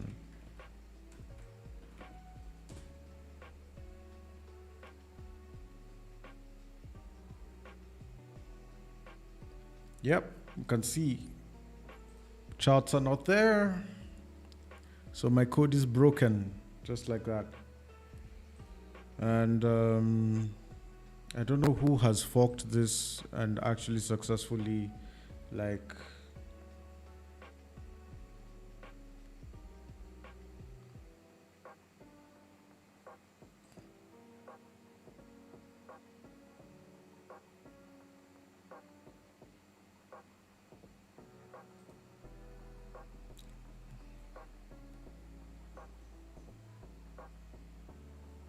I don't know who has successfully forked this and like done the latest contribution.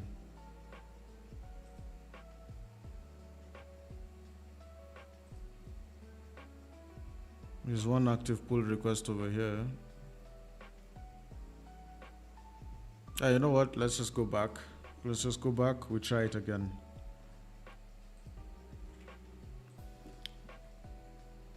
Because I don't believe that it could be so detrimental to the point where Like how? What was it coded on? Like, okay. Let's go back to our package and actually try it out. Try to sort out the issue of package management. So Laravel packages, Number, and then we have M-Pesa and M-Pesa Pal. Okay, so now we go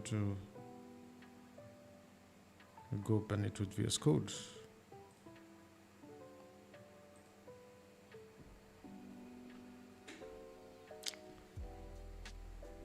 Okay. Actually, I could also fork this one here and then like redeploy it as another package, or rather import it as another package.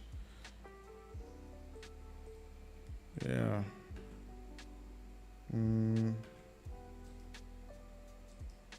Open in terminal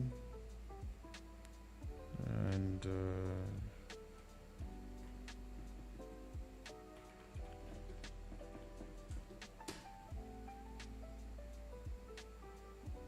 great. Then I could open this in code, which is what I will do. So what do we have here? Of course, all the other functionalities are just fine. All these other functionalities are just perfect. Up until we deal with this, that's where the problems are.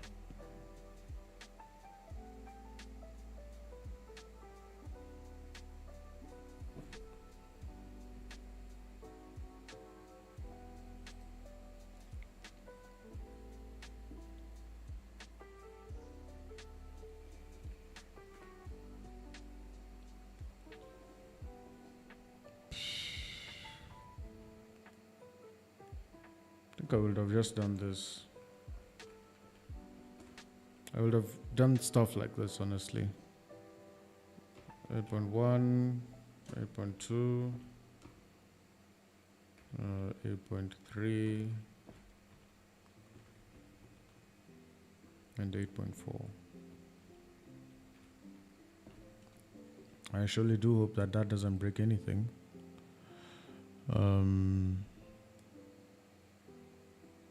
Eliminate supports and Livewire.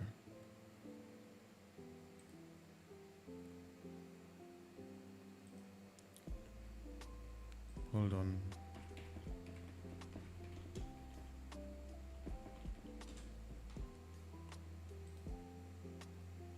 What version are we on? We're on 12.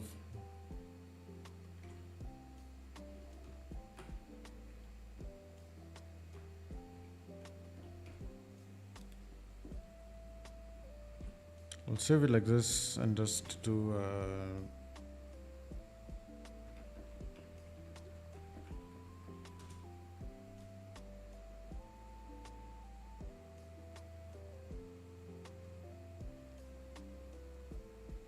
then we'll test it. We'll test it in any other app that we have.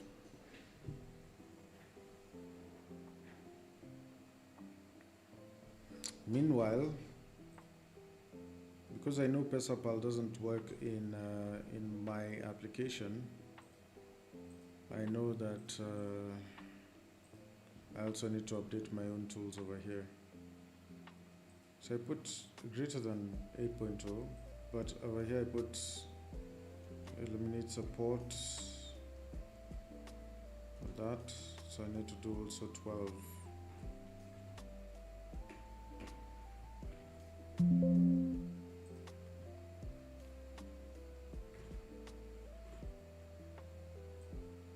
And I wasn't using Guzzle actually. Was I using Guzzle? Because if I go to my SRC, I'm sure if I go to my HTTP, my PesaPal, I was definitely not using Guzzle. Yeah, there we go. Eliminate support HTTP. That's where we were. Yes.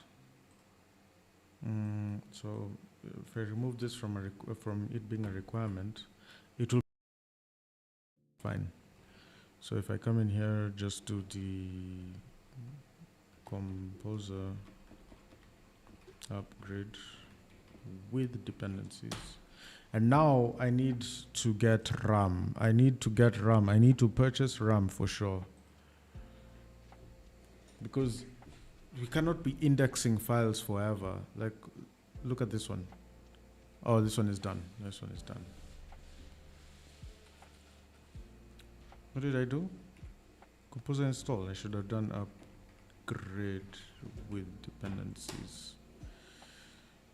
Let's see if there's anything to upgrade. I'm sure collision is at 8.5 on this application, so it should go to 8.6. This one here.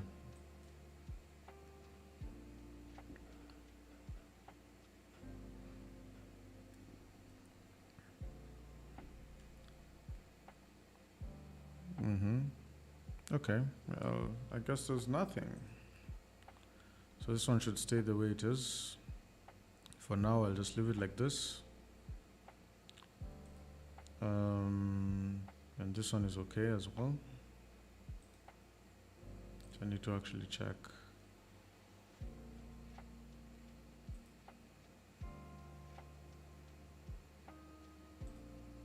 Okay, so essentially,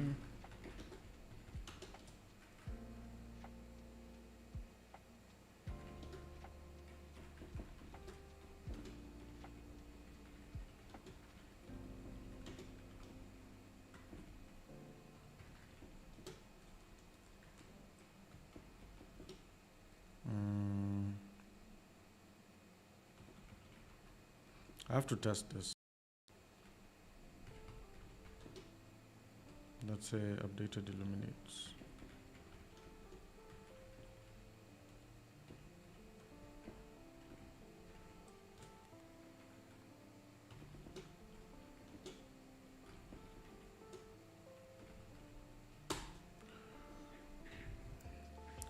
Thing is that it won't break anything because I've not changed any functions.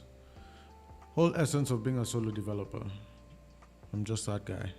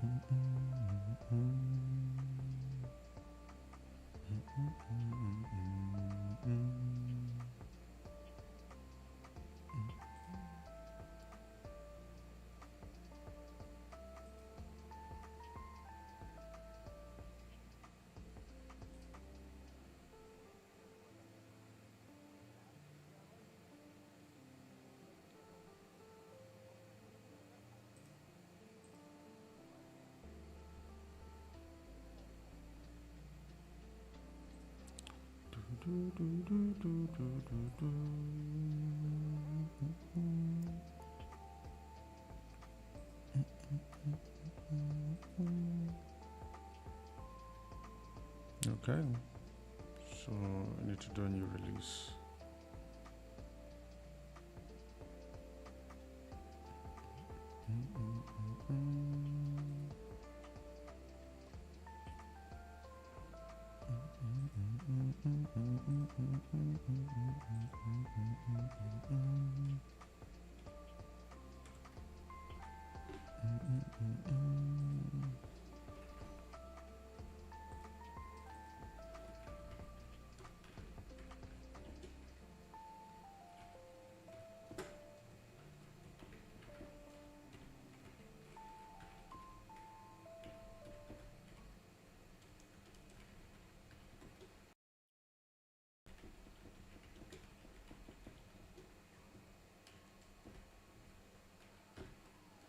This is version 12. Let's publish it.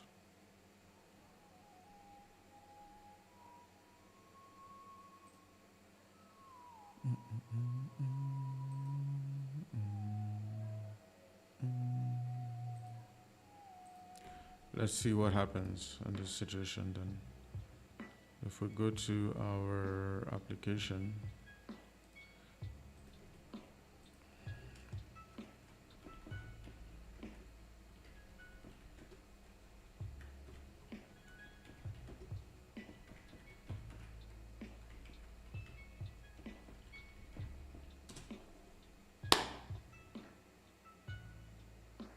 No.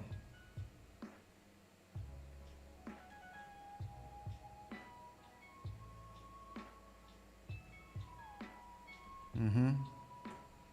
Oh yeah, this one should have. Let me go to packages. I think packages will give us.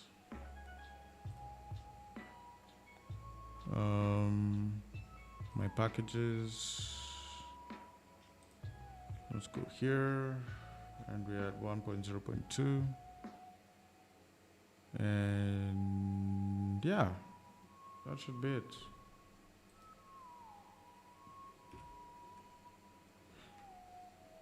Requires.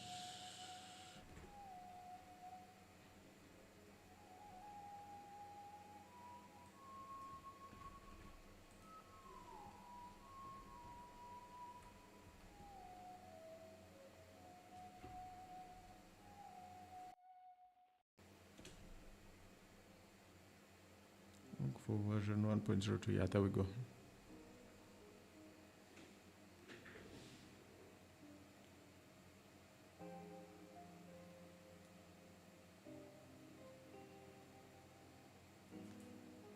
I mean, tell me, those are the only breaking changes that are present.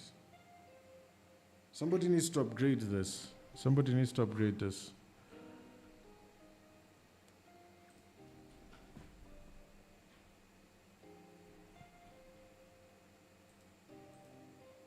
Okay, live wire support is okay. This is the one that's really worrying. This is also quite worrying.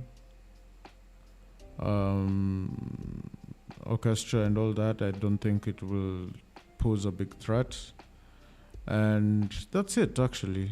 This is all that there is.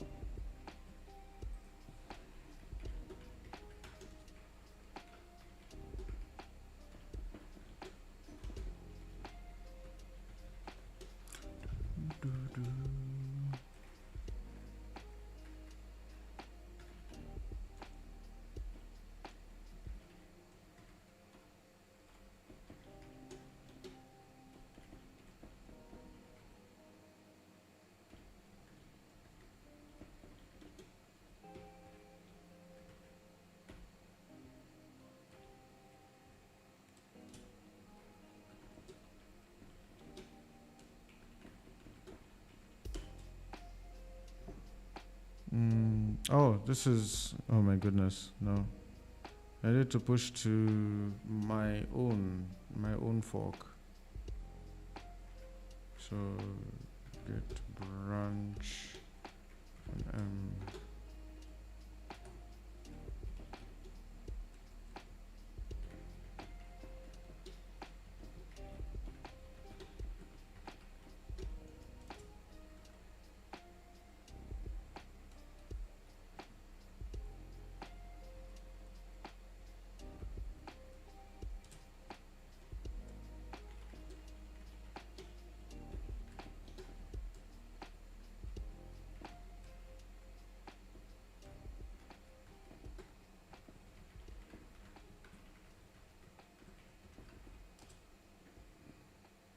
Oh, yeah. But wait, why is it directing it to this one instead of pushing it to like my... Oh, I cloned it from... I must have done it. Do you think Flux UI is worth it? We've struggled so much with it so far, and only to find that the pricing is crazy, right?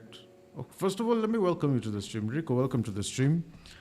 Yeah, and I think, yes, it's not worth it at the moment.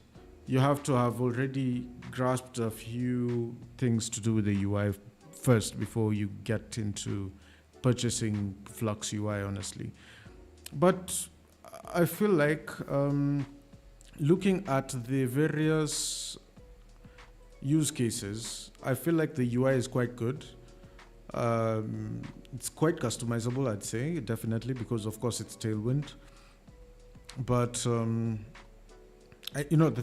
thing is, I don't like the fact that I have to pay so that I can be able to use tables, right?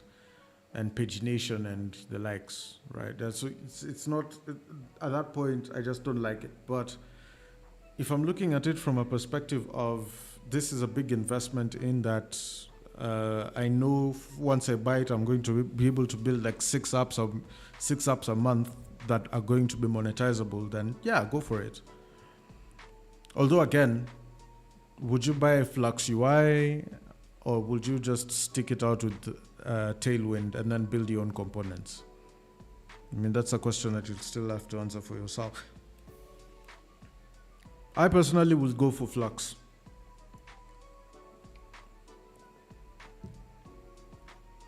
I personally think I would go for Flux.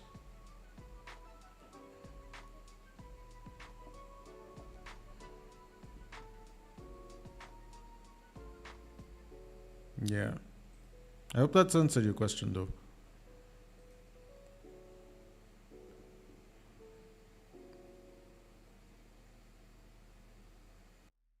Talked to this already.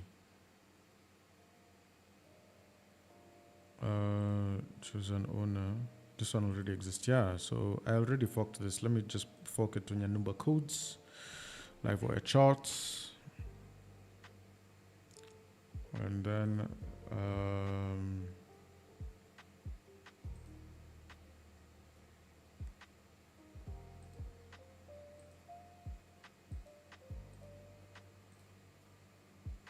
yeah, git remove origin,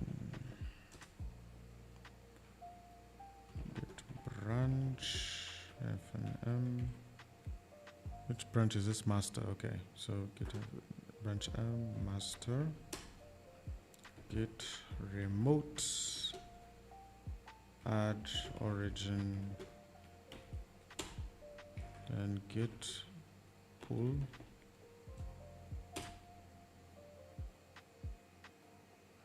git pull origin master. Okay, and then git push.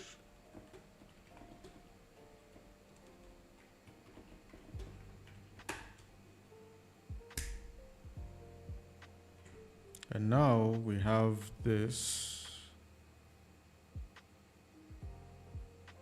and we have our own stuff.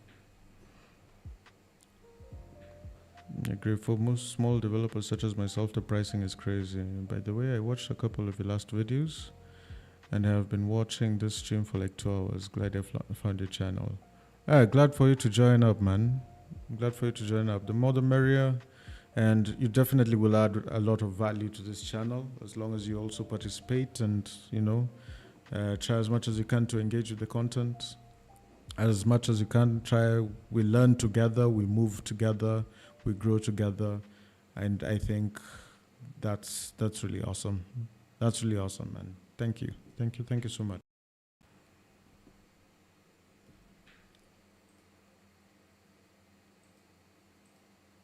So this branch is not behind. Okay. So contribute. Let me open this pull request. Should I open this pull request just yet? Is there a way? I've been thinking about this. Is there a way I can release this into like packages? No, actually that's in violation. I'm sure that's in violation. I can't release this into packages because somebody has already released it to packages. So I have to open a contribution and open a pull request to contribute to my changes upstream.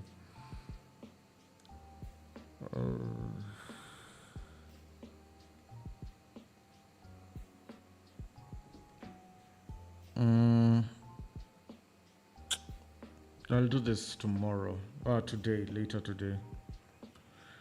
All in all, we're good. At least I know now Illuminate support is up till like version 12 at this point. Yeah. Let's keep it at that for now. I think we're good to go. Now the next guy that really needs an update here at this point is this one here.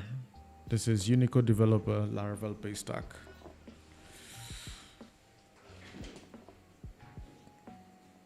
The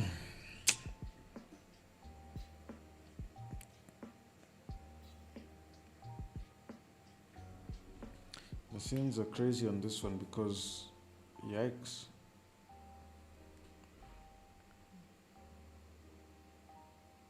Like if I look at the composer.json, most of these issues with packages are always in the composer.json. Most of them, if not all of them. Look at this, another one. Illuminate support is at 11.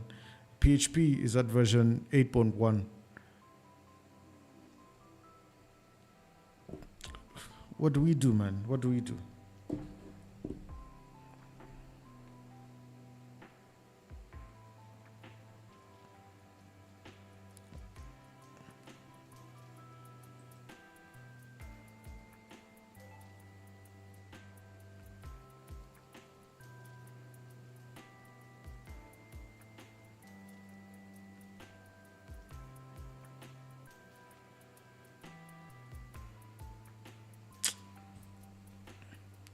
Looks like we're forking here as well.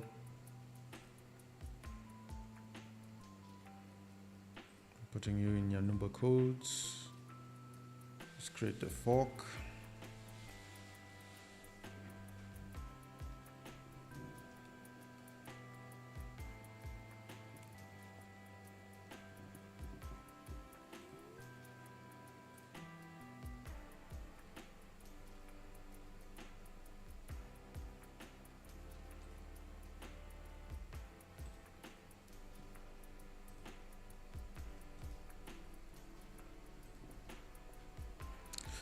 Right.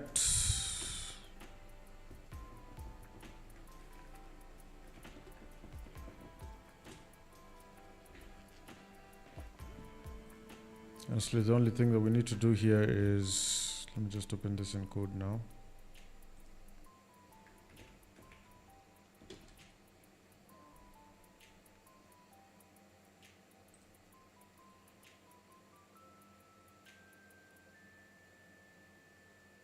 It's opening in Icasa, I think.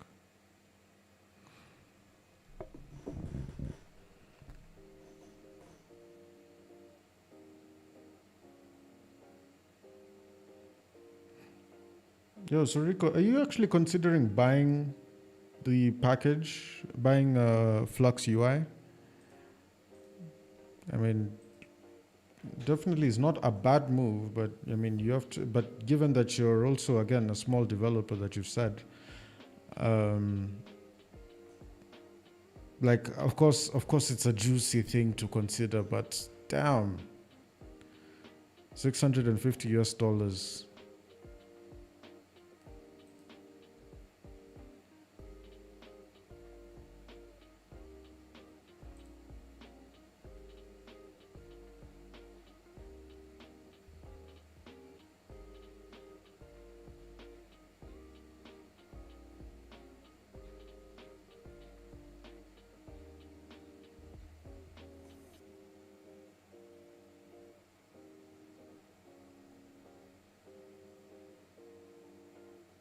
The 300 USD option is, yeah, for sure. Yeah, it's still quite a bit.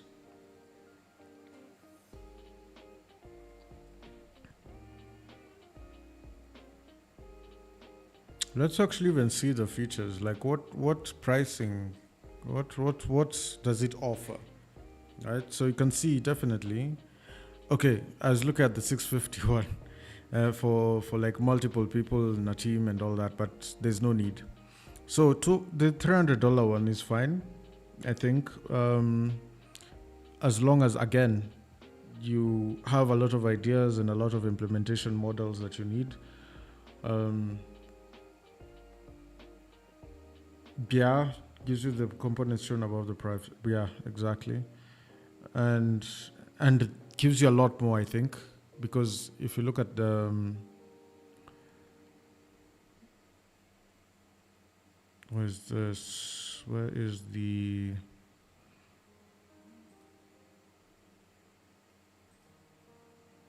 Oh, okay.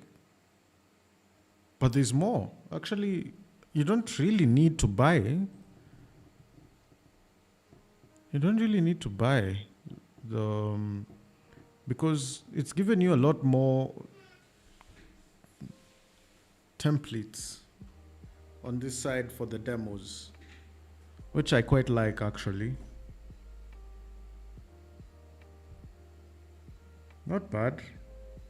Not bad. Then this is the authentication page, of which it gives you the code as well.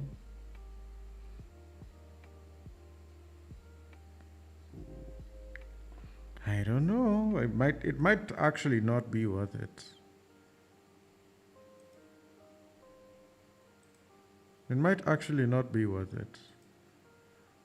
It's given you a Kanban board, it's given you a sales dashboard, it's given you an authentication page, it's given you a settings page, of which it has a form already, so you can really re-implement. You can re-implement this form wherever you want to re-implement it.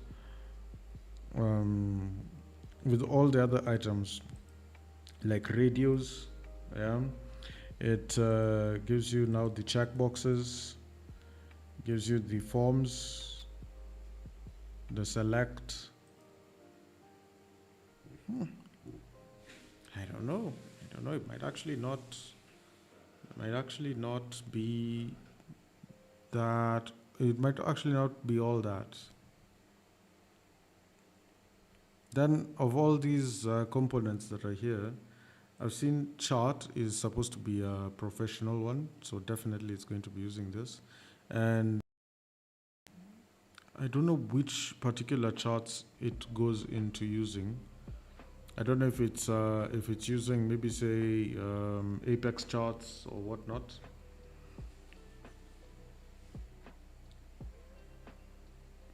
Mirror UI. I've not seen Mirror UI honestly. I haven't. Let me actually check it out. Because I've built all this time. I've only built my own. Yeah, you're right. It's not as elegant. Although it has the what's this thing called again? I've forgotten what it's called. Styling is not a big problem, honestly. If you take time to style items, rich text. Thank you.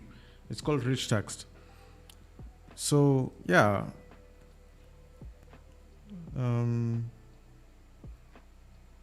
Not bad. I'm gonna save this. I actually don't know anything about rich text. Sorry, not rich text, but Mirror UI.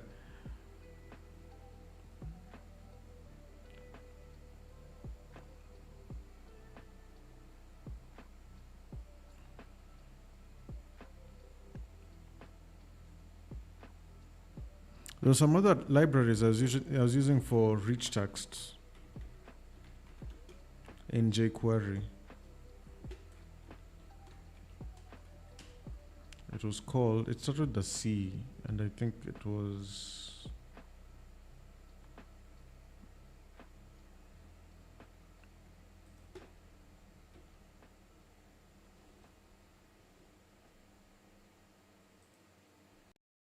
I can't quite remember what it was. They have much more. Yeah, they have much more actually. Yeah, because I can see draws are here, modals. Although I think they also had modals. I think Flux also had modals, and they were open. They were not pro components. So yeah, this one is fine. Ooh. Yo, listen, Flux is powerful, and I don't think you need to pay just yet.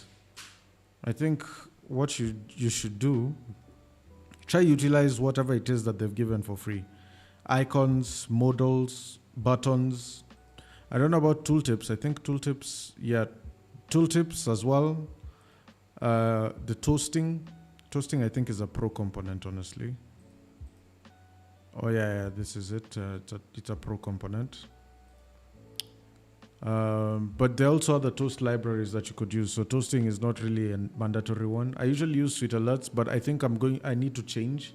Sweet Alerts has looked a lot more childish over the years. Like, for example, if I was to open it up, okay, I'll open it up and show you. Like, Sweet Alerts has become something different nowadays. So I think essentially, if you look at this, watch the top right.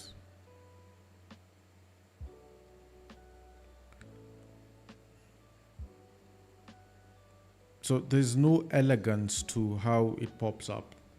It just pops up with a bounce. It feels a bit more, a bit childish. Right. So, yeah. Exploring this has really given me a lot of insight towards how to go about, like, also package dependencies and all that stuff. I totally understand the documentation when it talks about how Semva is really important to them, but I really don't want to upgrade my applications and then run into such errors. I really don't. You can see components in their docs. Yeah, they have much more than Flux, but not as well styled. That's true. Also, I don't think Flux has option to display multiple toasts and stack them above each other. Yes, that is true also. That is also very true. With Sweet Alert, you can do that. With the one that is in Flux, I don't know which toast package this is. I think they're just using basic Tailwind for the toasts. Because if, let's see, yeah, like whatever toast comes in, it comes in and then like makes the other one disappear.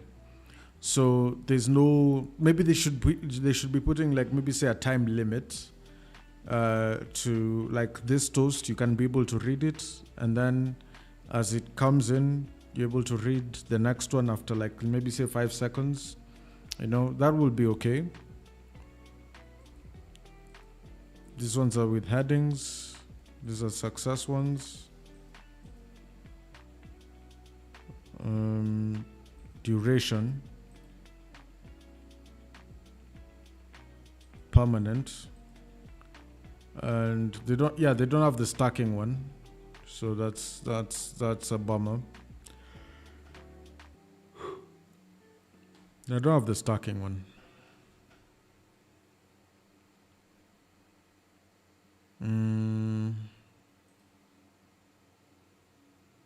Yeah. Okay, another thing that I was looking at was this switch. I don't know if it's a pro one. Yeah, it's not a pro. Those switches are quite elegant. I know I've not really done much with Tailwind, but when I look at Tailwind's components, and most of them like switches, radios, and checkboxes, they feel so much more elegant than Bootstrap. And maybe there needs to be an enhancer on Bootstrap's styling, but this is such good stuff. I really love it. I really do.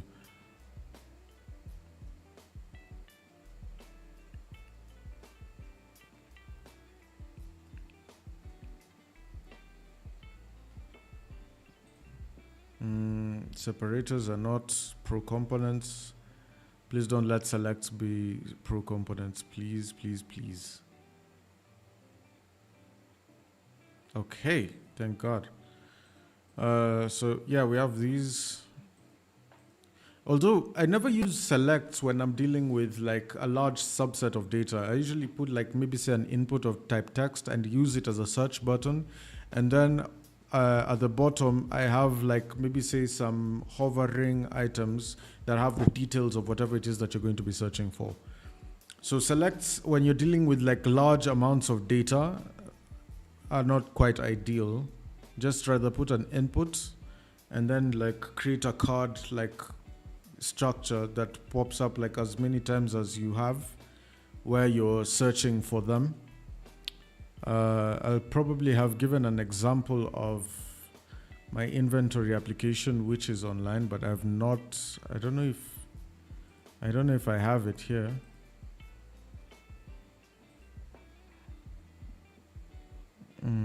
Inventory. I don't have it. So what I will do, actually,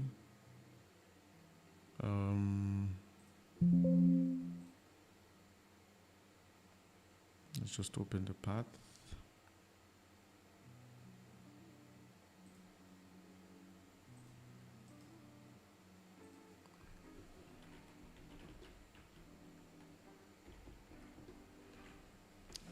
I actually got rid of my inventory application. That's a shame. I'm ashamed of myself at this point. It should be in my main repo.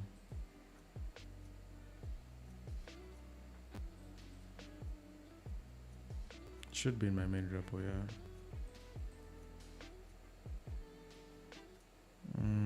Inventory app tutorial. And yeah.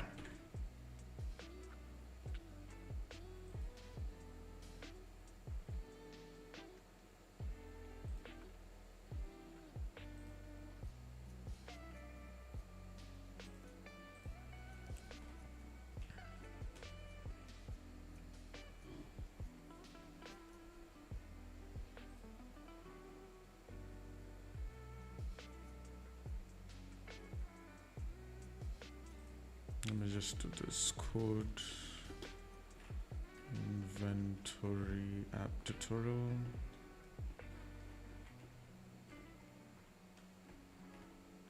What's my keyboard doing?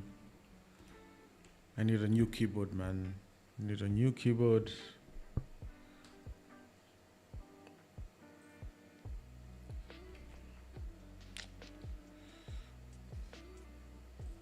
Okay.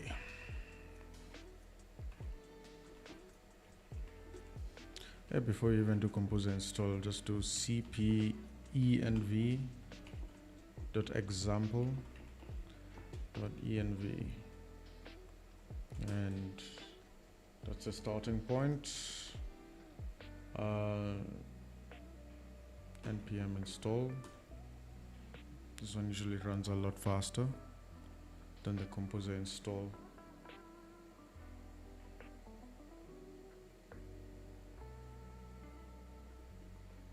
Then nrd, and then we'll come in here and just do composer install.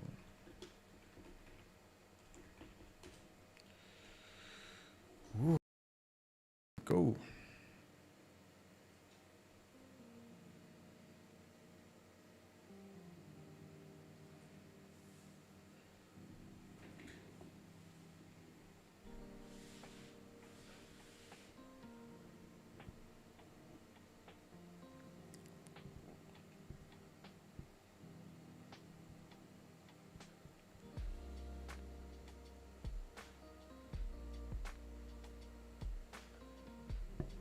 Yeah, so I think I had remembered deploying this inventory application actually.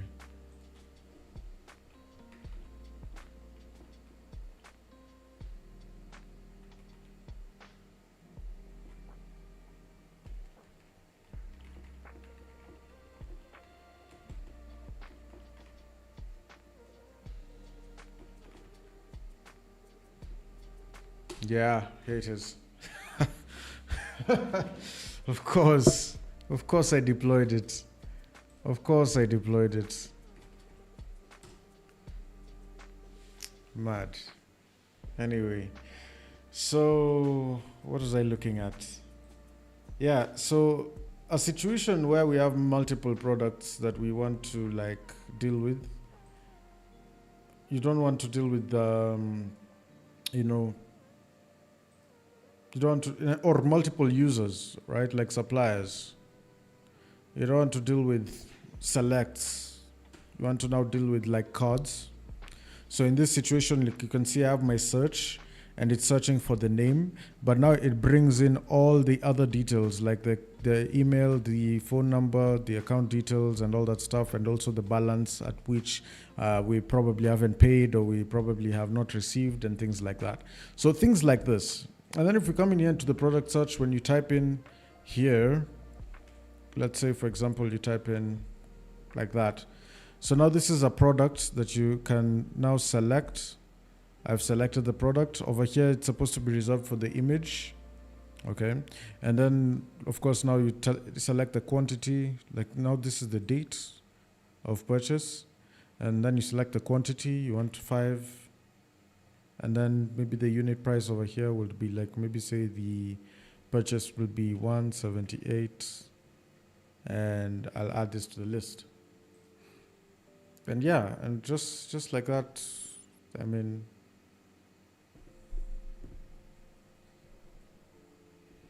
so something like this, like, and then of course we're making the purchase, right? We'll make the purchase, we have it here. So now the purchase has been made.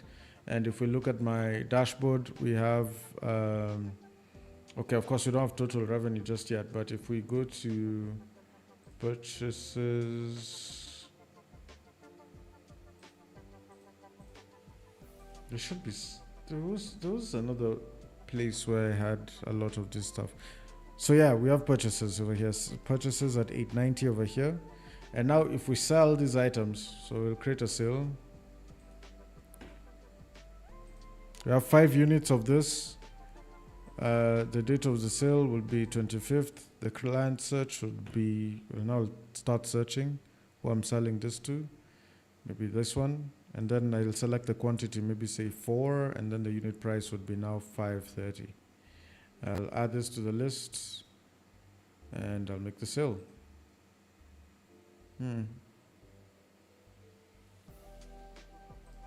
What?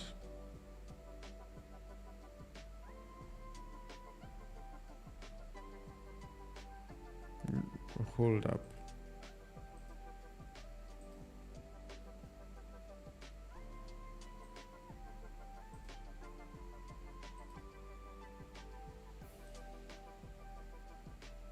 Oh, they're already sold, yeah. Okay. That was a weird something that happened. But anyway, we go to the dashboard and we can see that our purchases and our sales are coinhabiting the same area like that. So you can see sales up here. You can see purchases up here. Of course, payments have not been tracked, so we don't know what is liquid, but total revenue is over here, 2120, 100% compared to last month. So, yeah, which is nice, which is quite nice. I think where we're at with this application, we can now find and make something even bigger from this. So I think that's why generally I've deployed everything that is required. Just needs to finish this. Man, but we have a lot of work. There's a lot of stuff to be done.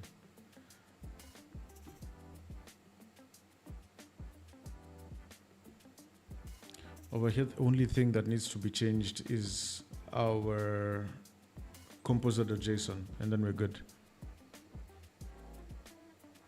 But yeah, I think, guys, looking back at Laravel 12, looking back at Laravel 11, and looking at the possibilities that could come in with Laravel 12, I think there's so much that can be done. There's so many improvements that have been brought about.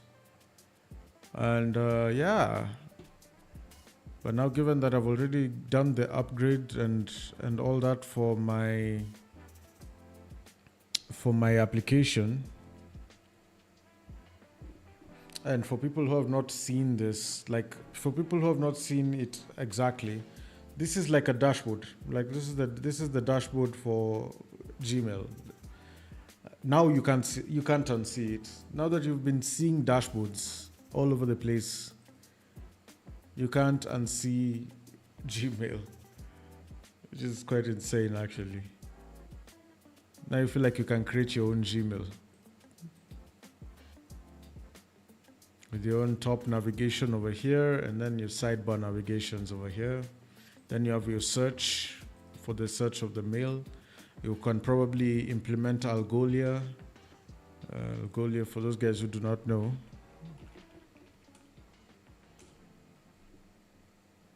Here we are. It's called Search as a Service, which is quite interesting. Shows us what they need with AI search that understands them. You can implement Algolia. You can just do quite a bit. You can use models to write the emails themselves. Man. With Laravel Cloud also now coming in, Algolia is expensive, that's for sure, especially in the deployment search. ML search. Hey, you guys have a lot of all these alternatives, man. It's open source. Yeah, Algolia is out of business now. This is quite insane. Like you guys have all these different kinds of alternatives that are out here. That's quite impressive. That's quite impressive. Yeah. I'll have to look at this as well.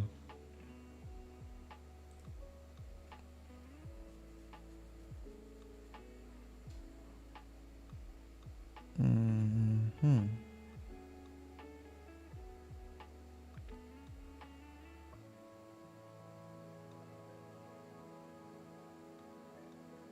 Nice. Movies, e-commerce, songs, software as a service. Yeah, I think this is the way to go. I'll save this. It's also in default Laravel. Some things I need to actually check out and actually do extensive research on.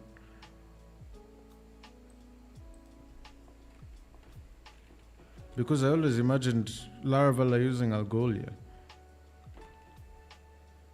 Mail search.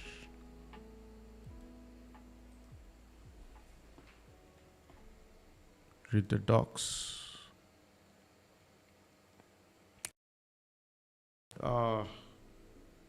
Yes, of course.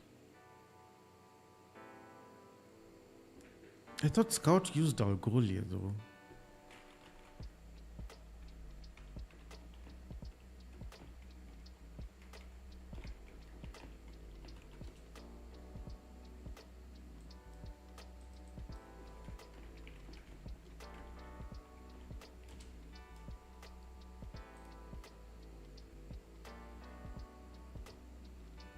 Oh yeah. But you can see Algolia, then there's Mail search. Yeah, I think Mail search is the way. Because given that it's open source, I will not I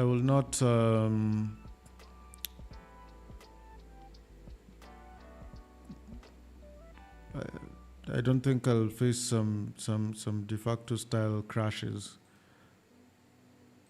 from this the process of doing this.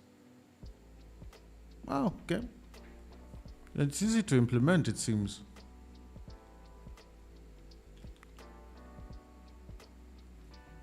because it's a matter of also implementing traits. I can see this traits. I also need to I need to do a full-on tutorial about traits, because there's so many people who don't understand like the necessities of traits. Traits are so damn necessary in building bigger applications. So damn necessary.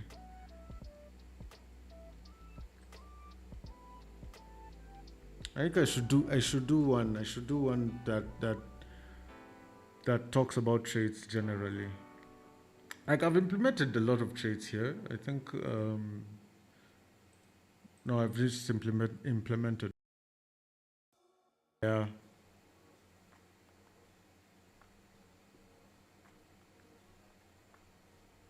But there are many other traits that can be implemented in such a system. This is a HRM system. So many other different companies can be implemented. So many other traits can be implemented in such an application.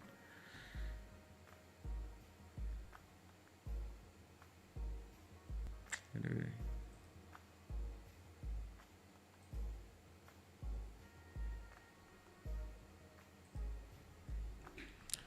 All right. I can see Breeze is still being shown up over here, and also Jetstream. So as much as you, I know there's something that you said, Nyakush. Oh, actually, Rico is saying, by the way, to the previous topic, Flux has opened issues on GitHub about stacking toasts since November last year, and it doesn't seem like developers really care. It seems like poorly maintained product. You see, the thing about toasts is you need to use third-party UI. Like even Laravel themselves don't use their own Flux UI toasts or the other toasts that are there. I think, let me actually look for the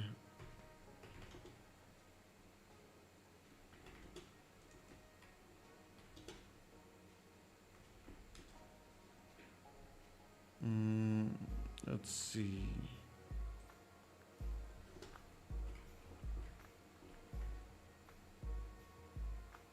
They use Shadcyan and Vapor for Laravel Cloud website. Yeah.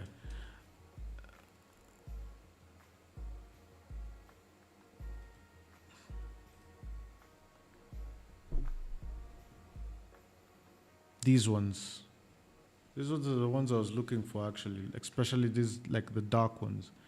And implementing this in React, I mean, this is a React package.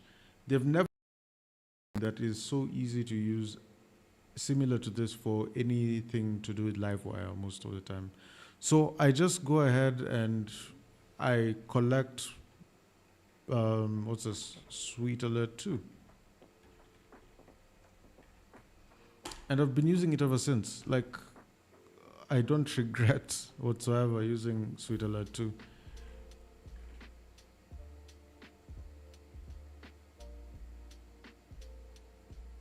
Oh, and by the way,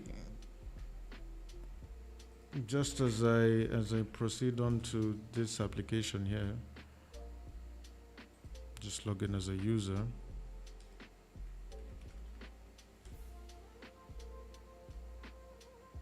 I don't know if it will show me a graph or whatnot. But I know if I come in here and view company, it will give me an error for the chart models. Okay. So let's go to the admin. So the admin is logged in, but now the users are messed. So we'll have to go to layouts, Livewire, admin dashboard, and we block out the, look at this.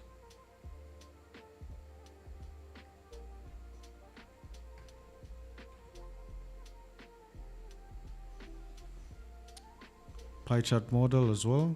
Okay.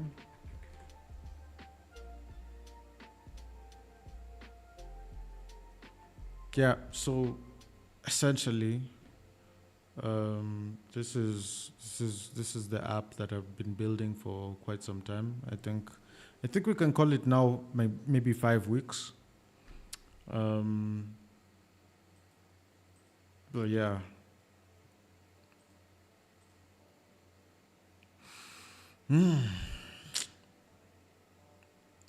You talked to me about toasts, and I was just like thinking to myself, like, what could I have done without the toasts that I'm using right now in this particular application?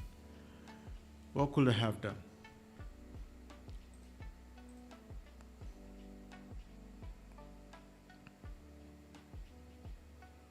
Like, if I come in here and, for instance,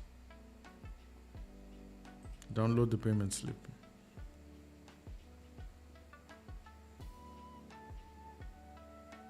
It's not toasting.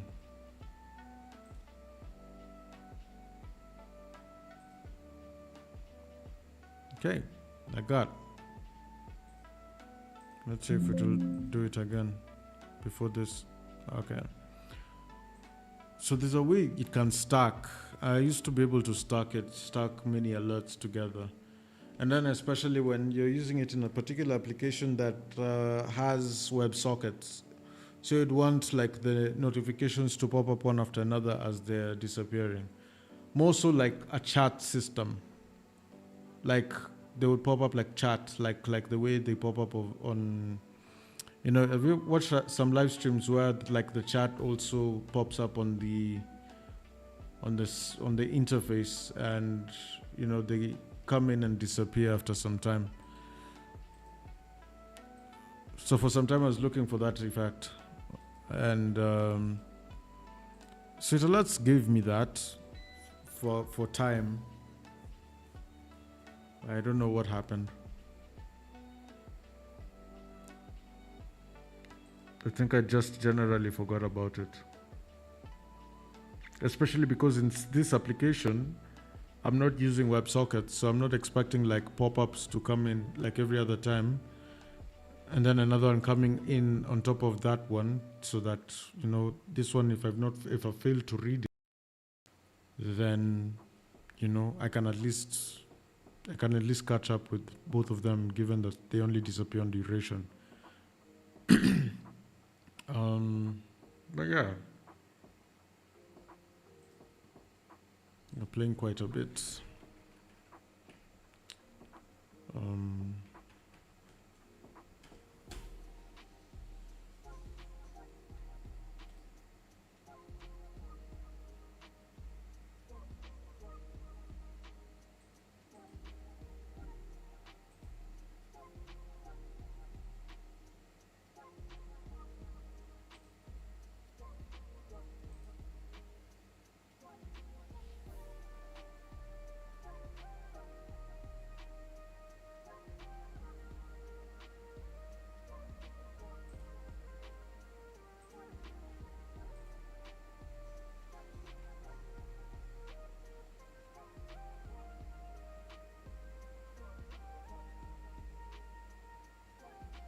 It's bedtime for me. Had a good rest of the day, mate. Hey, for sure, man. Thanks for popping in. We're doing another stream. Okay, this is 4 a.m. So it's safe to say that this is already the next day. But I'm also closing up stream in about 3 minutes. Actually, 3 minutes. Yeah, actually closing up stream in about 3 minutes. So yeah, thank you for tuning in, and thank you everybody who's on the chat right now, who is watching. Thank you so much for tuning in. I can see concurrently we have 14 views. Thank you so much for tuning in, guys. Really glad to be acquainted with all of you, and until tomorrow, ladies and gentlemen, we'll be continuing the Coding a Startup push. And yeah, hopefully things will work out with like all these different breakages that have happened with Laravel 12. I'll be creating a site to check out as well. So yeah, a lot of more tutorials coming up. And I'm also going to be doing a full-on beginners course in the course of March, like end of March towards end of April. So from end of March to end of April, I'll be preparing a course for beginners. It will be a members only though, so definitely stay tuned for that one. Once it's released, you'll be able to see it, and then of course you can up your members antics. It's only going to be $2. I'm not going to be charging like crazy amounts of stuff, and you know, these things can be gotten still for free. It's just I feel the need to do this because, well, all of that in another video. But yeah, there's going to be a beginner's course for Laravel and a full-on beginner's course going deeper and deeper into the ins and outs of, like, you know, the most advanced features. I kept on forgetting about all these other different packages, and I think the best thing that I should do in order to like reacquaint myself with all these different packages is to do a full-on course. So please do indeed stay tuned for all of that, ladies and gentlemen. Yeah, so I just want to do one last thing before we close up stream, and that is to run this application and see what it is that we had created in the process.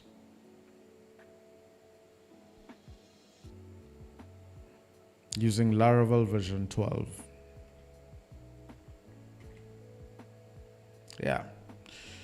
So this is a beautiful start to something that could be major, actually, because what the code base that you're seeing right now is meant to be a certain application, and I will reveal this in the next live streams to be coming. So until then, ladies and gentlemen, thank you so much for tuning in. Thank you for joining up, subscribing. For those who haven't subscribed, please do indeed subscribe. There's a lot more in terms of education and learning areas that we're going to be tackling within Laravel and other technologies that are surrounding Laravel. So yeah, please do indeed subscribe, toss me a like, and I'll definitely see you guys in the next one. Please do indeed take care. And as always, may God bless you all. I'll see you tomorrow.